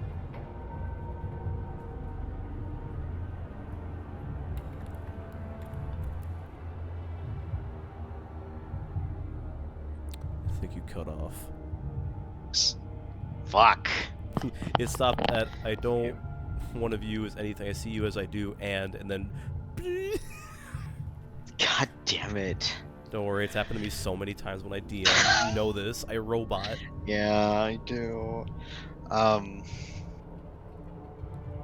see you as anything more than I see you, no more and no less.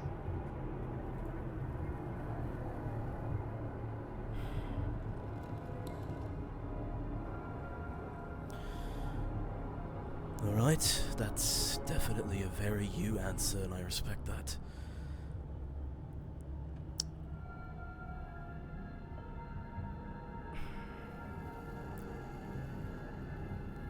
I guess the better question is, how do you think I view you?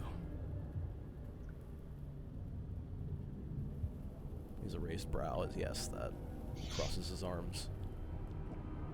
He stares at Taliesin for a while, not saying anything, just kind of switching his gaze between Taliesin's eyes.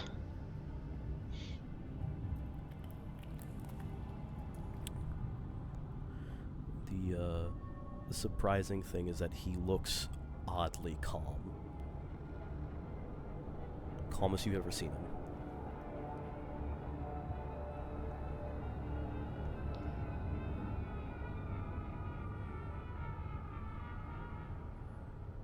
Again, I have to answer with my most loathsome one. I don't know.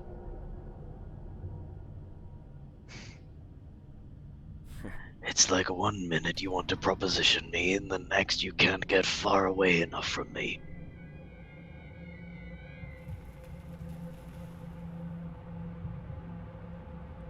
It is as though I offend you when I'm not of use.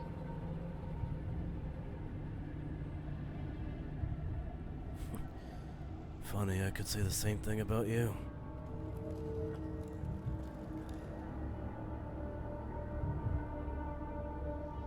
You do offend me. You've made that obvious.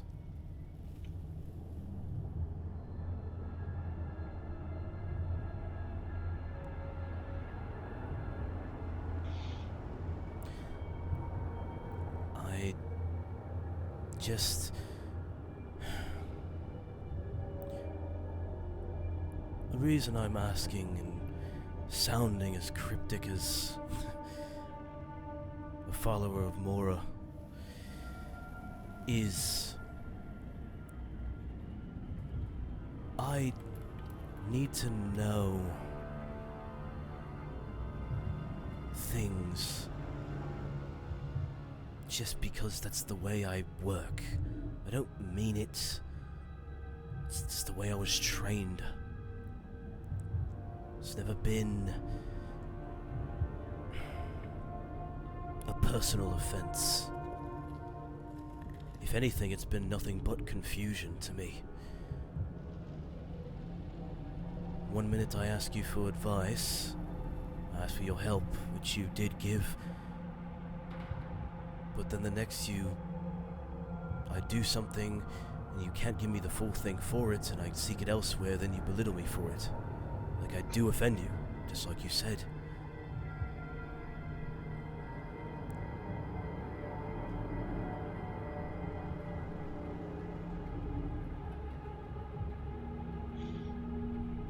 And you want to know why? I want to understand, just like you do.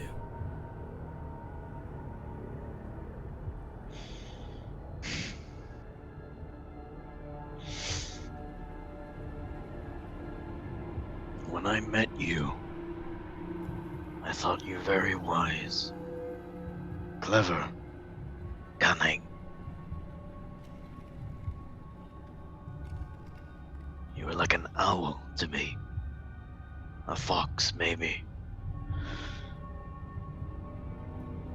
Less crafty than a fox, but...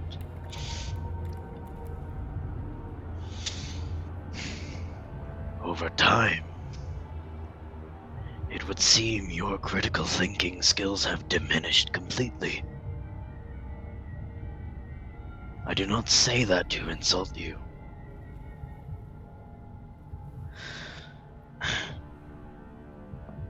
There are some moments when the decisions you make are crystal clear.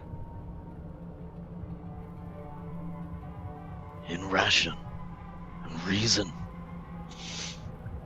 Like the man I met. And there are other times in which I wonder if perhaps the trip to Apocrypha melted your brain through your nose.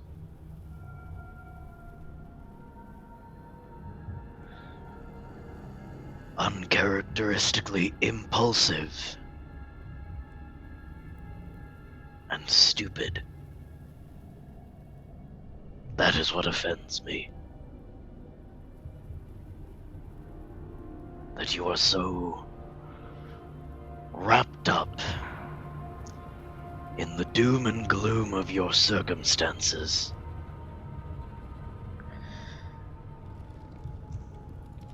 That you no longer think critically or logically about anything. You just do what feels right.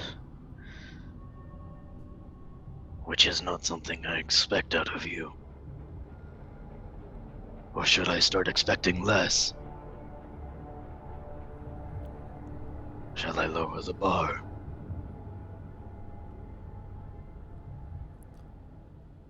No. Do you know why? Do you realize why I don't sleep? No. But I assume it has something to do with your newfound curse and blessing of worship. That is the boon that my lovely lady has given to me, and I am still wanton in trying to accept her gifts, as I am still coming to terms with it. You'll have to forgive me for my ignorance, my friend, is what I want to call you. But I truly do not have the wisdom that you do from having the experience of being under Mora for years.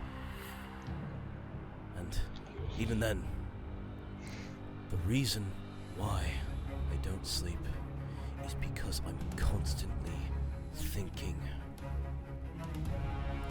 I want to make sure that every area that we are in no one touches you, Caldron, Valera, Farron, or Thrippy, someone has to stay awake. And Nocturnal has granted me that blessing.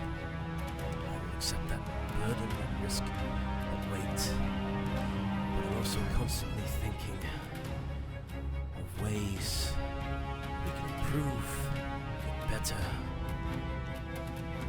could be prevented, could have been prevented.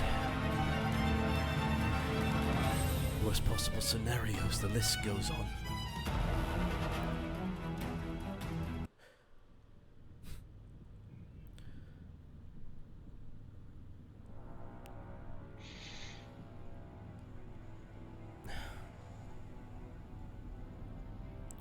I'm not scheming. At least not with all of you. I genuinely do care about all of you. Despite the fact that sometimes you get on my nerves, but... Thrippy did call us a family, and I'm starting to believe that to a degree. So did Gaston.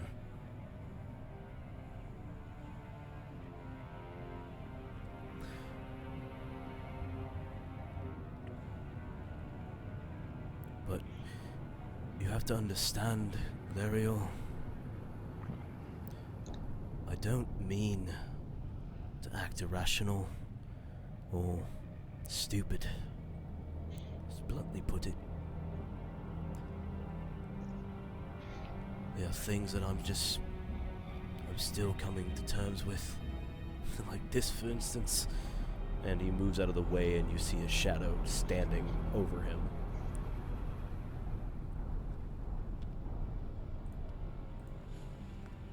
I still don't know what that is. Let's help me in battle.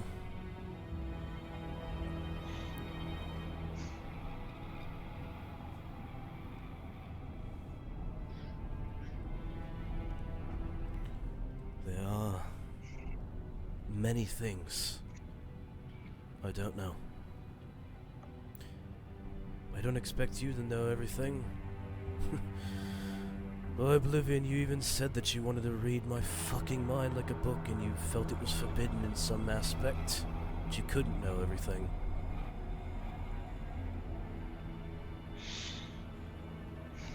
Because I'm not capable. I want you to understand something, Delazin. Why I treat you the way I do. I don't care what your intentions are. Whether or not you mean to act irrationally, to let your emotions get the better of you. What matters to me is that you did it. I no longer believe the words that anyone could say. I have lived a lie for 40 years. Loving someone who did not love me. I would be a fool if I were to believe any word that comes out of your mouth, out of anyone else's mouth, even my own.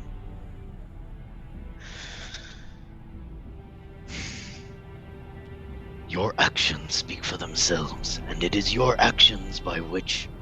Why did my teeth whistle so fucking loud? And it is your actions by which I will judge you. Not your intentions. Not your words. Not your thoughts or your stresses.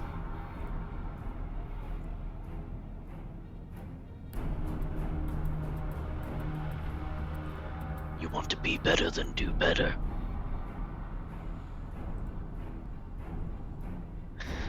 I was taught a long time ago, when I was young, and I made many mistakes. I would apologize. Again and again. I would say sorry, that I didn't mean to. And every time, frustratingly, Falnir would tell me, if you were sorry, you wouldn't have done it in the first place. He cringes a bit at that. God, once. It sounds like my mother. And yet it is good advice. If you don't mean to do something, you won't do it. Unless it is truly an accident. In which I know many of the times I have criticized you were not accidents.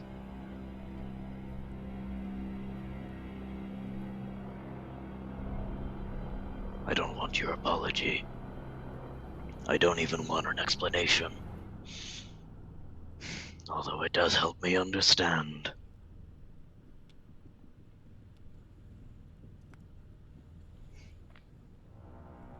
What I want, what I need out of you,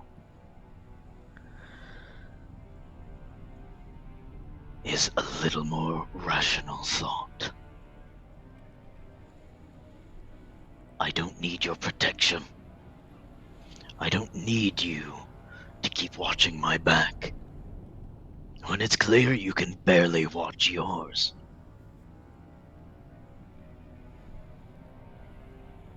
You can't even watch your own shadow, let alone know what it is.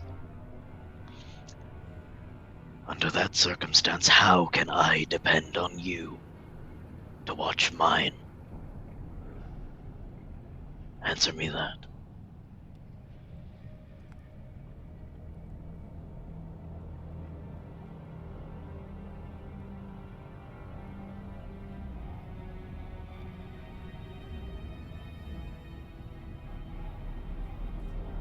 I see.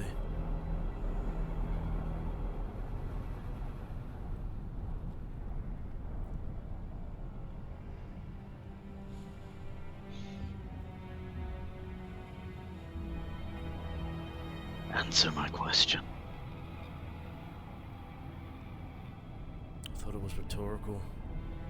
No.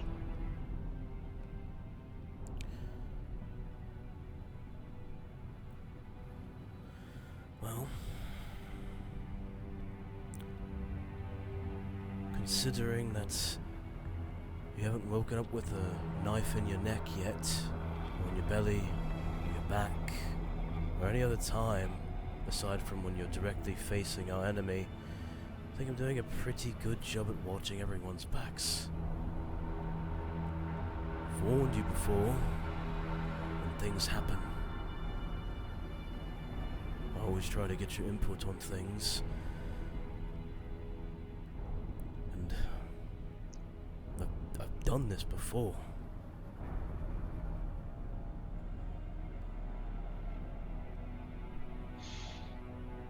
I don't understand things, but doesn't mean I still can't do what I've done in the past already that I'm still doing to this day.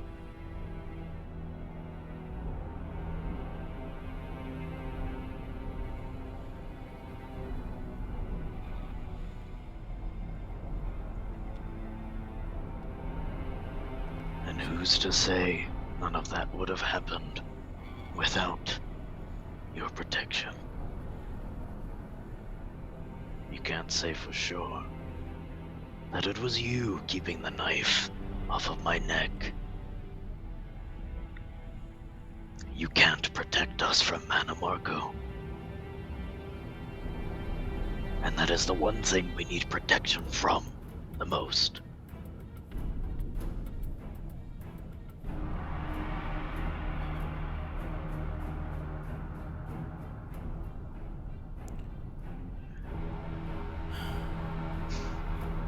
That is one of the many questions I keep asking myself.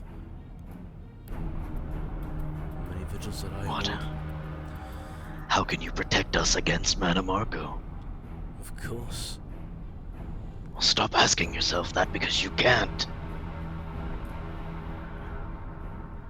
When are you going to learn that there are some things that you just can't protect against? That some things were meant to be. Unchangeable, written in the fabric of time itself, in the threads of fate.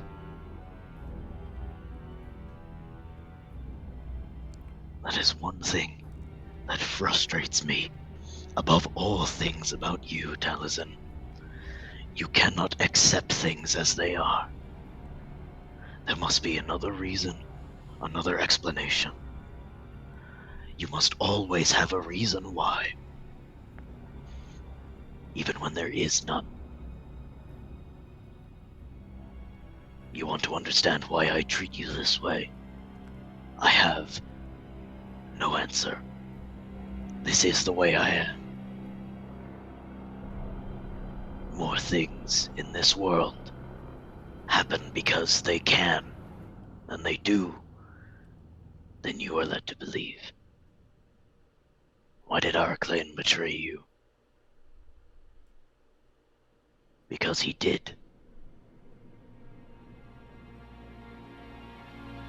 Does it matter why? Does it matter what he was? I don't think so. It happened.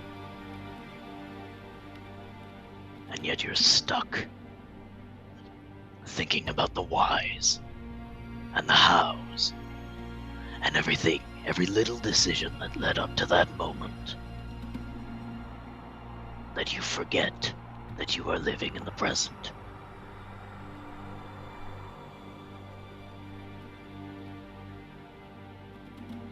And that is why I ask you, how can I depend on you to help me now, to try and protect me now, when you're facing the wrong direction?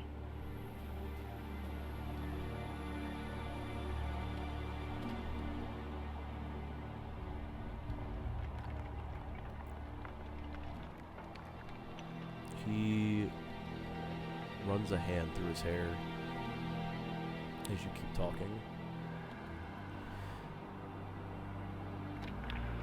He sighs.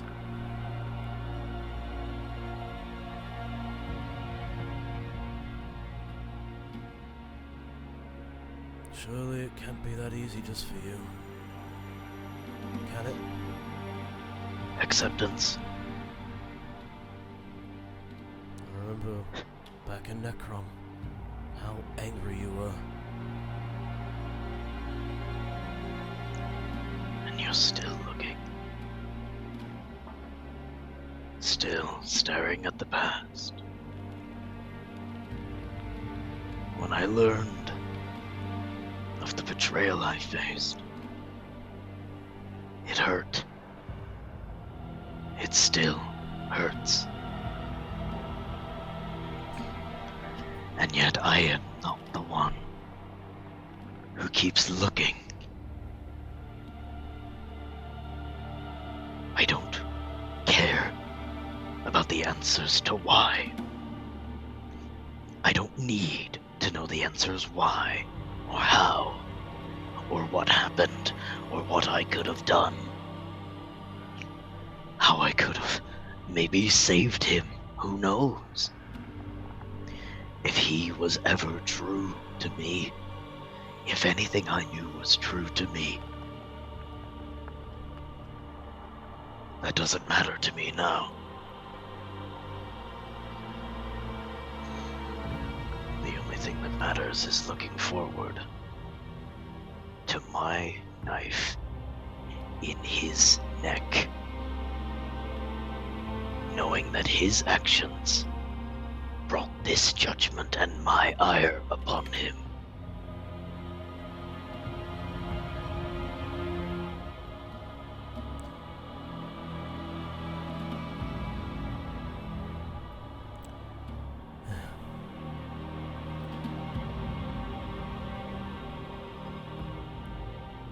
I simply want to know how you do it. Don't care about the feelings, don't care about reasonings, that's one thing I do admire about you, Lario, is you can stay in the present. That is unfortunately an aspect of mine that I have come to have because of my time as a commander in the Legion. How can you do better for next time? Prevent things from happening again. That's why I'm asking you. I just want to know how you've forced yourself to stay in the present like that. Without caring.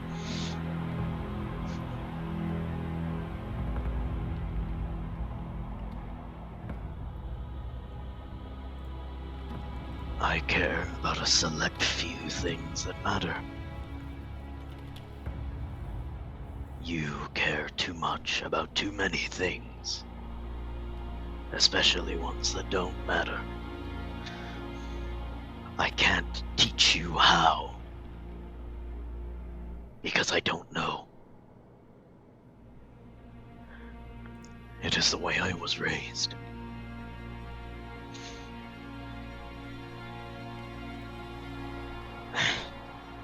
And in atoning for my mistakes, I could not look to the past. It was taken from me. My history. And even now that I have it,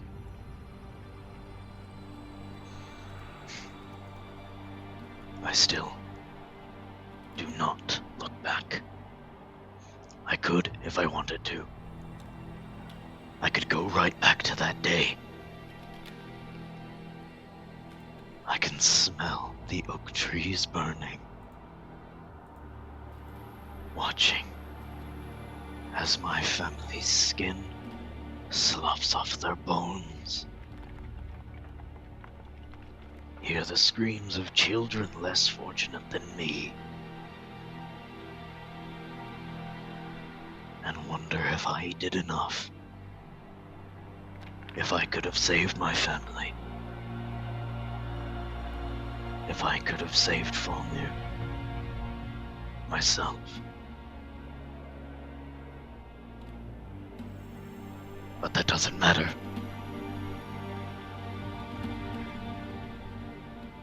Because I can't change it.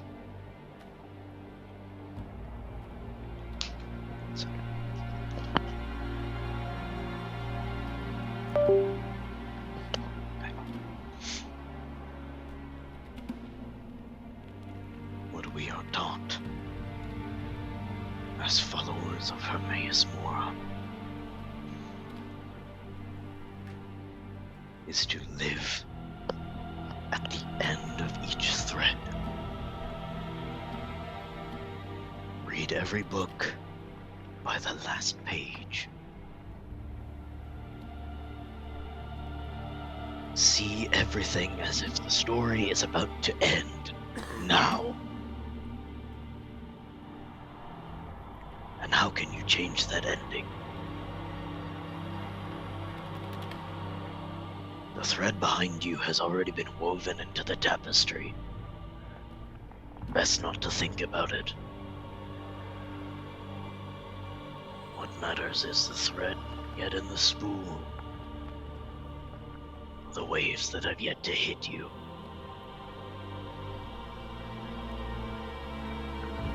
I can't teach you this.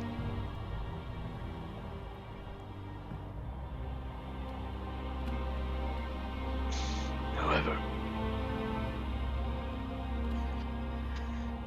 should you catch yourself thinking about times gone by, about what you could have done,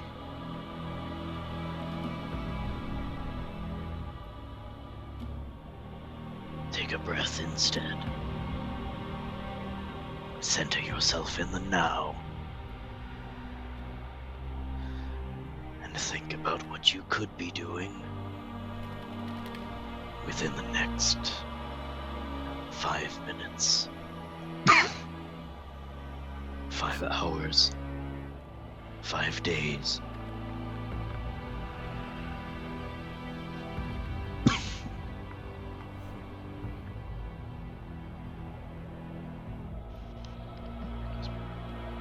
Bless you.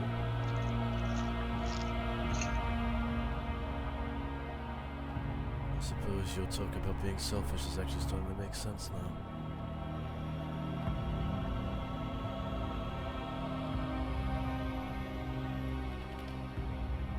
is perhaps the most selfless thing you can do. To think in the now, in the present, and the future. Because then,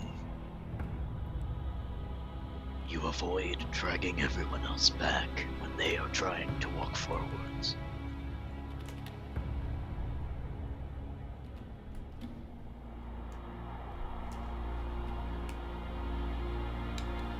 You avoid dragging me back. Which is what aggravates me above anything else. The lingering, the wanting, the retrospection.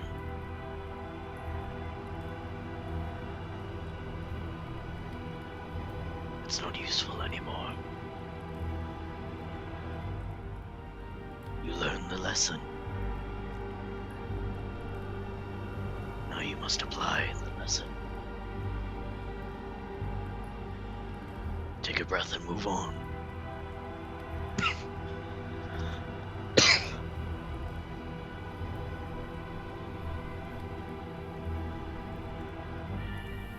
Excuse me.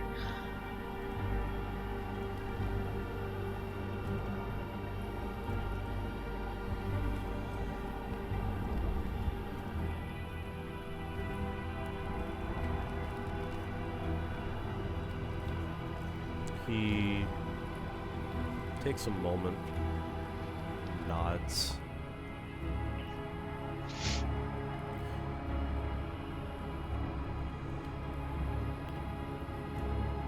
I'll admit,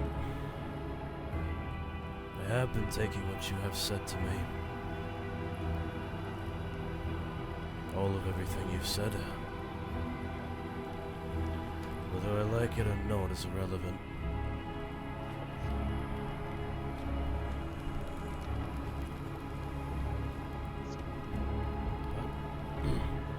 But you are right. Mercy.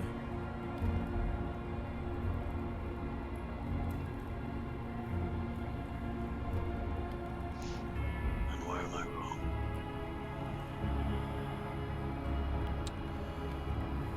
It's not necessarily that you're wrong, it's just something that I can't help. The impulses, the emotions. I try, I really do. But I'm not sure what you would call it, hubris, being a human.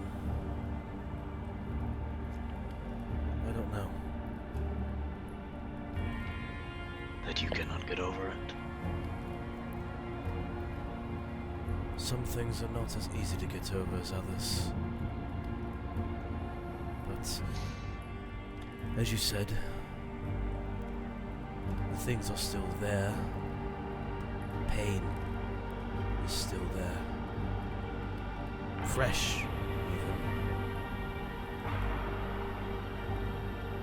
Like you said, 40 years. 27 years. Time is inconsequential, but still happened, it still meant something.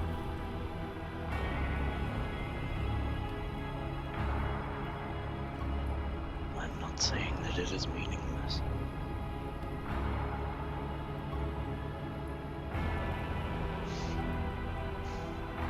Your pain is useful.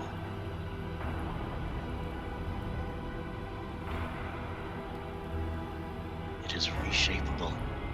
Pain is the one thing easily moldable. And yet when you receive pain, Taliesin, all you do is sit with it and hurt.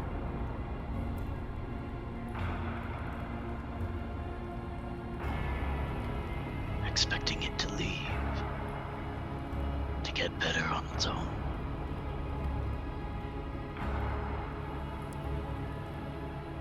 It will not change if you do not do something with it. Which brings me to my next point. to counter where you believe I have you uncharitably assessed. That there are some things about yourself you cannot change. The way you feel your emotions. The way your impulses get the better of you. I disagree. Everything about a person is changeable.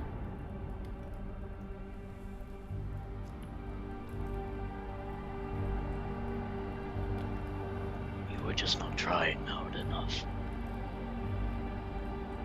to overcome your irrationality, your emotions, and you let it get the better of you.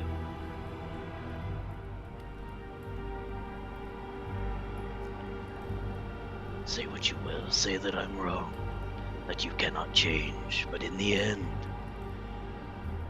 you are letting it get the better of you.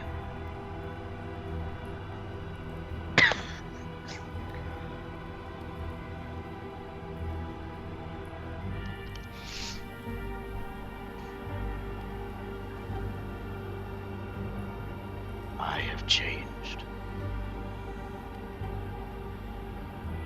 From when I was young, I made myself like this to avoid the hurt, to be useful.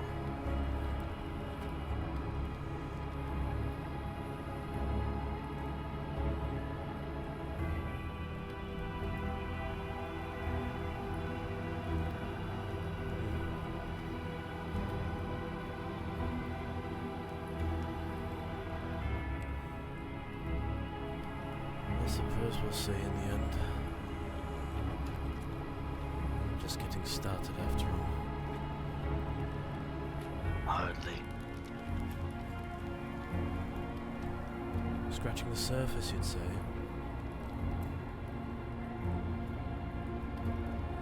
We are in the thick of the fog now. Of everything.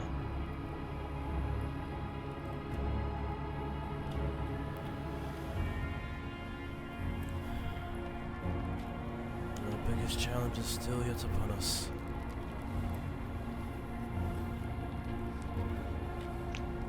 And it is not something we can fix. Not now.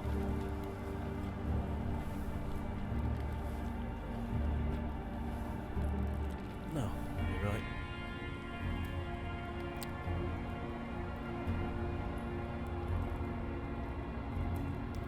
So then why slave over it?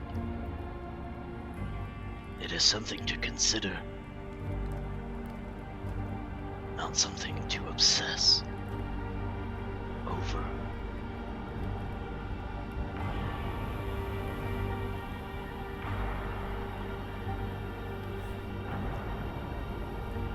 Well, that is just one of many thoughts.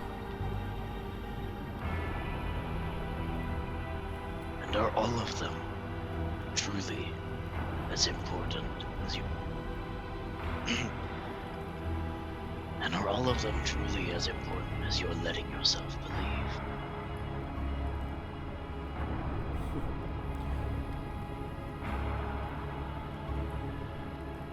If you were a different person, I'd say you'd laugh at me if I told you the actual truth.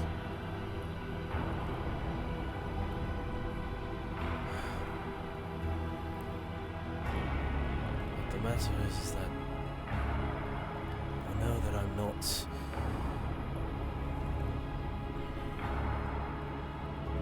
pauses. Not all of them are important, no. That's why I shove the unimportant ones aside. Until I rationalize what I've tried to explain. But it's not just constant thinking. It's to prevent other thoughts from entering my mind when I can't control them.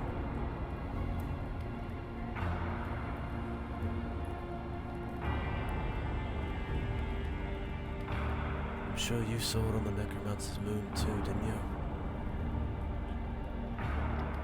I saw many things on the Necromancer's moon.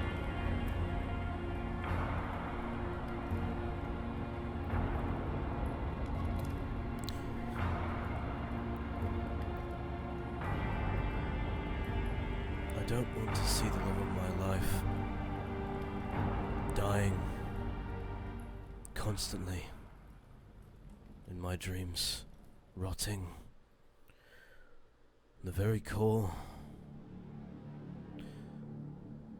seeing it reduced to nothing but skeletons and maggots.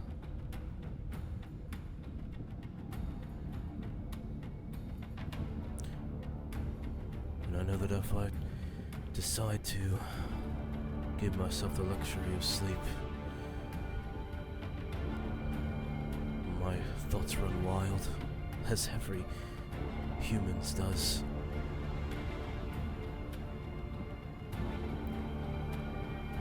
I'll come back. You will despise me even more for my irrationality.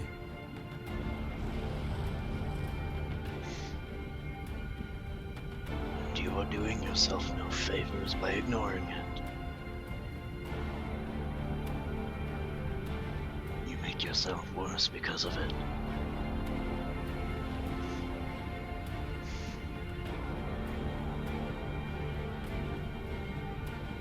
Do you know where the rivers begin?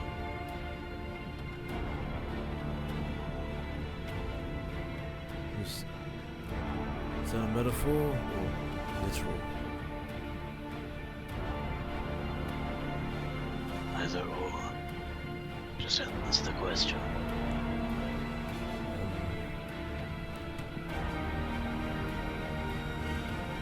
Now that you mention it, no, I've given it much thought.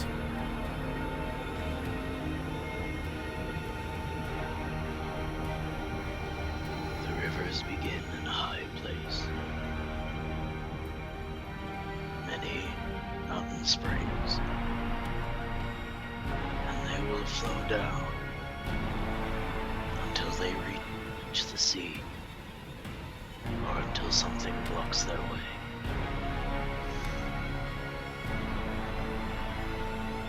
Thought is like a river. Stream, small at first when we begin, and then it grows. More streams feed into one. The river becomes a rapids. And what you are doing, by preventing yourself the luxury of free-flowing thought, is putting a dam in front of these rapids. And they will batter and break at the dam, curling, flowing, ever downward, but you won't let it flow downward.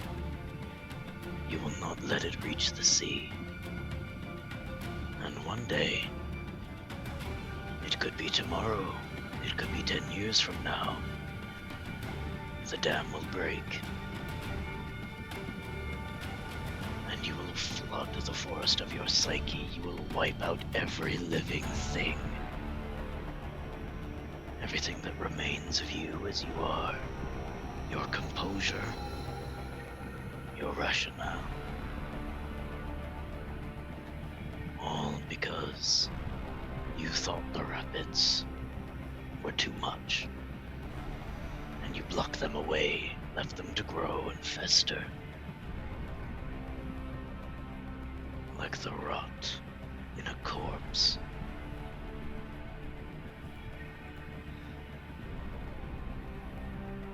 And when your rapids reach the sea, they will carry with them the dirt of the forest floor that was not meant to be within those waters.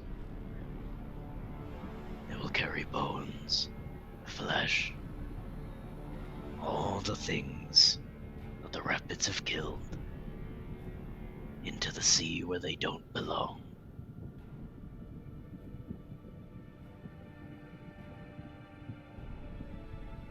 and you will have destroyed yourself. You must let it flow. You must let it happen as it will.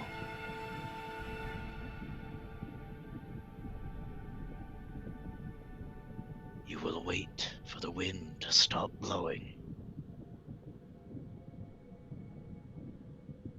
But you must shield and steel yourself against the wind.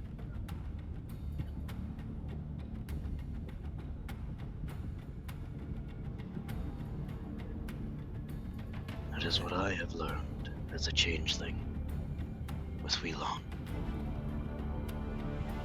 The cycle of life and death, the ebb and flow of everything. It is within you, and you're disrupting the cycle.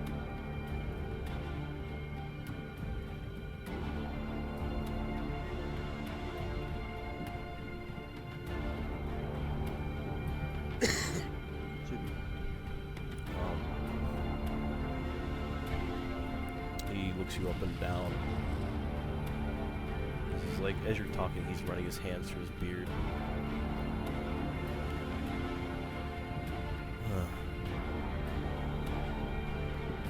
Put it that way.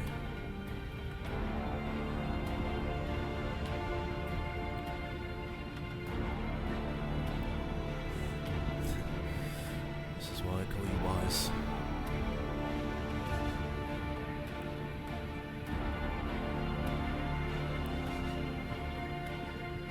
I'll consider it.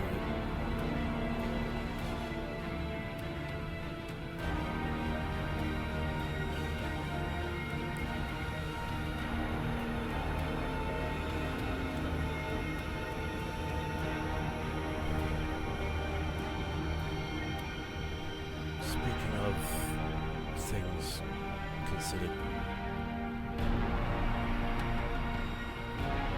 looks like he's changing the subject a bit. Motions to your head.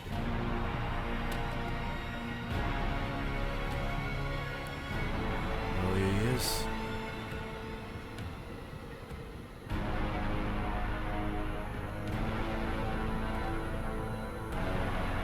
Do you mean to ask me if I've clawed the thoughts out of my ears again? No.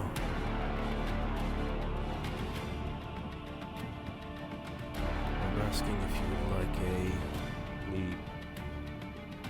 opens up his palm as he produces the little magical effect that is the minor illusion for noise.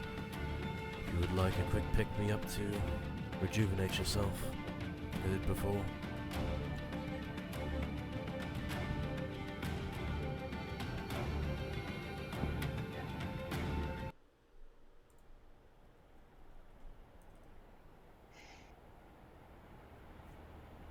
Fine.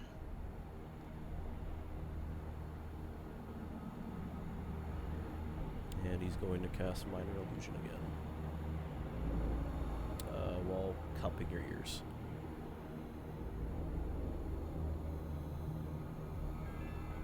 Same exact thing as last time.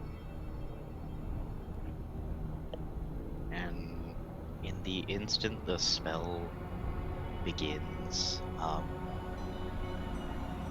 all the tension that's been pulling his shoulders up, drawing his back tight, just lets go.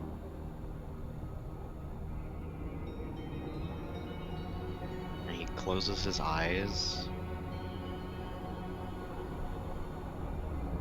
And then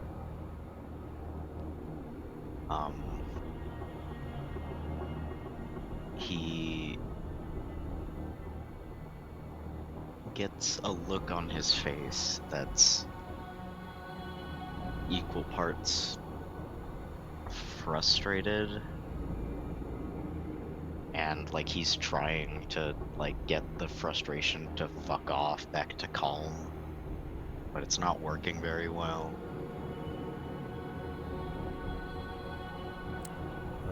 When he sees that, Tal pipes up.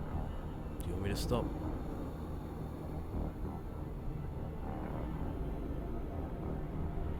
No. Very well.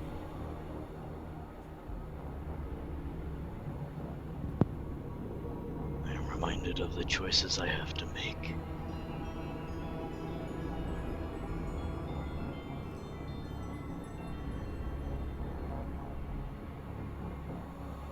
And I am more resolute now.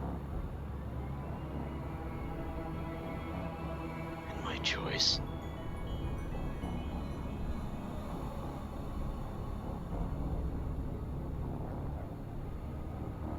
Good.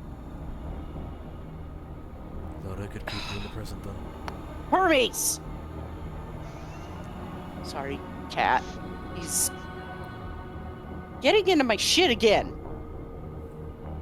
Oh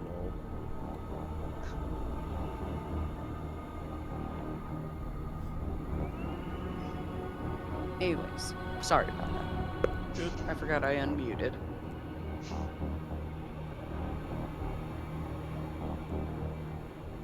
And Glarior waits until the effect ends or until Taliesin pulls his hands away, saying absolutely nothing.